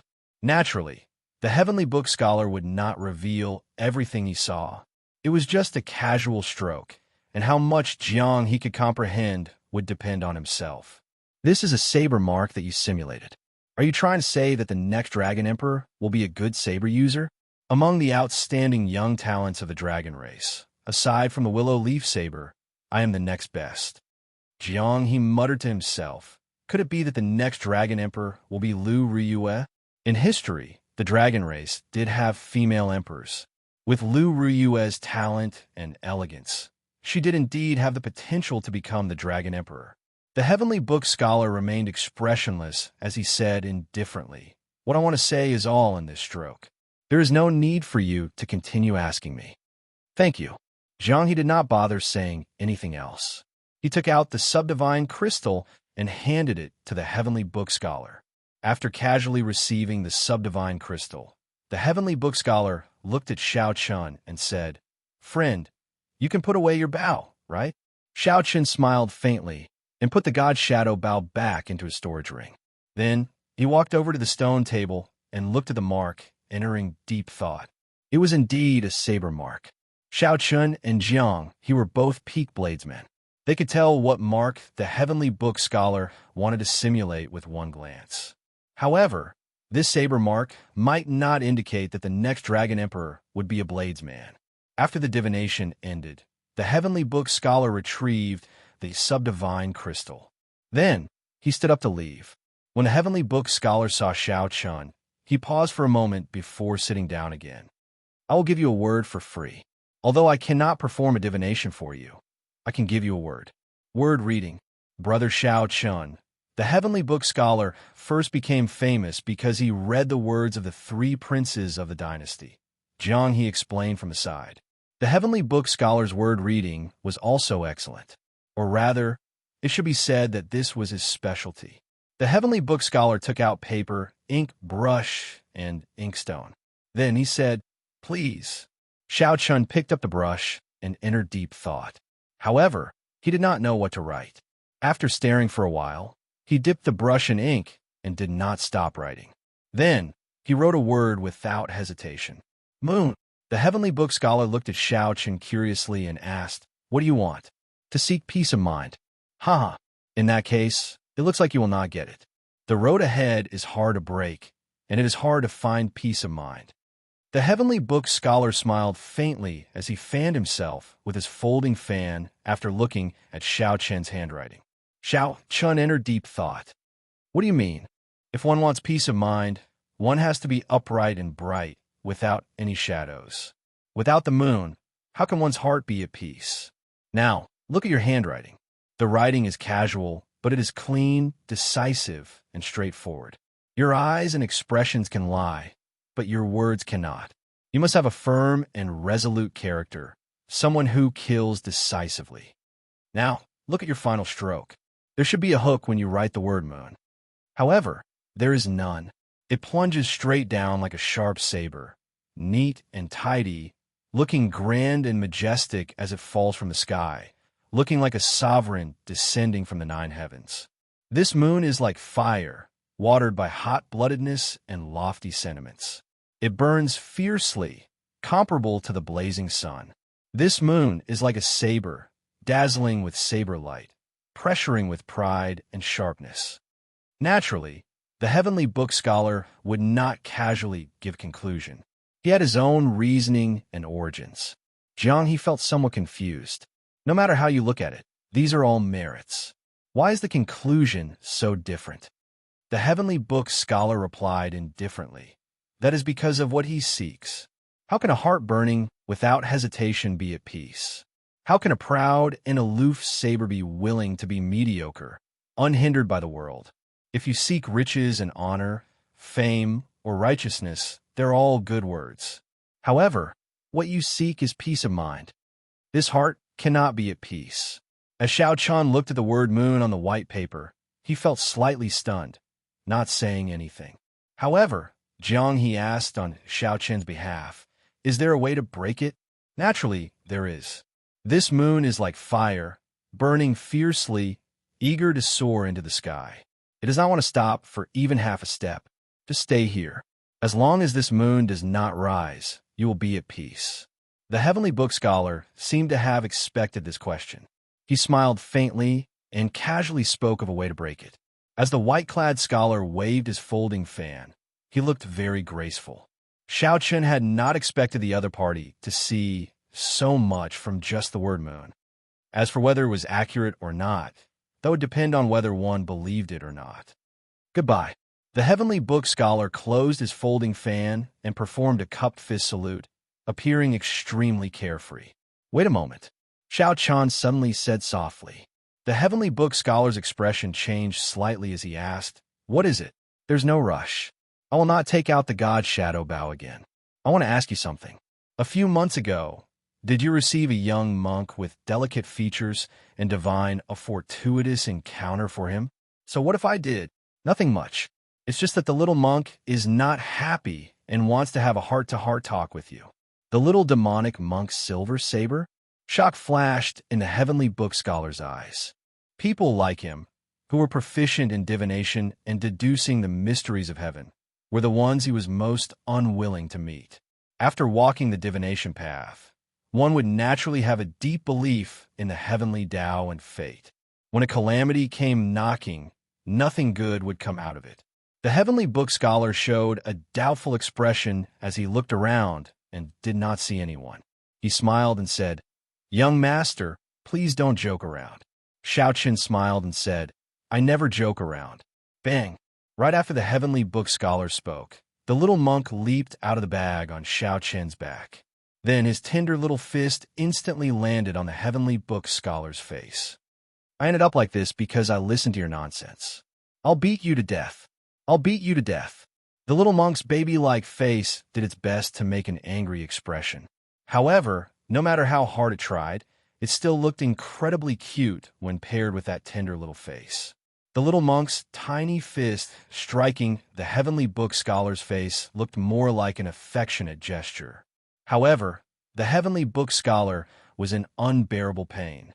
He clutched his head and scurried around in a sorry state, no longer looking like an elegant scholar. Upon seeing the heavenly book scholar's appearance, Xianxia felt somewhat pleased. What he hated the most were people who deliberately mystified others and put on airs. Xianxia felt upset, but it was not to the point where he would make a move to teach the heavenly book scholar a lesson. The little monk, who had just woken up and received a voice projection from Xianxia, was the most suitable person to make a move. However, when Xianxia's gaze fell on the white paper on the stone table, the smile on his face slowly dimmed. Out of curiosity, Xianxia had not expected to end up with a divination that made his heart uneasy and his future difficult. He hoped that it was just a casual remark. Chapter 1848. Why? Why am I so unlucky? Xianxia nonchalantly spat out these 3 words. I don't know. The instant I raised my brush, I thought of the word moon. Perhaps I have a fate with the moon in my life. Many of the martial techniques I cultivate are related to the moon. The person I like has the moon in his name as well. However, such a person actually had the same goal as him. One contained a great horror in the heavenly mysteries, which could not be divined. The other did not need to be divined. He was horrifying in the first place. Xianxia's words sounded a little awkward, but his meaning was clear. Not only could they not become close friends, but they might even become mortal enemies. The little monk's tender head appeared on Xianxia's shoulder. He scratched his head and said in confusion. Xianxia was not such a person. He was very clear on his own heart. He would not hide it from Jiang, even if he did not want to. Interesting. No wonder I got along so well with you the moment I saw you. Aside from the so-called mixed blood dragon bloodline, as bladesmen, you actually have the same goal. It's just a small injury. It's not a big deal. Next time, be gentler. Jiang, who was at the side, gaped in shock. Brother Xiao, aren't you being too calm? Xiaoqian's observation was very meticulous, and he sharply noticed something else. Seeing the little monk's angry appearance, he looked very cute. Jiang laughed heartlessly. Big brother, are you all right? I want to be the Dragon Emperor. Pussy. Speaking of which, the two of you are staring at each other and doing your best to look fierce. However, there is no killing chi or will of soul infused into your auras. Is this the legendary exchange of glances? This little monk doesn't understand. Fate made fools of people. Sometimes it was really speechless when it came to the heavens. Just as Jiang he was about to speak, the three's expressions suddenly changed. The two looked away awkwardly, no longer daring to look at each other. They simply could not accept this. The contrast was too great. I'm used to it. However, Xiaoqian had no intention of stopping there. He looked straight at Jiang and said seriously, "Let's go." He looked straight at Jiang and said seriously, not caring about what he said at all. Perhaps. The scene suddenly changed. The infant-looking little monk made the situation somewhat awkward. Xiaoqian gently wiped off the blood at the corner of his lips. His expression did not change at all as he focused on the words he wrote. He raised his head and looked at the sky. In the night sky, several powerful auras were rapidly gathering towards this place. Even so, Jianghe was still shocked. Just how much luck did it take to subdue the little monk? The little monk on Xiao Qin's back was like a cat. He patted Xiao Qin's back and stuck his head out like a curious baby. Jianghe felt stunned. Then he smiled and said, "It's not that I want to say this, but Brother Xiao, while you have the dragon race's bloodline, you are not one of the 6-color divine dragons. It's good to have such ideals, but don't take them seriously." Flowing light flickered in all directions, and the heaven-sealing formation dissipated on its own. Then, its figure flashed as it flew away. Compared to the slap that almost took his life in the underground world, it was not worth mentioning. Who was it that ascended to the throne of the Dragon Emperor in the end? The heavenly book scholar showed a sullen expression as he folded up his folding fan and waved it a few times. That was not possible. If they fought for the position of Dragon Emperor, they would definitely become mortal enemies. As their gazes clashed in the air, sparks appeared. The path of kingship, the Dragon Emperor's throne. The little monk said in his childish voice, choking with emotion. "Ha! The little demonic monk's silver saber, you finally live up to your name. Ha ha ha." It was best to make some things clear in advance. If they were really competitors, there was no need to be secretive. The heavenly book scholar, whose face was swollen, stood up in a sorry state. He looked at Xiao Chun and then at the little monk. This was truly an unrivaled combination. Strange. It looked like there was something difficult to say. Along the way, blood dripped from the tip of the saber, leaving behind a long mark. The saber mark vanished, and a saber light soared up like a flame, forming a light screen. However, when the heavenly book scholar left the courtyard, he discovered that Xiao Chun, Jianghe, and the little monk completely ignored his existence. Xiao Chun answered honestly, not hiding anything. The two looked straight at each other. At this moment, the two, who were already very close, became somewhat unusual. Xiao Chun picked up the little monk's doo-doo and tied it up like a kitten's bell. The little monk cried out as his limbs flailed about. The combination of these two demonic geniuses was truly unrivaled. Never be surprised when you are with the little monk. Nothing unexpected can happen. This startled the little monk. He quickly stopped flailing about, lying quietly in the bag. Jianghe consoled, "Actually, there's no need to mind it. That ledger of lives is not omniscient and omnipotent. I believe that Brother Xiao will be able to achieve what you want and find peace of mind. Go ahead and do what you want to do. There is no need to stop." Jianghe revealed a mocking smile. However, he did not know whether he was mocking himself or Xiao Chun.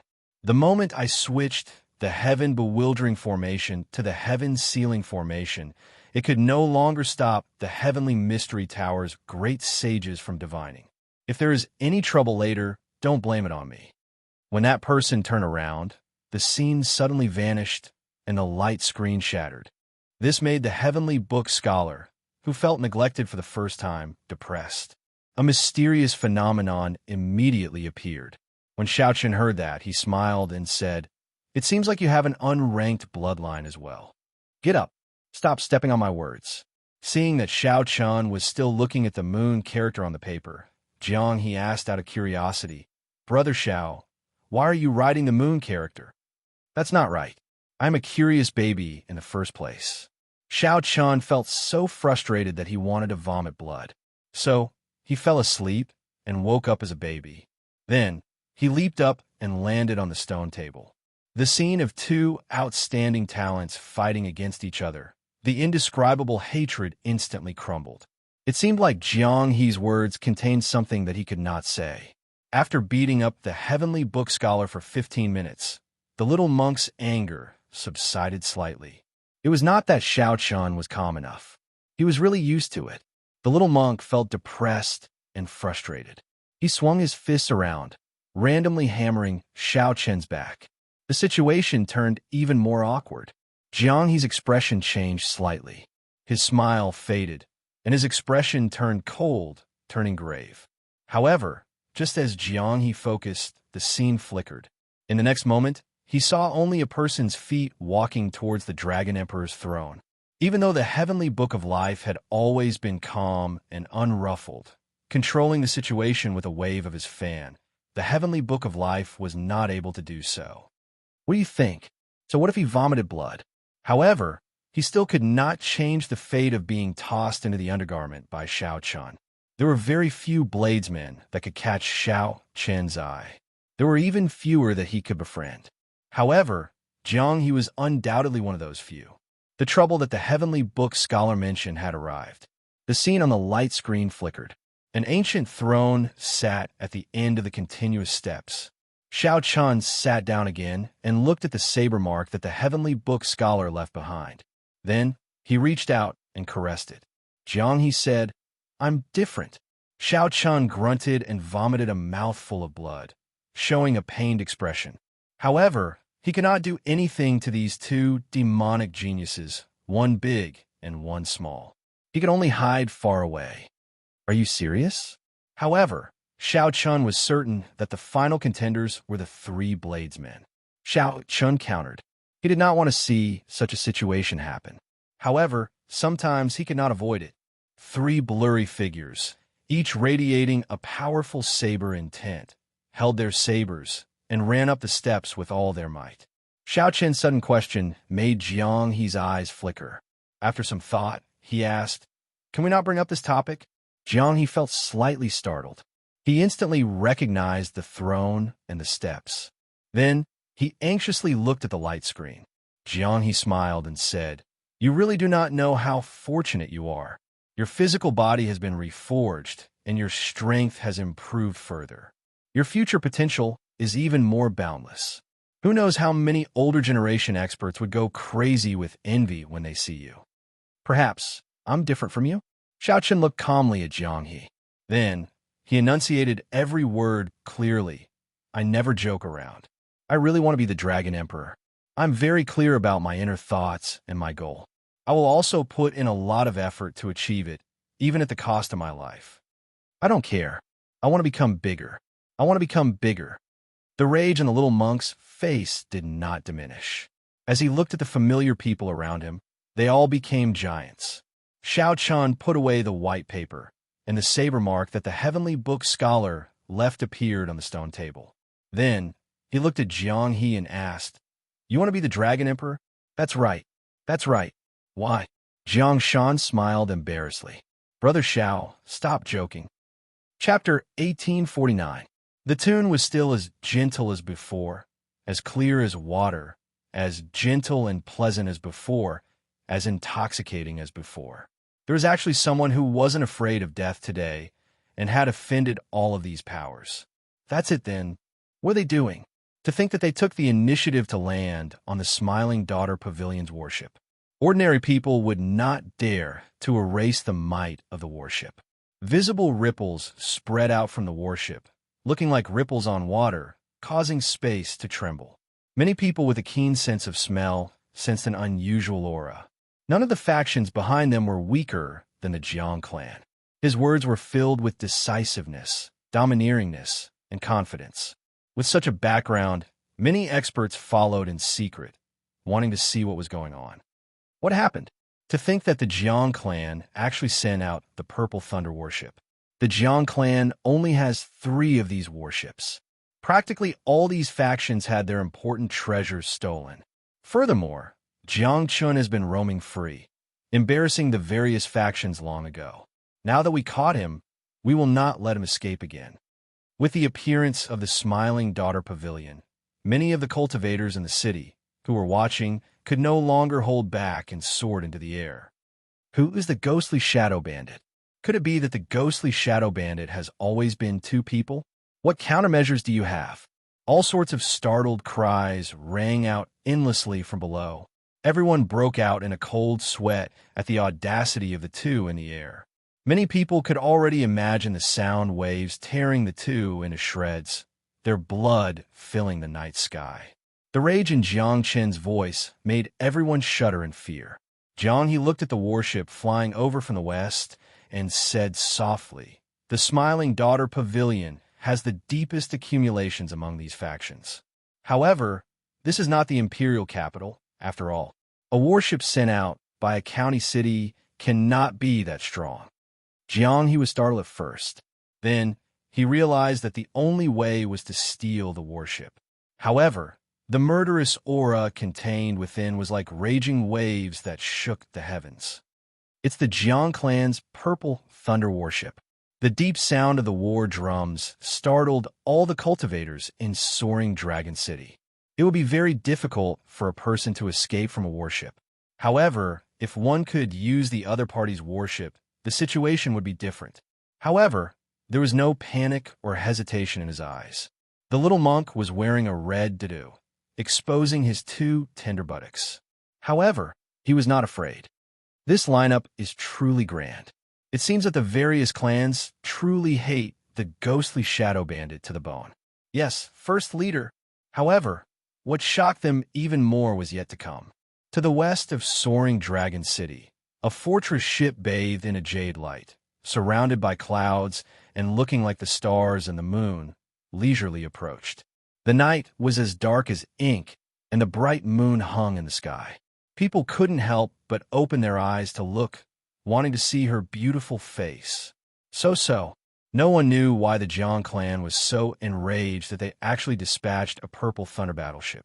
In the night sky, in the north, a huge battleship burning with purple light was rapidly flying toward this place through the clouds. Although the Jiang clan is not one of the 8 great clans of our dynasty, it is definitely one of the top 3 great clans in the Soaring Dragon County. No wonder. Other than him, there's no one else who would dare to offend so many powers. Today, he had made a mistake. What was even more horrifying was that they even beat the war drums. This was something that had not happened in the past few centuries.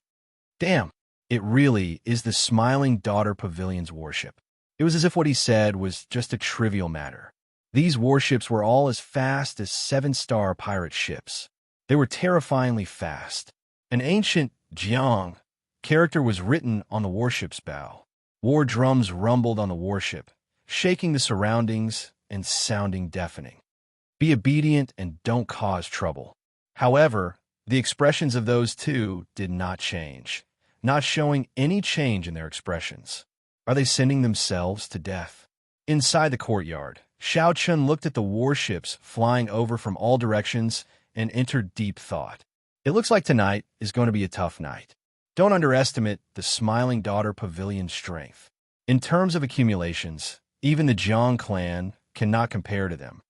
Zither strings, flute, pipa, chime bells, gouging, all sorts of musical instruments rang out at the same time.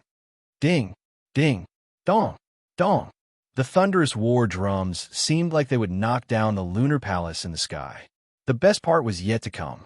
Another 4 or 5 warships appeared in the night sky. It has been many years since I saw the Jiang clan send out the purple thunder warship.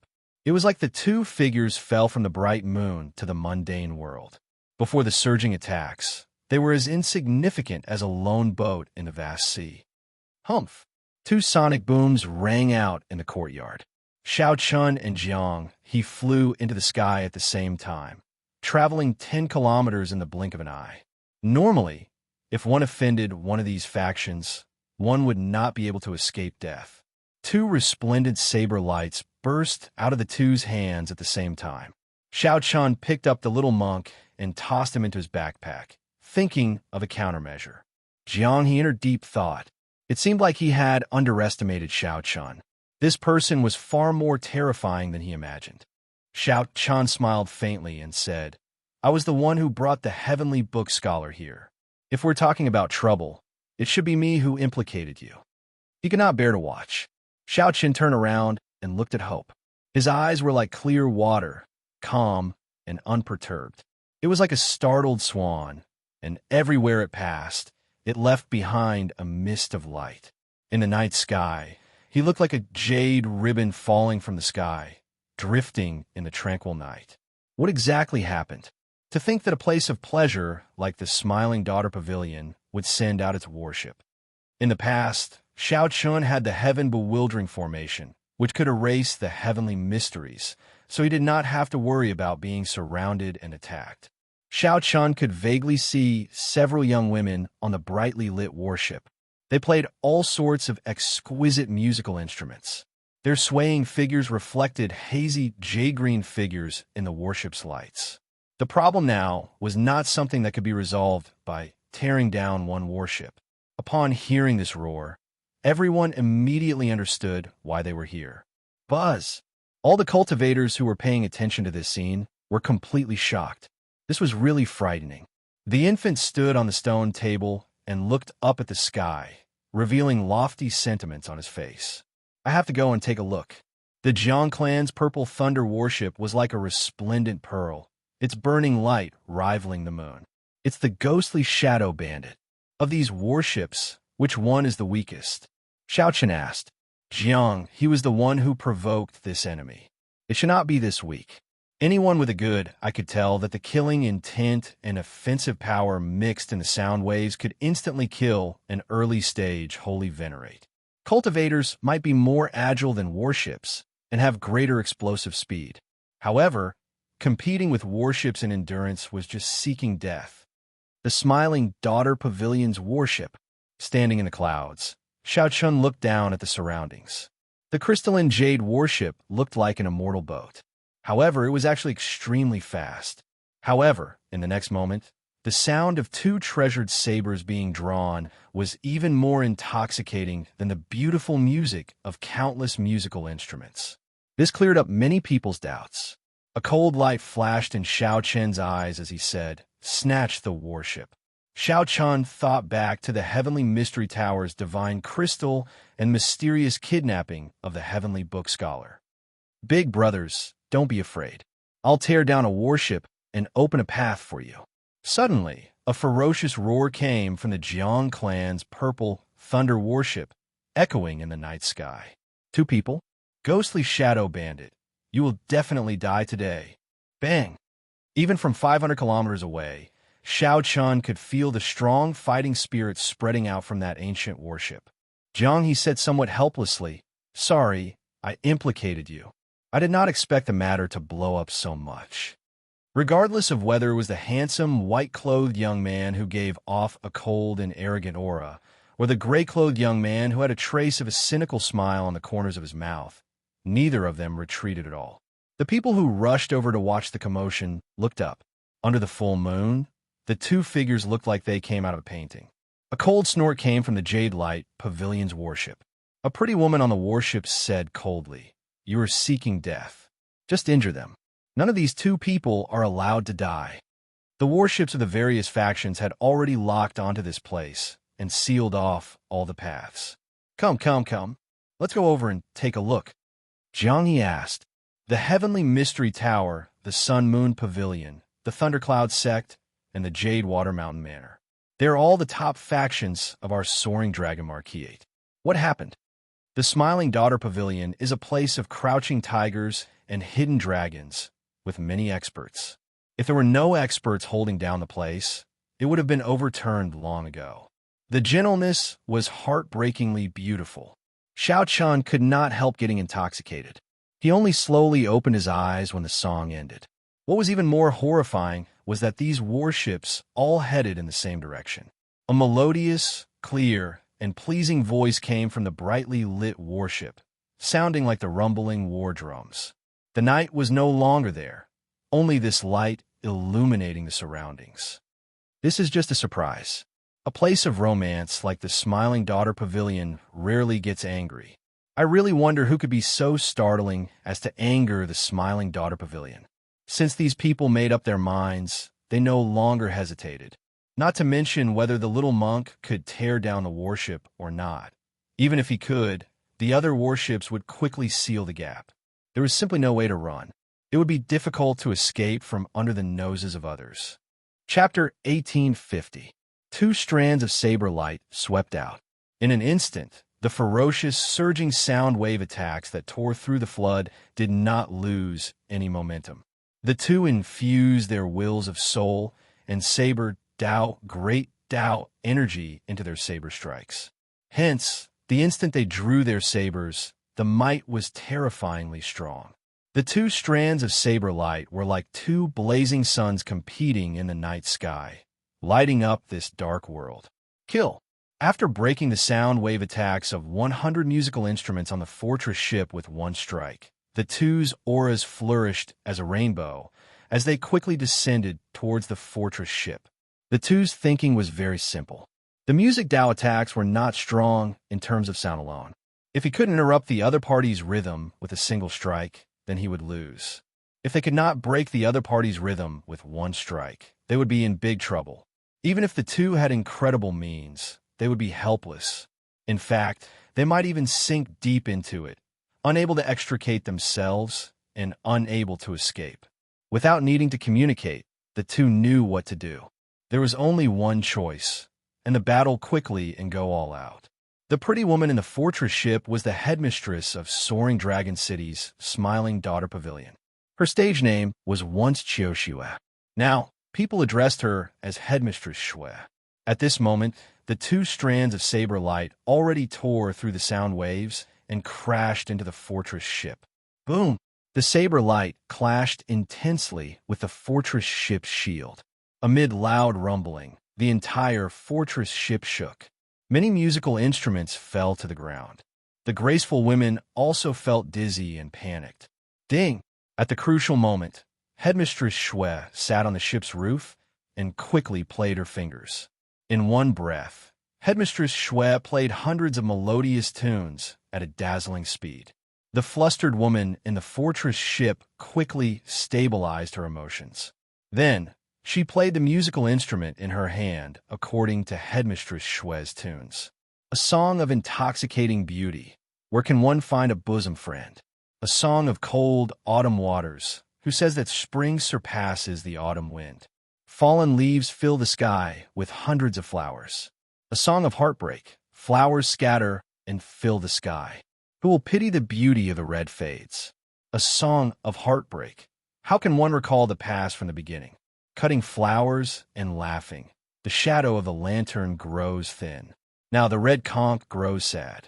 Can one remember the bright moon and beautiful clothes? As hundreds of musical instruments rang out again, headliner Shui used her heavenly voice to sing an extremely sorrowful song. It's the death of beauty. This is one of Fairy Blue Lotus's legendary divine melodies. Headliner Shui is truly fierce to be able to remain calm in the face of danger. Not only did they stop the ghostly shadow fiend duo's momentum, but they also launched a beautiful counterattack. Truly amazing. This song is really nice to listen to. Headliner Shui is truly worthy of being the imperial capital's courtesan belle of the past. Sincere and skillful, worthy of admiration. As long as I can drag this out, it doesn't matter whether or not the two fiends can break this song. If the warships from other places surround them, the ghostly shadow fiends will die for sure. The ghostly shadow bandit mysteriously turned into two people. The cultivators below had no choice but to change the way they addressed him. Of course, it wasn't a good name. Ghostly shadow fiend duo. We can't continue like this. If we do it again, the melody will become even more impassioned, and we will definitely die. The moment headliner Shui's zither rang out, she started playing the death of a beauty. Xiao Qian's and Jiang He's attacks immediately stopped. They could not break through and board the fortress ship. On the contrary, he had suffered quite a bit of injury. The sound waves injured both the mind and the body. Their internal organs suffered formless damage from the sound waves containing soul energy. This went without saying for their souls. Their clothes were dyed red with blood in an instant. Their bodies were covered in scars left behind by the sound wave. This showed the sharpness of the sound waves and the density of their attacks. They were extremely horrifying. Headliner Shui's fingers danced continuously on the fortress ship's high platform, changing unpredictably as she led the tune of the entire ship. Together with the formations in the fortress ship, she brought out the might of the death of a beauty to its limits. Right now, Headliner Shui not only wanted to stop the two, but also wanted to end the ghostly shadow bandit and retrieve the Smiling Daughter Pavilion's lost fairy basket. While it might just be an imitation, if a competitor obtained it and refined it into a similar treasure, it would be a huge hidden danger. That would be a huge hidden danger to the Smiling Daughter Pavilion. Just as the tune changed again, Xiao Chun and Jiang He exchanged looks. each having a plan in their hearts. Xianxia instantly executed the dragon tone art.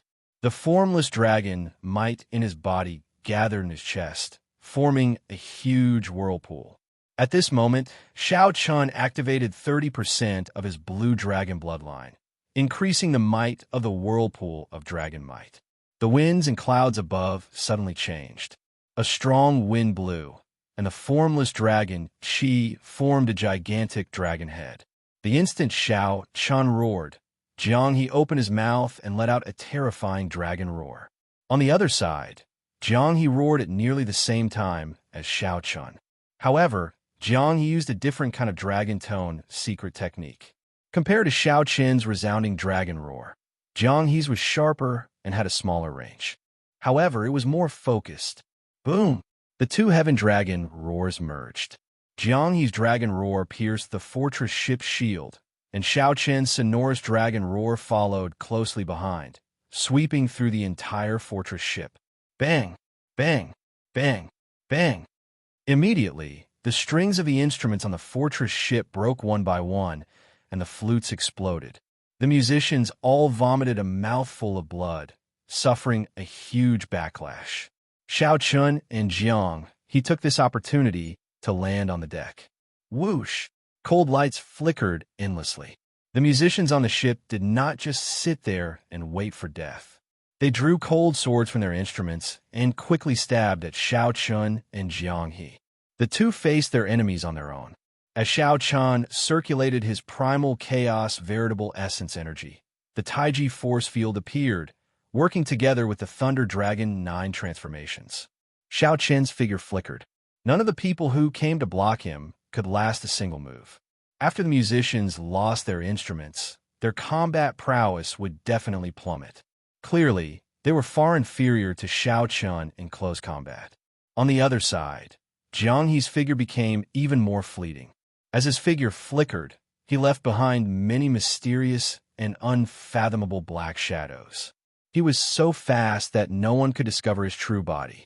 So, this was how he got the nickname Ghostly Shadow.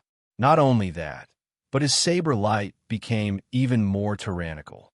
A tyrannical aura flowed on his saber, showing no mercy. The musicians that Jianghe injured were all severely injured, instantly losing their combat prowess. After about 15 minutes, the two stood together again. Now, only Headliner Shui remained among the musicians on the ship, standing high up. As Headliner Shui looked at the many severely injured musicians on the ship, she trembled in anger. She had not expected such a situation to occur. Not only did she fail to capture the ghostly Shadow Fiend duo, but the girls on her side were also severely injured. Fortunately, Xiaoqian and Jiang, he were not bloodthirsty people. Otherwise, none of them would have survived. However, such a miserable situation still startled Headliner Shui. She said sullenly, "All of you have to die." After saying that, Headliner Shui took out the fairy basket, the smiling daughter pavilion soul tool. Crack! However, Xiaoqian had long since prepared for this. He knocked an arrow and let go before Headliner Shui could. The arrow that flew out of the god Shadow Bao moved at lightning speed, pinning this holy venerate Headliner Shui to the ship. The fairy basket in Headliner Shui's hand fell to the ground, no longer having a chance to execute it. Xiaoqian only sought speed in this arrow and did not infuse much soul energy into it. Otherwise, this Headliner Shui would not just be like this. She would have died on the spot. Whoosh! Xiaoqian's figure flashed, and he arrived at the watchtower on the tall platform. Then, he pulled out the arrow. Blood immediately spurted out.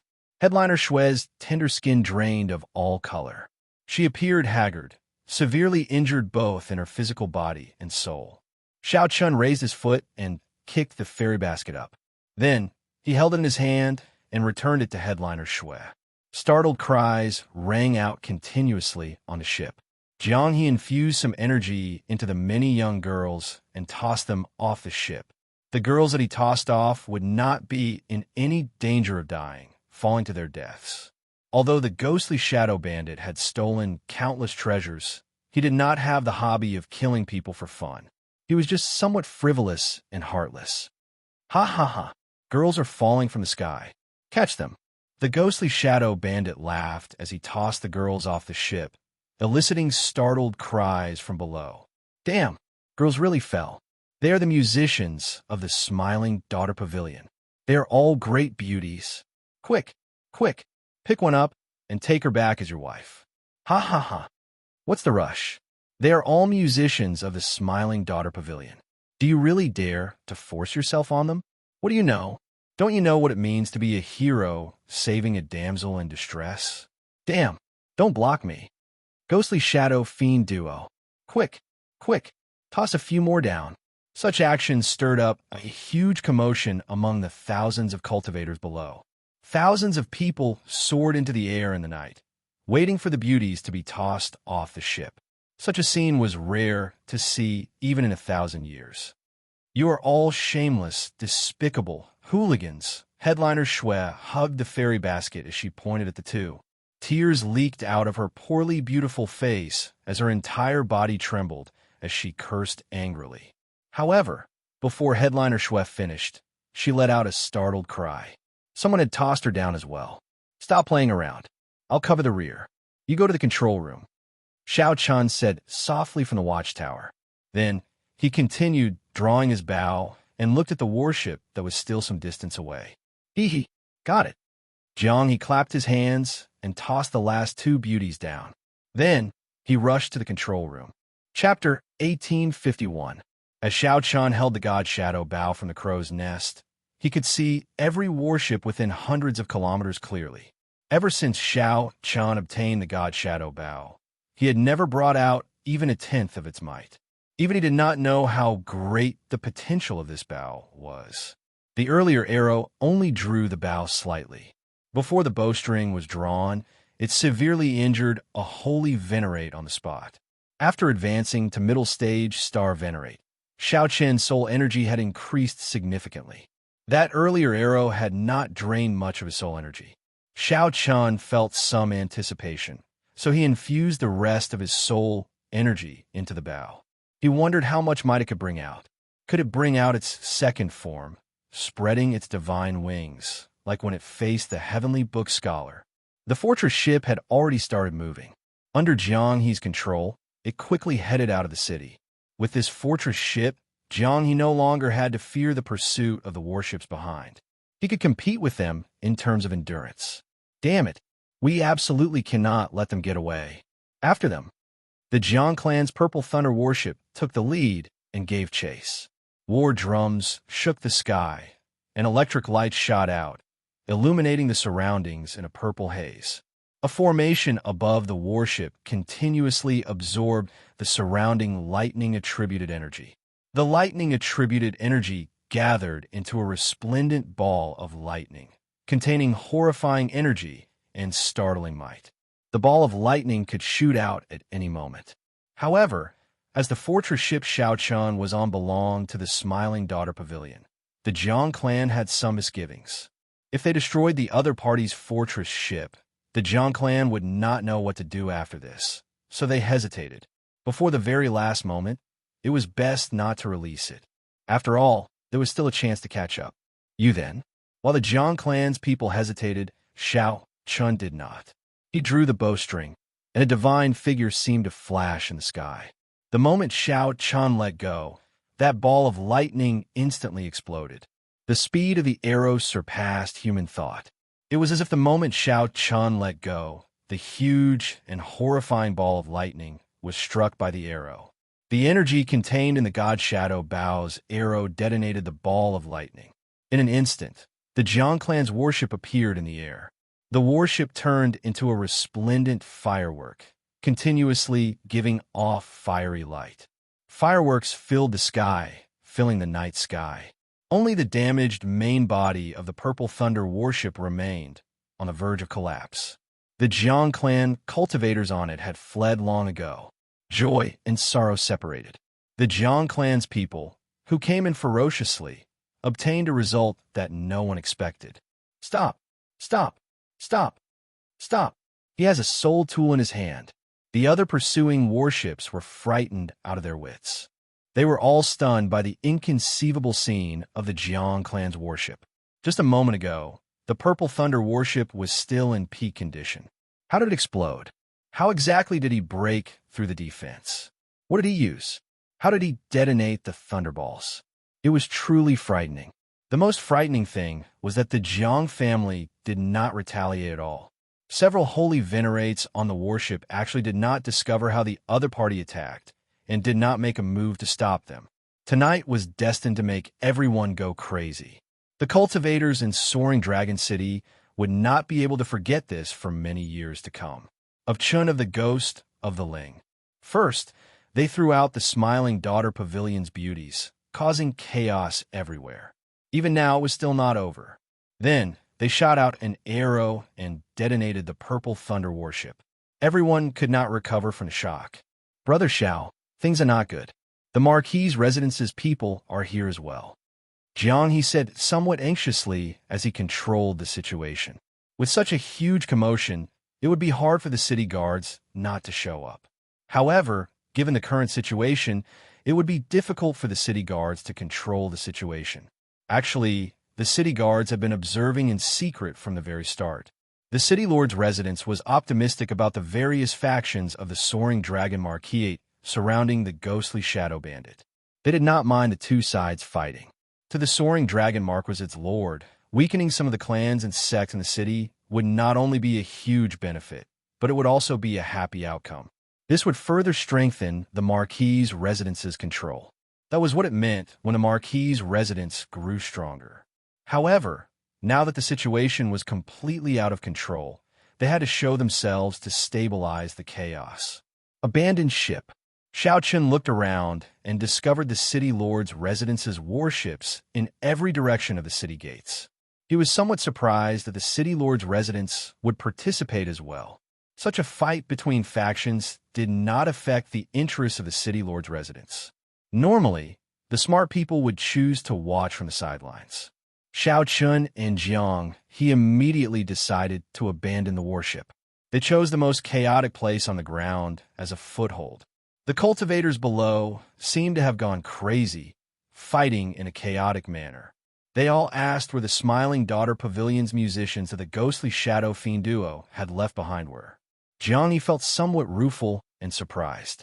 He just did not want to kill those musicians.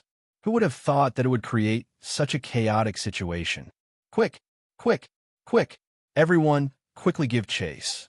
Ku Yejin snatched away a beautiful musician. Don't let him escape. There is someone over there as well. Why can't I catch him? Everyone quickly look. That's Headliner Shui. She got tossed down as well. Headliner Shui, don't be afraid. I'll protect you. No one can hurt you. You bunch of beasts. Don't go and hurt Headliner Shui. When the culprits, Xiao Chun and Jiang, he landed, they showed somewhat ashamed expressions. Then, the two changed into large cloaks and left in a hurry. They simply did not know what would happen to them after they got caught. Just thinking about what would happen to them if they got caught made them tremble in fear. At this moment, the two only wanted to take advantage of the chaos to leave the city quietly. Huh, how interesting. How unfortunate. This little monk cannot break his lust abstinence. Otherwise, I would have tossed one or two pretty big sisters down as well. A small head poked out of the large cloak behind Xiao Chun as he spoke in a childish voice. Jiang, he giggled and said, "You are known as the little demonic monk Silver Saber. Why have you not broken your lust abstinence yet? Don't mention this title. If you mention it again, I'll fall out with you." The little monk's baby-like face immediately turned incredibly embarrassed, turning red. Ha ha ha. Don't mention it then. Xiao Chun could not help smiling. The little demonic monk Silver Saber was destined to be a pain in the little monk's life. A title ruining a life. At this moment, Xiao Chun and Jiang, he moved through the chaotic crowd, appearing somewhat relaxed. Trying to find the two, who were deliberately hiding, was as difficult as ascending to heaven. Speaking of which, Jiang, his casual action created the conditions for the two to escape from a different angle. 1 hour later, Xiao Chun and Jiang, he were already far away from the chaos. As the two walked on the empty street, the originally bustling street had long since emptied out due to the commotion caused by Xiao Chun and Jiang He. The street, which could fit 10-odd horse carriages side by side, appeared exceptionally cold and empty. Under the moonlight, Xianxia's and Xianxia's shadows stretched out on the empty street. The bright moon hung high in the cold, windy night. The two just walked like that, not saying a word. After the commotion, they returned to reality. After this parting, the two might be fighting each other the next time they met. Perhaps this would be the last time the two worked together. The two's hearts felt somewhat heavy. Fate was merciless, and fate made fools of people. Who could have imagined that the two had the goal of becoming the Dragon Emperor? Both of them bore a heavy burden that they could not easily show to others. As the wind blew, the fallen leaves on the street danced in the wind. Xianxia suddenly stopped walking. As he looked at the drifting fallen leaves, he entered deep thought. Sometimes, it felt like a person's fate was like drifting fallen leaves. When a gust of wind blew from somewhere, one's body would involuntarily dance in the wind. At this moment, Xianxia also stopped walking. Fallen leaves should have returned to the dust. However, the merciless cold wind forced one's body to dance in the wind. The two were not sentimental people. Naturally, they could not stop because of the falling leaves dancing in the wind. At the end of his line of sight, there were rows of martial artists wearing the same style of armor, densely packed at the end of the road. These were a group of battle-hardened warriors with strong discipline. They also exuded a horrifying, killing chi. The wind blew because of this. Whoosh, whoosh, whoosh. Suddenly, the armor trembled. The city guards in front took the initiative to open a path, and a man and a woman walked out. When the two approached, they discovered that they were the Heavenly Book scholar and Lan Luo. Chapter 1852. When Xianxia and Jiang saw Lan Luo and Tiansu appear together, it was not difficult for them to understand. Why did the two of them end up here the moment they appeared? This is really a big battle. We've just left the tiger's den, and we're already surrounded by a pack of wolves. Jiang pursed his lips and smiled helplessly. The saber in his hand disappeared, replaced by a treasured saber that emanated a frightening aura. The black scabbard was engraved with dragon race motifs, looking mysterious and ancient. A soul tool. Jiang also had his own soul tool.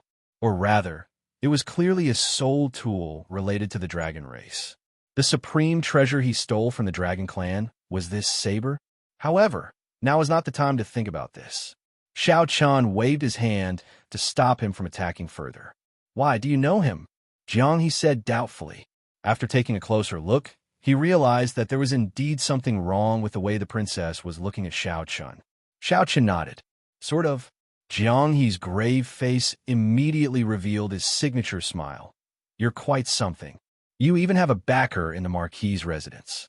If I had known earlier, I would have just gone to the Marquis's mansion directly. There was no need to go through all this trouble. Xianxia swapped out the mysterious dragon ray saber in his hand, and the two chatted in soft voices. On the other side, the Heavenly Book scholar appeared somewhat helpless. The cluster lord had forcefully dragged him to her side. While everyone's attention was on the ghostly shadow fiend duo, Lan Luo took the initiative to lead the city guards to block the Heavenly Book scholar. Helpless, he had no choice but to divine Xianxia's and Lan Luo's positions. Princess, it's best not to offend these two. Let them go. In any case, there is no direct benefit to the Marquis's mansion. There is no need for a life and death struggle. Although the Heavenly Book scholar had the bad habits of a Confucian scholar, he was not a sinister and vicious person. Xianxia and Jiang's lives had nothing to do with him, but he did not want them to die because of him either. Who would have imagined that Lan Luo would ignore him? Instead, she headed straight for Xianxia.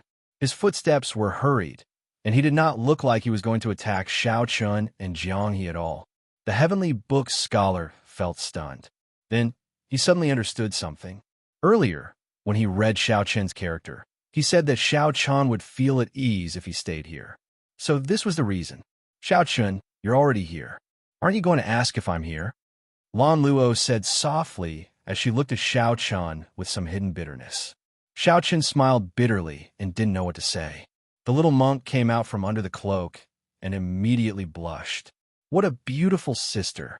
When Lan Luo saw the little monk, her expression changed slightly. Then, She said in understanding, so, that is the case. No wonder you are not willing to meet me. Xiao Chun, what kind of person do you take me, Wan Luo, for? Even if we're just ordinary friends, there's no need to be so rude. You don't even have to greet me. Xiao Chun looked a little embarrassed. He really didn't know how to explain. Ha ha ha, you've misunderstood, Your Highness.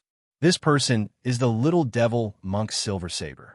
He mistakenly ate a heavenly treasure and obtained a heaven-sent opportunity to reconstruct his body. The heavenly book scholar walked over with a smile, helping Xiao Chun out of trouble. You still dare to mention it? Right after the heavenly book scholar spoke, the little monk flew into a rage. He immediately leaped out of the cloak and wanted to beat up the heavenly book scholar again. However, Xiao Chun clearly would not let the little monk continue messing around under such circumstances. Xiao Chun grabbed the little monk's little hand in the air and put him back.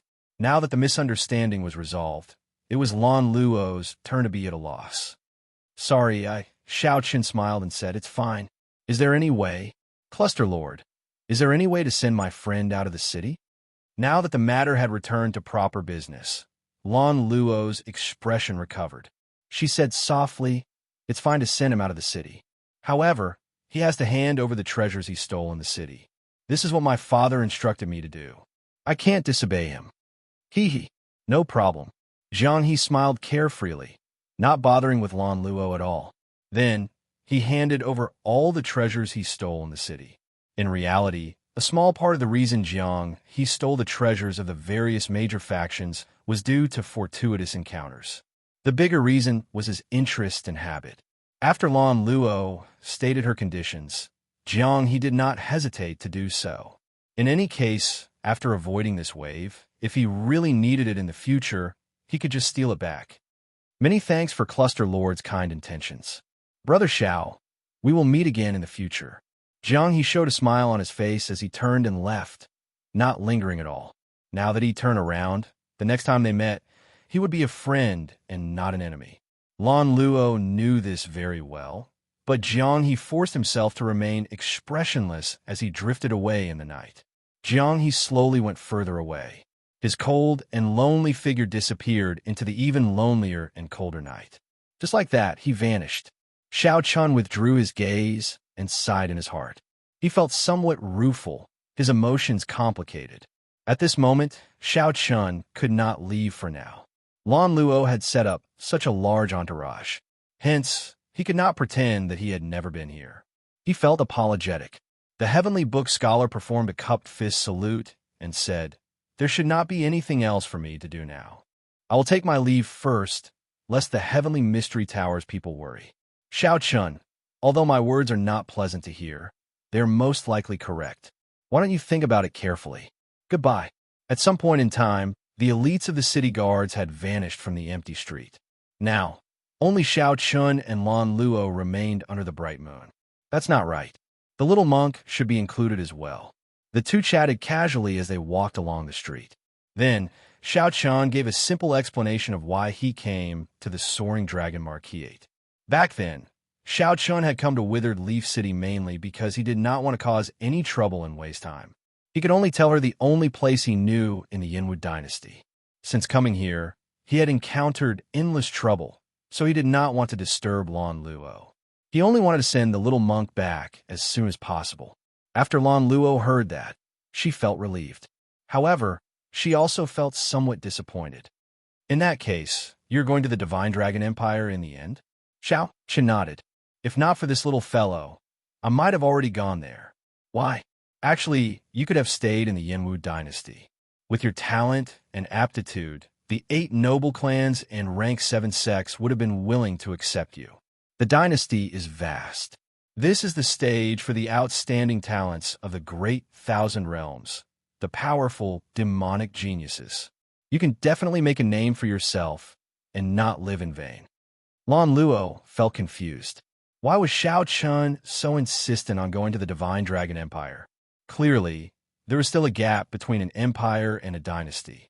Could it be that Xiao Chun feared the competition with the 8 noble clans and the outstanding talents of the royal clans in the dynasty? That was impossible. Given her understanding of Xiao Chun, that was absolutely not the reason. After thinking about it, Lan Luo could only say that the Divine Dragon Empire was an extremely important place for Xiao Chun. Perhaps it was a person or some place he was worried about. Lan Luo's words stirred up a slight ripple in Xiao Chen's heart, making him feel excited. Indeed, the four dynasties were the dreams of all the outstanding talents of the Great Thousand Realms. Only in these places could one reach the peak of cultivation, truly witness the most glorious era of the martial epic. After several years of development, the martial epic was now in its golden age. As for the four dynasties, they held the most luck in the central Great Realm, attracting the outstanding talents of the various realms. All the proud people wanted to come and give it a try. As a cultivator, Xiao Chun was naturally no exception. He wanted to see the true, outstanding talents and demonic geniuses of this age. However, now is not the time. I will come, but not now. I have to go to the Divine Dragon Empire, Xiao Chun said seriously. It is not convenient to explain the reason now.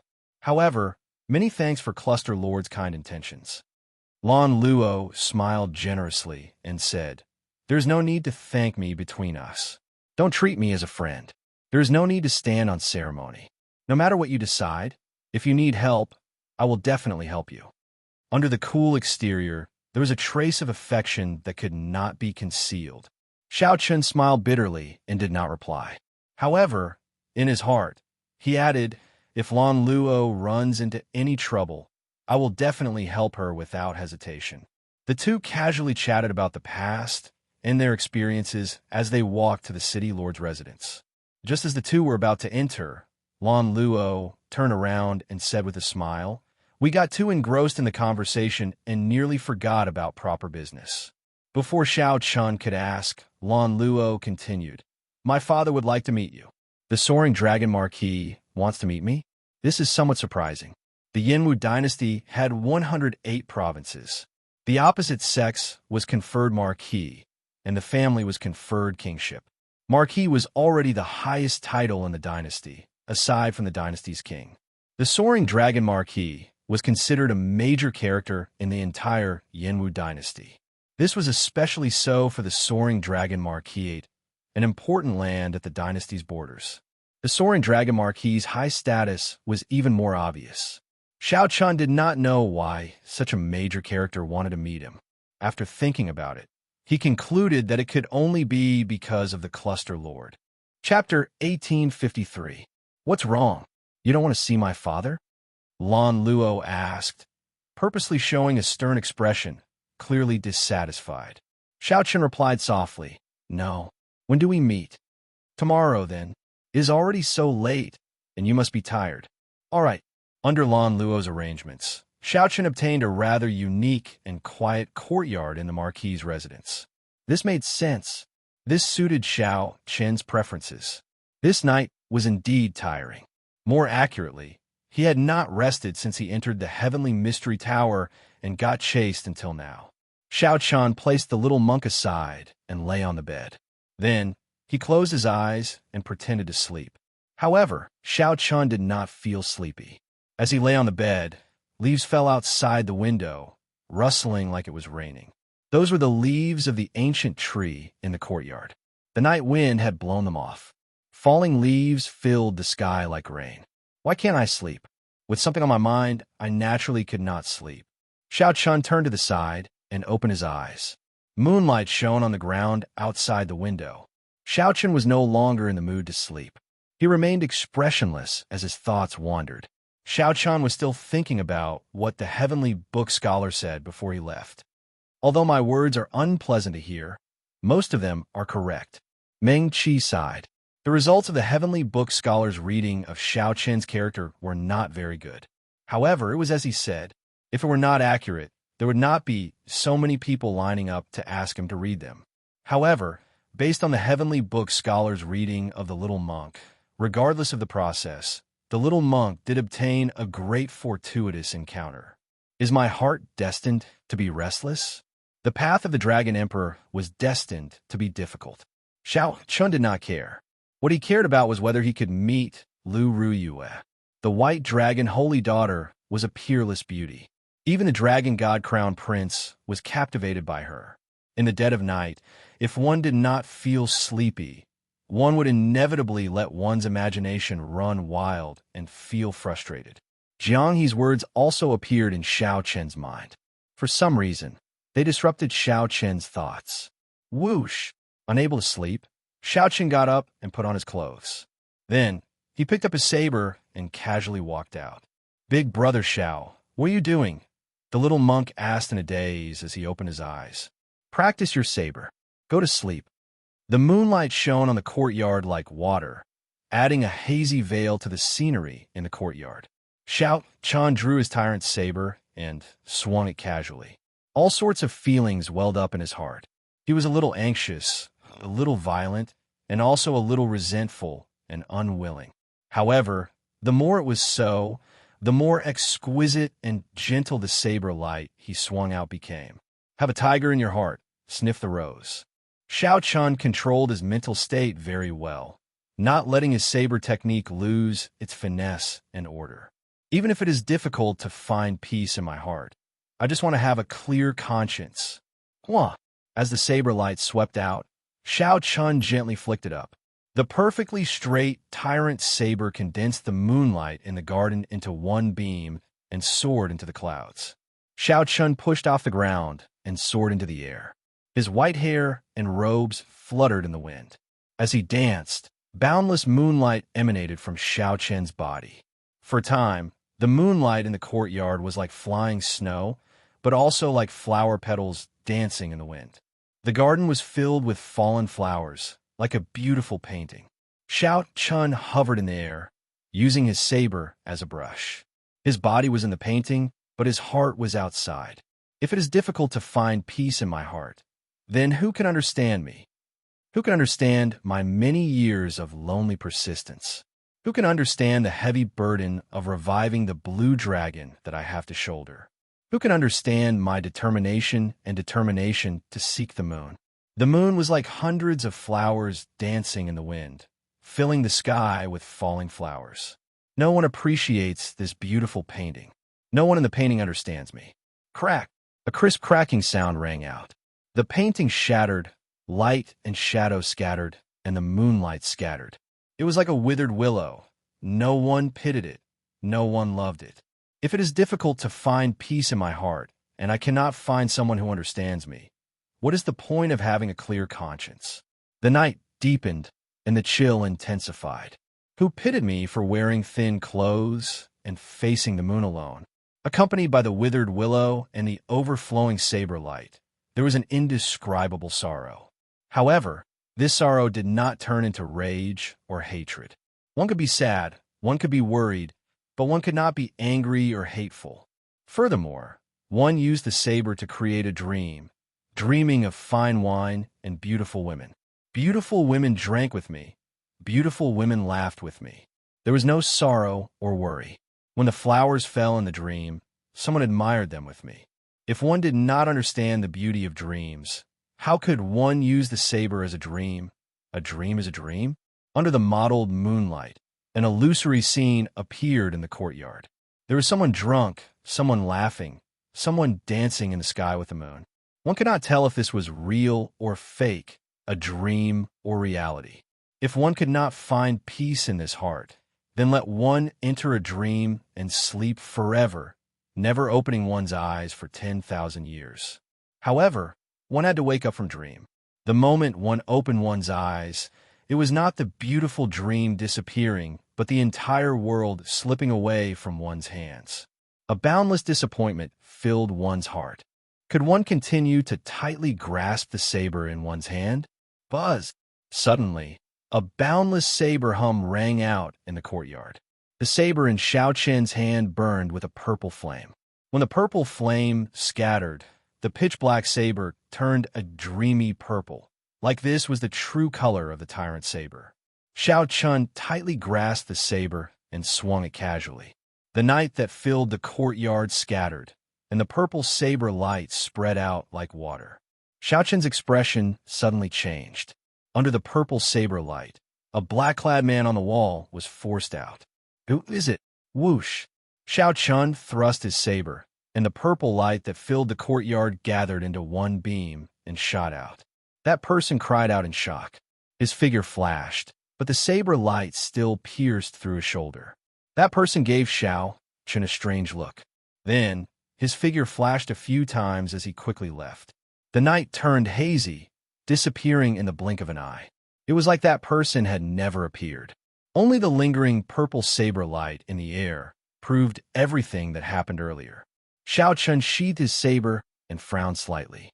However, he did not give chase. This person could appear silently, only appearing unexpectedly after Xianxia activated the true form of the tyrant saber. This proved that this person was far stronger than Xianxia. However, he did not make a move. Clearly, he did not have any malicious intent. The Marquis's residence was filled with crouching tigers and hidden dragons. There were at least 10 people with such strength. If Xianxia gave chase and caused trouble, it would not be good. Now that Xianxia stopped thinking, he naturally could not continue brandishing his saber. Xianxia went to the stone table in the courtyard and gently placed the tyrant saber on it. Then he took out the 1,000-year flame and drank by himself. After brandishing his saber, Xiaoqian's restless emotions calmed down. After a few cups of fine wine, moonlight unknowingly enveloped him, and he fell asleep in a daze. When Xiaoqian opened his eyes again, piercing sunlight shone in, and his neck stiffened uncomfortably. This time, he found himself resting his chin on his hand as he slept for the entire night. Young Master Xiao, sorry for the disturbance. The Marquis has prepared a family banquet and would like to invite young Master Xiao over. The Cluster Lord specially instructed me to entertain you. A slender and pretty maidservant stood outside the courtyard doors, speaking in a charming voice. Xiaoqian recovered his wits and replied, "Wait for a while. I'll go over after I wash up." After tidying up, Xiaoqian carried the little monk on his back and went to attend the family banquet under the maidservant's lead. Generally speaking, the grander family banquets were usually held in the evening. Since there was a family banquet in the morning, it meant that not many people would be invited. Aside from the Marquis's residence's heirs, there might be only Xiaoqian and the little monk. The Marquis's residence was very large, with winding corridors, fake mountains, and flowing rivers. It was like a maze crisscrossing each other. Without anyone to lead the way, one might really get lost in the maze, wandering around. On one of the corridors, Xiaoqian discovered a group of people marching in front. Their destination seemed to be the same as Xiaoqian's. However, Xiaoqian could tell that many of them were just attendants and guards. The true master was a youth in embroidered clothes leading the group. That youth was very handsome and easygoing. Xiaoqian could see a smile on his face. When this youth spoke to the maidservant leading the way, he did not put on an overbearing air at all, making that maidservant feel embarrassed. Aside from this, that youth also exuded a pressing air of nobility. However, his easygoing air covered up this air of nobility, making others feel close to him. Xiaoqian stopped and entered deep thought. There is nothing to mind about this person. Xiaoqian stopped because he discovered a relatively pure dynasty's luck on the other party's body. The 4 dynasties occupied the main dragon veins of the central Great Realm. All those with dynasty bloodlines could receive protection from the dragon veins. The purer one's bloodline was, the greater the dynasty's luck one received.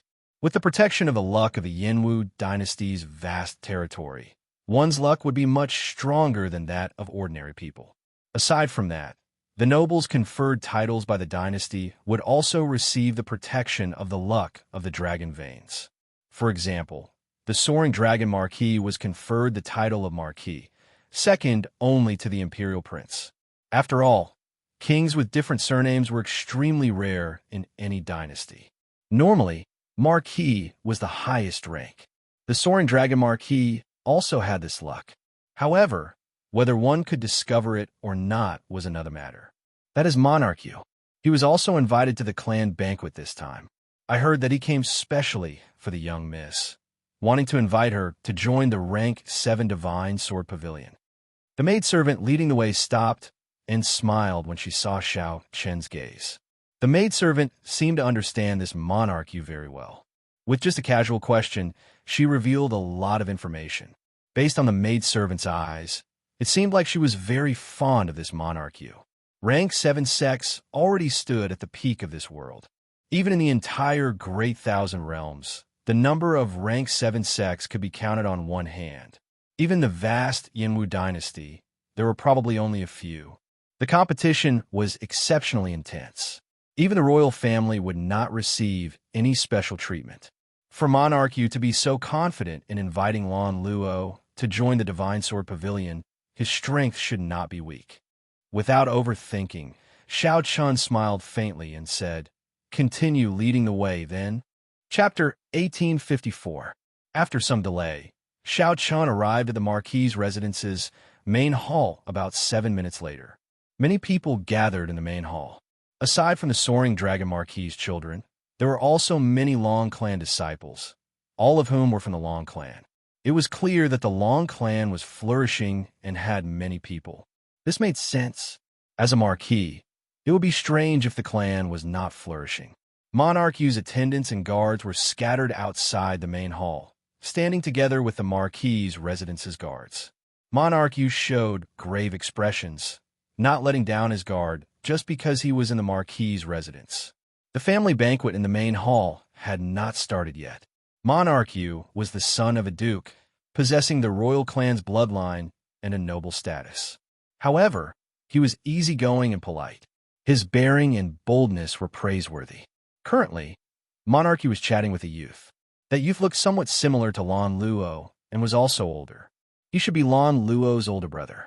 The Long Clan disciples surrounded the two, chatting happily. However, Monarch Yu dominated the spotlight. Most people's gazes landed on him. This was especially so for the many women. Their eyes gleamed with admiration, not hiding it at all. "Young Master Xiao, we have arrived." The maidservant leading the way bowed obediently. Before the maidservant left, she gave Monarch Yu a bashful look before taking her leave. The little monk lay on Xiao Chen's shoulder, looking around curiously. He looked very cute. One adult and one child entered the main hall. This immediately attracted countless gazes. Many people showed curious expressions. Aside from Monarch Yu, why was there an outsider at the Long Clan's family banquet? "You are." The youth chatting with Monarch Yu asked from afar without standing up. Whoosh! Many gazes immediately focused on Xiao Chun. The bustling hall turned quiet. "Big brother, he is Xiao Chun, the person I told you about. Father specially invited him here." Without waiting for Xiao Chun to reply, Lan Luo stood up and made the introductions, leading Xiao Chun over. "To think that you dare to enter the Dragon Marquis's residence. Long Clan guards, take him down." A familiar figure appeared among the Long Clan disciples.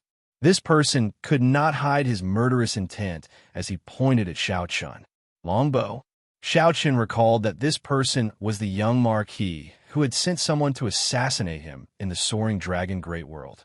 He seemed to be Lan Luo's 7th brother. Xiao Chun remembered that he had clearly killed him. However, it was not strange. At that time, he had left in a hurry and did not finish him off. With the resources of the princess's residence and the presence of some experts, it was not surprising that they were able to save him. Swish, swish, swish. A group of guards appeared outside the door and surrounded Xiao Chun without any explanation. However, Xiao Chun did not make a move. He only looked at the youth beside Monarch Yu. Clearly, Lan Luo's eldest brother was the one with more prestige here. "Let's go. There's nothing here." Lan Luo's first brother waved his hand and dismissed the guard. Then, he said indifferently, "7th brother, young Master Xiao, is an honored guest that Imperial Father specially invited. Watch your words. Otherwise, I don't mind kicking you out." Longbow's expression was quite sullen. His enemy was right in front of him, but he was his father's honored guest. He couldn't even take down Xiao Chun in his own home. "Don't be arrogant. Sooner or later, I will teach you a lesson." Longbow waved his hand and withdrew with a resentful expression. Xiao Chun said indifferently, "I don't mind killing you again." Whoosh! Right after Xiao Chun spoke, a huge commotion immediately broke out, shocking the Long Clan disciples. Then, the shock turned into enmity. For Xianxia to say such words in front of the Long clan in the Marquis's residence was somewhat mocking. Even Lan Luo's eldest brother felt somewhat embarrassed, stunned for a moment. It looks like I am not very welcome. Goodbye. Xiaochun had always been a decisive person. When he saw the expressions of the others, he was not willing to remain here. Had he known that this longbow would be here, he would have rejected him from the start. However, it was clear that someone was not willing to let Xiaochun leave. Young Master Xiao, please wait. Since you received the Marquis's residence's invitation, you will be too disrespectful to the Marquis if you leave now. The Marquis's residence rarely invites outsiders to its banquets. Young Master Xiao, please think about it. Monarch said slowly as he held a cup of tea. Immediately, the many Long clan disciples burst into an uproar. It turned out that this person was protected by the Marquis's residence. He was truly too arrogant and unreasonable. Monarch's simple words instantly isolated Xiaochun. Xiaochun thought for a while. If he left the banquet, it would indeed be disrespectful to the Marquis, whom he had not met yet. This put Lan Luo in a difficult position. Then, Xiaochun turned around and found a corner to sit beside Lan Luo again. When Lan Luo saw Xiaochun sit down, she heaved a clear sigh of relief. Xiaochun, it has been hard on you. Lan Luo sent a voice projection. She had good intentions, but she had not expected things to turn out like this. It's fine. I did not handle it well. There was indeed no need to get angry at an existence like Longbow. Xiaochun already felt much more at ease. Huh. Everyone is here. At this moment, a middle-aged man with white hair at the temples walked in. He was wearing armor and strode in. Father, third uncle, Lord Marquis. Everyone at the table stood up and greeted this person. Needless to say, this person was the overlord of the Soaring Dragon Marquis. The Soaring Dragon Marquis. However, the Soaring Dragon Marquis looked ordinary, only exuding the might of a general. There was nothing special about him, which was rather strange. I have been busy with military matters and rarely eat with everyone. Today, there are 2 honored guests coming to the banquet. Come, let me offer a toast to the 2 of you. The Soaring Dragon Marquis was rather straightforward. After indicating for everyone to sit down, he stood up and offered a toast to Xiaochun and Monarch. Xiaochun and Monarch did not dare to be slow. They stood up at the same time and drained the wine in their cups in one go. Thank you, Lord Marquis, for your hospitality. The 2 took their seats and put down their wine cups. The banquet officially began. Delicacies that were not sumptuous but had great value were served up. At the table, the Soaring Dragon Marquis did not pay any attention to Xiaochun and Monarch. As they chatted, they only talked about family matters and other minor matters. Your father does not put on any airs, Xiaochun said to Lan Luo, who was beside him. However, Lan Luo replied somewhat helplessly. In my impression, he has always been like this. He is neither warm nor cold to everything. You will never be able to see the true thoughts in your heart. I can't see through them either. For example, the Soaring Dragon Marquis had clearly called Xiaochun over on purpose.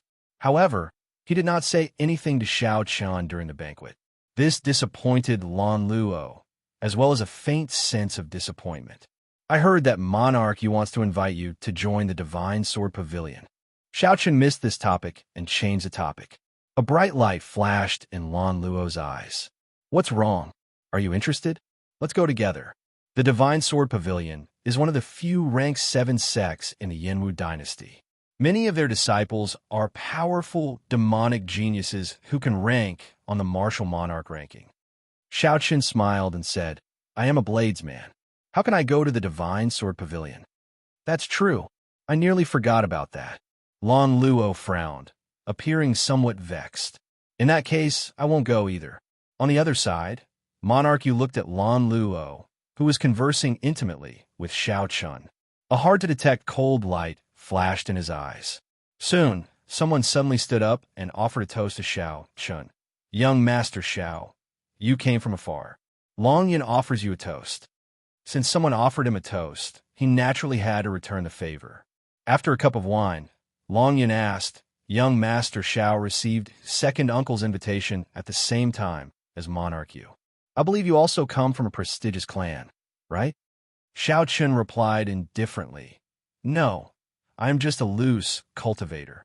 This is my first time in the Central Great Realm. These words caused another uproar.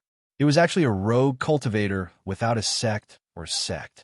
Furthermore, he had only just arrived in the Central Great Realm. In their eyes, such a person was simply a country bumpkin. When the others thought of themselves, they couldn't believe that they were sitting and eating with someone of such status. Their expressions couldn't help but turn a little weird. Monarchy revealed a surprised expression. Unexpectedly, one of the ghostly shadow fiend duo, who caused a commotion last night, has just arrived in the Central Great Realm. The ghostly shadow fiend duo. Monarchy's casual words successfully caused the expressions of these long clan disciples to change again.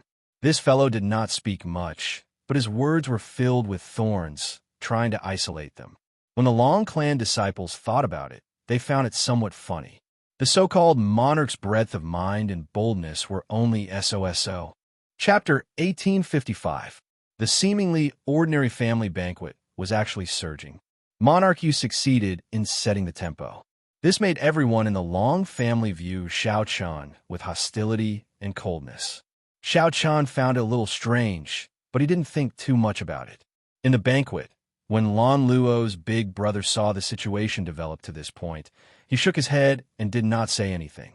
Long Yin, while I'm not around, have you neglected the cultivation of the Long family disciples? When the family banquet was about to end, the soaring dragon marquis looked at Lan Luo's eldest brother and asked in a serious tone, My Long family has been famous for our bravery since the founding of the dynasty.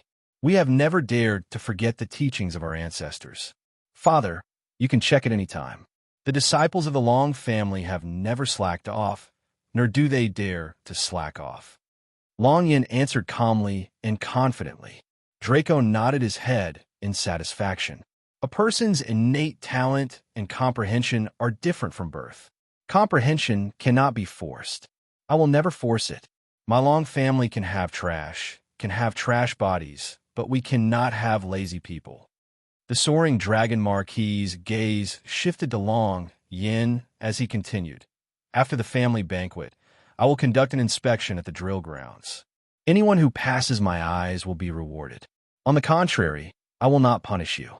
I will only punish you, Long Yin. Long Yin gladly accepted the order, not caring about these somewhat demanding conditions. The Long family disciples heard the soaring dragon marquis's words. Their faces were filled with excitement and anticipation. Everyone had a competitive heart. Coupled with the fact that he would receive a reward from his father, it was hard for him not to be excited. Monarch Yu and Xiaochun come along as well. The soaring dragon marquis invited as he looked at Xiaochun and Monarch Yu. His tone was relaxed and seemed easygoing, but there was a hint of irrefutability in it. My pleasure. My father has always told me that the soaring dragon marquis has a strict upbringing. After standing in the north for so many years, I definitely have to take a good look. Monarch Yu smiled faintly and dealt with the situation easily. Xiaochun thought for a while. He was prepared to leave after the family banquet. The soaring dragon marquis's invitation put him in a difficult position. Xiaochun, Luo, told me about your matter. I contacted the Hidden Spirit Temple's abbot last night. They will send people to bring little monk Yin Chun back. At the same time, they will convey my thanks to you. The Hidden Spirit Temple owes you a favor. The soaring dragon marquis seemed to have guessed what Xiaochun was thinking. What? These words immediately shocked the disciples of the Long family, and they revealed expressions of extreme disbelief. Monarch Yu's words had already caused their impression of Xiaochun to plummet. They now felt that he was just a country bumpkin who had just arrived in the Central Great Realm. He didn't belong to any sect, so there was no need to treat him too well. There were too many people like this. In the entire Great Thousand Realms, everyone took pride in being in the Central Great Realm. This was the center of the martial epic. The four dynasties and the many empires dominated the direction of the entire martial epic. As the descendants of the Yinwu dynasty's soaring dragon marquis, they were very proud. There was no need to criticize them. After all, they had the capital to do so in the first place. After leaving the central Great Realm, no matter where they went, they would receive the highest treatment. However, the soaring dragon Marquis's casual words made them flabbergasted. The abbot of the Buddhist sect's hidden spirit temple, who did not care about worldly matters, actually said that the hidden spirit temple owed Xianxia a favor. Not to mention how strong the abbot was, the hidden spirit temple itself was an existence that surpassed rank 7 sections. Its history was even longer than that of a dynasty. To think that such a holy land owed Xianxia a favor. How could they not be shocked? At the same time, they felt dissatisfied in their hearts. How could such a person make the hidden spirit temple owe him a favor? Everyone here was a proud person. When they suddenly heard these words, they could not help feeling competitive. Even Monarch's calm expression changed slightly. As he looked at Xianxia, his expression turned strange. Master is coming? This is really great. The little monk had been looking at the good wine and dishes on the table, but could not eat them, only salivating.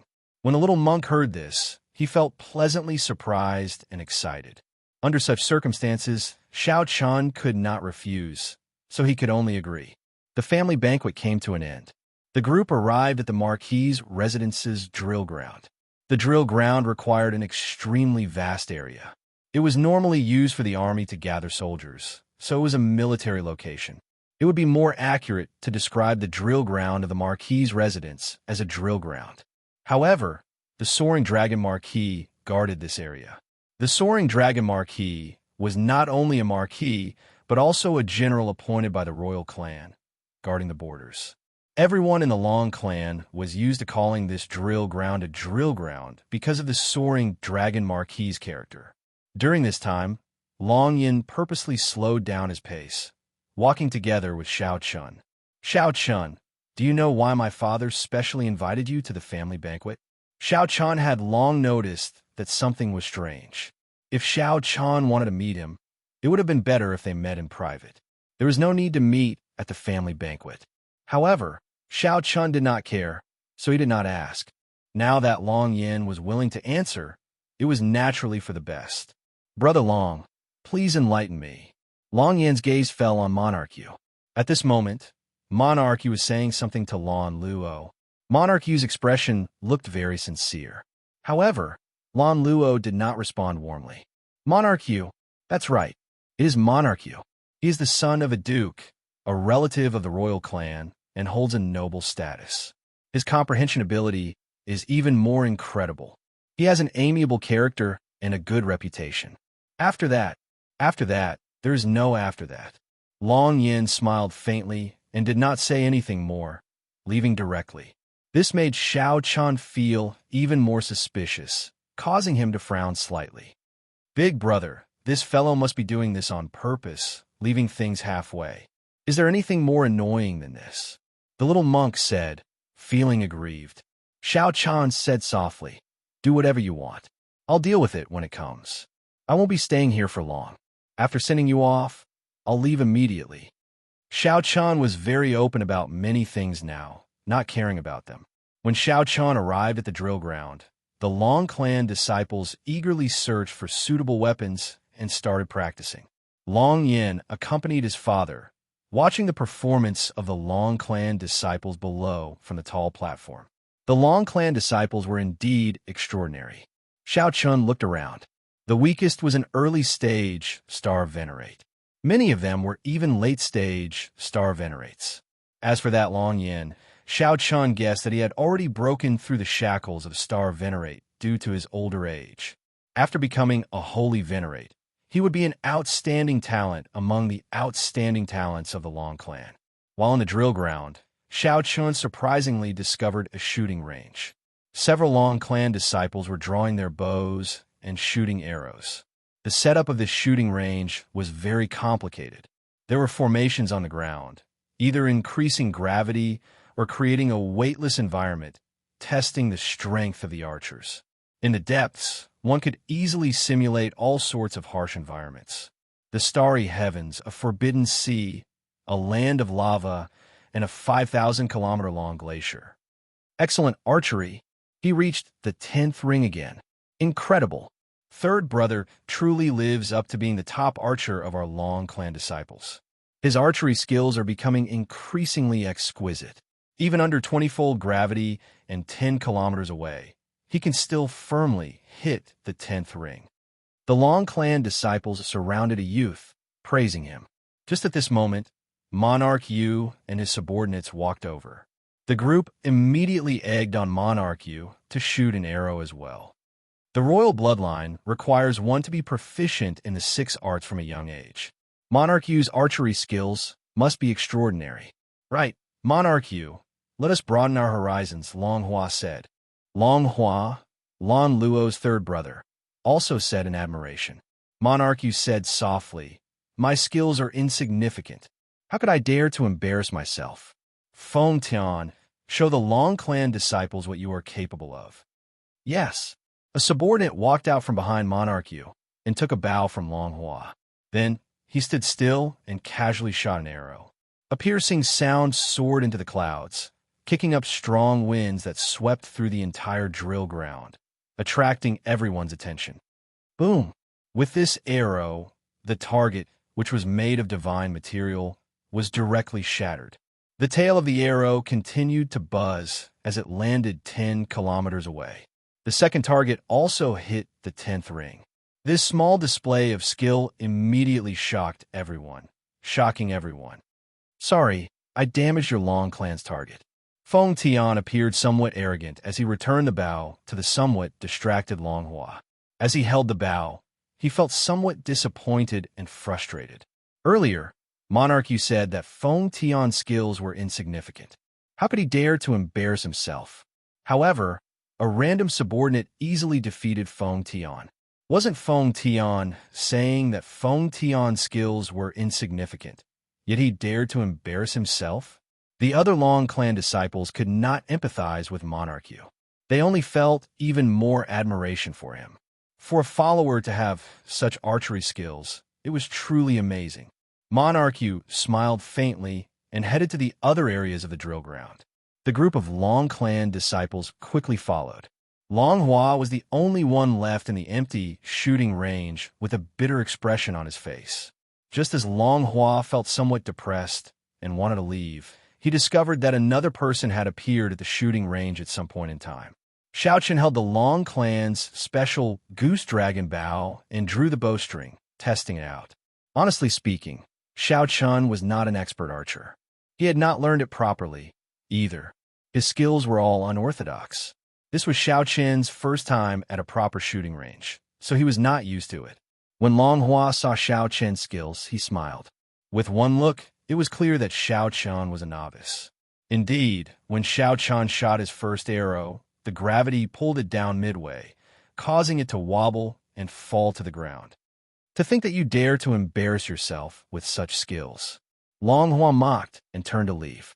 However, just as Long Hua was about to leave, he heard a dang sound. This was the sound of an arrow hitting the bull's eye. Long Hua was very familiar with this sound. Long Hua immediately turned around and discovered that Xianxia's second arrow had hit the bull's eye. The little monk stood at the side, clapping and cheering. Dang! Dang! Dang!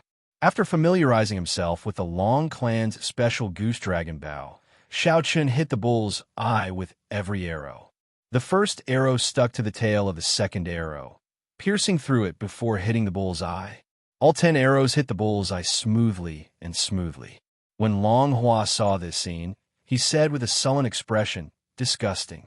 Your archery skills are clearly excellent, yet you pretend to be a novice before me. Pretending to be a pig to eat a tiger, making fun of me. You are indeed narrow-minded and extremely shameless. Ha! Little benefactor, you are really stupid. The person who defeated you was the one who hid his strength. What does that have to do with my big brother? This is just my big brother's first time at the shooting range and is not used to your Long clan standard bow. The little monk said with disdain. What do you mean? Long Hua asked, feeling confused. Chapter 1856. Facing Long Hua's confusion, the little monk smiled and said, You are indeed stupid. Look, who are the 2 people by his side now? Long Hua looked at Monarch Yu doubtfully and saw that the 2 people by Monarch Yu's side had changed. The place where the Long clan disciples practiced their spear techniques was where Monarch Yu came. With Monarch Yu's arrival, that place immediately became the most bustling place in the drill ground. Not only did the Long clan disciples gather there, but even the guards of the Marquis' residence went over to join in the excitement. Another busybody encouraged Monarch Yu to show off his skills. Monarch Yu said a few humble words, but still did not make a move, letting his follower show off his skills. That follower did not look shocking. However, his spear techniques were amazing. Even the best spear technique among the Long clan disciples did not last more than 10 moves against that follower. Many of the Marquis' residence's guards were itching to challenge him. However, they could only show off that follower's exquisite spear techniques. Long Hua exclaimed in shock, "What incredible spear techniques!" Monarch Yu simply could not figure out what was going on. Given his intelligence, it was indeed somewhat shocking for him to figure this out. The little monk's baby-like face showed disdain as he said, "Can't you tell? This monarch has many capable people under him. That person who competed with you earlier is someone with excellent archery skills, much stronger than you. He must have prepared this. Otherwise, do you think that just anyone's archery skills are that scary?" "Why?" Long Hua asked, feeling confused. Monarch Yu found an expert archer to trample on him for no reason. Initially, Long Hua did not believe it. However, when he saw Monarch Yu casually walking around the drill ground, he inadvertently displayed a strong follower. The little monk frowned and looked up at Xiao Chun, who was beside him. Then he asked in a daze, "Big brother, why?" "Dang!" Xiao Chun hit the bull's eye again. He felt that this drill ground was rather useful. If he were to cultivate here for a month, his mediocre archery skills should be able to improve by leaps and bounds. If he found a good teacher from the Marquis' residence to teach him, he might even become an expert archer. "Little brat, it turns out that you don't know either," Long Hua muttered. Long Hua mumbled to himself as he came to Xiao Chen's side and asked, "Why exactly?" Xiao Chen placed the goose dragon bow on the table at the side and glanced at Monarch Yu. There was a hubbub of voices on the other side, and it was extremely lively. Cheers could be heard from time to time. "Anticipation, I guess." "What?" Xiao Chun explained. "There are thousands of people on the drill ground, including the Marquis' mansion's family warriors and the disciples of the opposite sex. When everyone wanted to see Monarch Yu's strength, he did not make a move. It's better to let your followers attack, to shock the crowd, and lure them away. The more you want him to make a move, the more he refuses to make a move. He's only letting his follower provoke everyone's interest. What do you expect in your heart now?" Long Hua replied without even thinking, "Naturally, I want to see Monarch Yu's own strength. Even his followers are so powerful. As the master, he must be even stronger." "That's right. Right now, he's trying to create this kind of anticipation and provoke your expectations to the extreme. Actually, do you have some other kind of anticipation in your heart? Since your follower is so powerful, you might not be as powerful. You want to see him make a fool of himself." Xiao Chen remained expressionless, not showing any fluctuations. However, he seemed to be able to see through people's hearts. Long Hua said somewhat embarrassedly, "Indeed, a little. I lost so miserably. Naturally, I feel somewhat unconvinced." Xiao Chen smiled faintly and said, "Don't think that way. Otherwise, when he makes a move later, you will feel even more despair. This is the effect that he wants. When everyone's emotions are at their peak, he will pretend to make a move reluctantly. When he makes a move, he will shock everyone and make the others' respect for him reach new heights. It might even make them despair of being undefeatable, feeling respect in their defeat." "That's impossible." Long Hua felt somewhat incredulous. Xiao Chen's words had a huge impact on him. His pure heart could not accept this. This was simply too complicated. Right now, Long Hua felt somewhat dizzy. The little monk, who was not even taller than Xiao Chen's calf, rubbed his chin and nodded to himself. Big brother is really smart. He immediately figured out the crux of the problem. This Monarch Yu is also incredible. I could try using this move in the future. Long Hua's expression did not fade.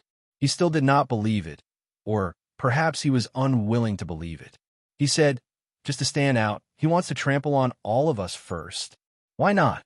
In the same era of the martial epoch, only the most resplendent star will be remembered by the later generations. The other stars can only adorn the night sky, making it even more resplendent and dazzling, making people feel even more respect and admiration. This is how the path of the martial epoch is. Isn't it the same in reality? Xiao said indifferently. Right now, you're just unlucky to be in the same drill ground as him. However, will there really be people who think that way and then do it? Longhua thought about it carefully. If that was really the case, this person was too shrewd and scheming. Even after being purposely used as a stepping stone, he was still willing to worship the other party. A general success is built on 10,000 bones. This has been the case since ancient times. While this sentence seems very far away from us, in reality, it is happening all the time. To achieve one's goal, a few tricks and a few stepping stones are nothing. Every day, every hour, every moment, there are people who become stepping stones for others. Dang! Xiao drew back the bowstring, and the arrow struck the bulbous eye again. Then, he revealed a faint smile on his face. I can increase the gravity now. With my veritable essence energy, I can control the gravity by 20 times. If it were the Soul Slayer bow, Xiao would have no problem reaching the level of the archery expert under Monarch Yu. When Longhua heard what Xiao said, he felt his hair stand on end. Is this world really that scary? However, what is his purpose? Why is Monarch Yu doing this? Longhua could not help asking. He already doubted Xiao Chen's words, so he could not help asking. Xiao Chen looked at the tall platform. The Marquis, Long Yin, and the upper echelon of the Marquis's residence could not help looking at Monarch Yu. It cannot be helped. Nearly all the thousands of people in the drill ground gathered where Monarch Yu was. Monarch Yu looked very handsome and valiant. He held a noble status, but he was neither arrogant nor proud. Just as subordinates could make people applaud and praise him endlessly. If the people in the drill ground did not pay attention to him, who would they pay attention to? Could it be those lonely, lost, or disappointed stepping stones in the corners? Compared to the cheerful Monarch Yu, who had a gloomy expression and was dispirited and full of negative energy, who would they pay attention to? The answer went without saying. Xiao thought about the excited Long clan disciples at the family banquet. At this moment, the outstanding talents among them were all like Longhua, dispirited and dissatisfied. It was not that they were not outstanding enough. It was just that they ran into the even more outstanding Monarch Yu. This was originally a drill prepared for them. With Monarch Yu's means, the main character changed, becoming Xiao himself. This allowed the soaring Dragon Marquis and the upper echelon of the Marquis's residence to focus their gazes on him. They had somewhat forgotten the original purpose of this drill. After Longhua heard what Xiao said, he could not say that he understood everything. However, he understood Xiao Chen's words. However, Longhua still felt dubious in his heart. He felt that what Xiao said was too shocking, somewhat unrealistic. Brother Xiao, your archery skills are pretty good. Suddenly, Monarch Yu, who was in the crowd in the distance, seemed to have discovered Xiao by accident. Following Monarch Yu's gaze, the gazes of the drill ground immediately shifted to Xiao. As Monarch Yu spoke, he walked over naturally, and the others quickly followed. Monarch Yu, show us your skills. It was unknown who shouted that, but the cultivators following Monarch Yu instantly erupted. Right. Monarch Yu, you possess the royal clan's bloodline.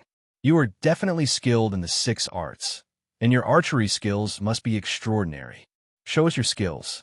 Let's see how exquisite the royal clan's archery skills are. Show us your skills, then. After watching Monarch Yu's subordinates make a move several times, these people were already anticipating Monarch Yu to truly show off his strength. Monarch Yu thought for a long time. Then, he said with some difficulty, archery is indeed not my specialty. If I make a fool of myself, please forgive me. Good. The crowd was excited. Monarch Yu was finally going to make a move.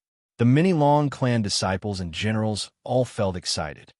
Brother Xiao, if you don't mind using the bow in your hand, right? Monarch Yu asked softly, showing a humble attitude. Xiao Chun showed a calm expression as he casually handed the goose dragon bow to the other party. Then, he slowly pushed it away. Only Long Hua's heart was surging with waves. He was incomparably shocked, completely stupefied, unable to say a single word. It really was as Xiao Chun said. This was the exact same script. It looked like there were no openings. Under the crowd's instigation, Monarch Yu appeared somewhat helpless and unwillingly made a move. I'm not trying to show off on purpose. You all forced me to. What kind of cultivation realm is this? This is simply inconceivable. However, Xiao Chun had seen through everything long ago. Long Hua felt curious. If Monarch Yu knew that Xiao Chun already knew everything he did, what kind of expression would he have? Chapter 1857. Monarch Yu received the bow and arrow from Xiao Chun. Then he said indifferently, "Increase the gravity to 40-fold. Hua." His casual words immediately caused everyone to exclaim in shock and suck in a cold breath. Long Hua was slightly surprised. He had practiced archery for many years and naturally knew the difference between 40 times gravity and 20 times gravity. The difference between the two was like the difference between heaven and earth. It was far more than just double. 20 times the gravity was already exaggerated enough, and it was the strict requirement of the Marquis's residence. The other clans and powers generally only had 10 times the gravity for their basic training. If Long Hua's archery skills were placed anywhere else, he would receive unanimous praise. However, Monarch Yu's actions were truly terrifying, especially for such an expert. Archers who knew the difference between 20 times gravity and 40 times gravity would be even more shocked. Even some of the generals who followed the soaring dragon Marquis on the high platform felt slightly startled. They said softly, "Lord Marquis, if Monarch Yu can hit the 10th ring with this arrow, his archery skills will rank within the top 10 in our army. Most importantly, he is still so young. It is indeed terrifying. You are a relative of the Emperor and enjoy a hereditary title of nobility. To be able to not be arrogant or rash, and to be able to settle down and cultivate, that's the rarest thing." Monarch Yu's performance won praise from the Marquis's residence's upper echelon. Lan Luo, who sat beside Long Yin on the high platform, looked over with some dissatisfaction. Xiao Chun felt that this Monarch Yu seemed to be purposely making life difficult for Xiao Chun. When he saw Xiao Chun shooting arrows, he purposely wanted to outdo him. "Luo, what do you think of Monarch Yu?" The soaring dragon Marquis did not reply to his subordinate. Instead, he turned his head and spoke to Lan Luo, a doting look in his eyes. After a moment of silence, Lan Luo replied simply, "There is nothing to say about his strength and talent. What does father think?" The soaring dragon Marquis smiled faintly, but did not say much. "Just keep watching. The show has just begun." Long Yin pondered over his father's words in his heart. He was somewhat unable to grasp and did not quite understand. Monarch Yu drew his bow on the drill ground, holding his breath and focusing. "Let go." The arrow was invisible, and under 40 times the gravity, it hit the bullseye that was 10,000 meters away. Wong, the tail of the arrow, trembled. Monarch Yu successfully made his debut, stunning the entire place. Under 40-fold gravity, late-stage, star venerate experts would find it hard to bring out their advantage in speed. Even holy venerates would inevitably be affected, unable to bring out their full strength. However, even so, Monarch Yu used the ordinary goose dragon bow to firmly hit the bullseye 10 kilometers away. Monarch Yu handed the bow to Xiao Chun. Then, he smiled softly and said, "Brother Xiao Chun, are you interested in competing? For Brother Xiao to obtain the Hidden Spirit Temple's favor, you must have something extraordinary about you." "Yes, one round, one round." At this moment, Monarch Yu had just received cheers from everyone. Many Long Clan disciples immediately seconded his suggestion. During the family banquet, the Long Clan disciples had already been hostile to Xiao Chun. Now, Monarch Yu was willing to stand up for them.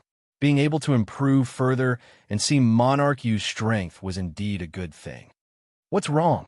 Are you scared?" Longbow seized the opportunity to mock Xiao Chun wantonly. "Xiao, xiao, xiao." Instantly, Countless gazes in the drill ground landed on Xianxia. Some of these gazes were filled with disdain, some with mockery, and some with cold smiles. This made one feel unbearably lonely. Monarch, you had already succeeded in isolating Xianxia in the Marquis's residence. Unfortunately, Xianxia's mental fortitude was far beyond what this group of people could imagine. He said indifferently, "It is not impossible to compete with me. How much do you have to bet?" Bet? Monarch, you rejoiced in his heart. A brilliant light flashed in his eyes as he said, "If I lose, I will agree to any one of your requests." Deal. Xianxia had his own plans. After thinking for a while, he chose to agree. Seeing Xianxia agree, Monarch, you could not help laughing maniacally in his heart. "I finally got this opportunity to make you agree. What do you want to compete in? Just say it. As long as you can win in any one of them, it will be considered my loss. However, if you lose, you have to agree to one of my requests." Monarch, you exuded strong confidence as he exuded the might of a ruler. The formless dragon luck covering Monarch Yu's head spread out together with this dragon might. The tyrannical might of a ruler immediately turned ancient, distant, and noble. It was like an epic, shocking everyone. It was like in that instant, everyone felt like they were not facing Monarch Yu alone, but an insignificant corner of the ancient dynasty. The aura that Monarch Yu gave off was incredibly horrifying. The sudden appearance of the dynasties might force the people near Monarch Yu to move back, not daring to look at him directly. The might of the dynasty. In the end, Monarch Yu is the son of a duke, possessing the royal clan's bloodline. When he gets serious, he looks completely different. Many people felt extremely shocked in their hearts. Now, they looked at Monarch Yu with some respect. As Xianxia observed in secret, he deeply felt the vastness and ancientness of a dynasty.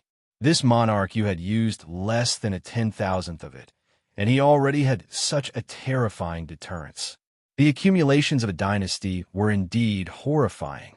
At the same time, Xianxia thought to himself, "This monarch Yu is overly serious. Could it be that everything he did was to trample on me before everyone? In what way did I provoke the other party to be so wary?" With this thought, Xiaoqian's expression turned grave, and he could not help getting serious.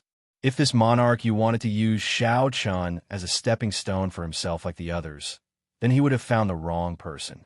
In that case, he would have found the wrong person. Xiaoqian's expression turned slightly cold as he said indifferently, "I think that Monarch Yu's archery skills are pretty good. Let's compete in archery. Let's see whose archery skills are better." This person really overestimates himself. Monarch Yu showed off a little earlier. Even under 40-fold gravity, he could still easily hit the bullseye. Clearly, he was holding back, yet he took the initiative to compete with Monarch Yu. Did Donkey kick him in the head? He is really stupid. Huh. All sorts of disdainful voices could be heard. Many of the Long family's disciples and the Marquis Mansion's guards looked at Xiaoqian. They all felt that there was something wrong with Xiaoqian's mind. Xiaoqian had already casually mentioned Monarch Yu's strong suit. "Competing with me in archery?" Monarch Yu was stunned for a moment.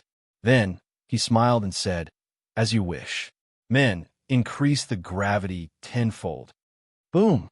In the shooting range, the gravity reached a frightening 50 times, and the space around them began to distort. Under such circumstances, it would undoubtedly be even more difficult to hit the bullseye. What was even more difficult was that the slightly distorted space. If the arrow wanted to pass through it, it would have to hit the bullseye. It was as difficult as ascending to heaven. What great monarch Yu! If he can still hit the bullseye under 50-fold gravity, his talent in archery is truly terrifying. Monarch Yu's actions startled everyone. Under 50-fold gravity, even a holy venerate would find it hard to escape easily. If he could hit the bullseye in this situation. In other words, Monarch Yu possessed the strength to kill a holy venerate. Monarch Yu held up the goose dragon bow and shouted. Then, he drew the bowstring, and the dynasty's might soared continuously. Boom! The dynasty's might eventually turned into a golden dragon chi and soared into the sky. In an instant, all the clouds in the sky were swept away. The clouds no longer existed, and a sky full of stars suddenly appeared in this bright and clear world. When one looked up, one could see a sky full of stars. Using the dynasty's might to support himself, Monarch cleared away the clouds in the sky. This resulted in a mysterious phenomenon of flipping day and night. Countless stars flickered in the clear sky. The sky full of stars looked exceptionally bright from the central great realm. What is the center? I am the center of a universe. The great thousand realms originate from me. The boundless astral regions all revolve around me. At this moment, Monarch on the drill ground gave off a light that said, I am the only one in the vast sea of people. Everyone regards me as the center. Whoosh! Monarch suddenly let go, and the stars in the sky gave off a bright light. Boundless starlight descended and drifted down. The arrow that Monarch shot out was like a rainbow piercing the sun, turning into a resplendent beam of light. The arrow swept everything in its path, undefeatable. The twisted space did not affect it at all. Boom! In the next instant, a deafening sound rang out. The target made of precious divine materials was shattered. The target made of precious divine materials shattered without any suspense. The entire drill ground trembled slightly under the aftermath of this arrow. Many of the weaker cultivators were horrified by the remnant might. Monarch's entire body shone with resplendent light, looking like a sovereign. His long hair fluttered, and starlight surrounded him. Monarch smiled coldly and tossed the goose dragon bow rudely at Xianxia. Then, he said coldly, How are you going to compete with me in archery? I want to see how you can defeat me. Whoosh! Xianxia caught the bow. The force contained and it shook the surroundings and kicked up a strong wind. Everyone felt Monarch's rage and disdain. At this moment, Monarch's aura reached its peak since he entered the Marquis's residence. Clearly, it was Monarch who was being rude. However, everyone felt that Xianxia should not have provoked him. Monarch's archery skills were already very strong. Yet, he purposely challenged this. He was simply seeking death. How can I defeat you? Xianxia smiled coldly in his heart. Naturally, he already had a plan on how to win.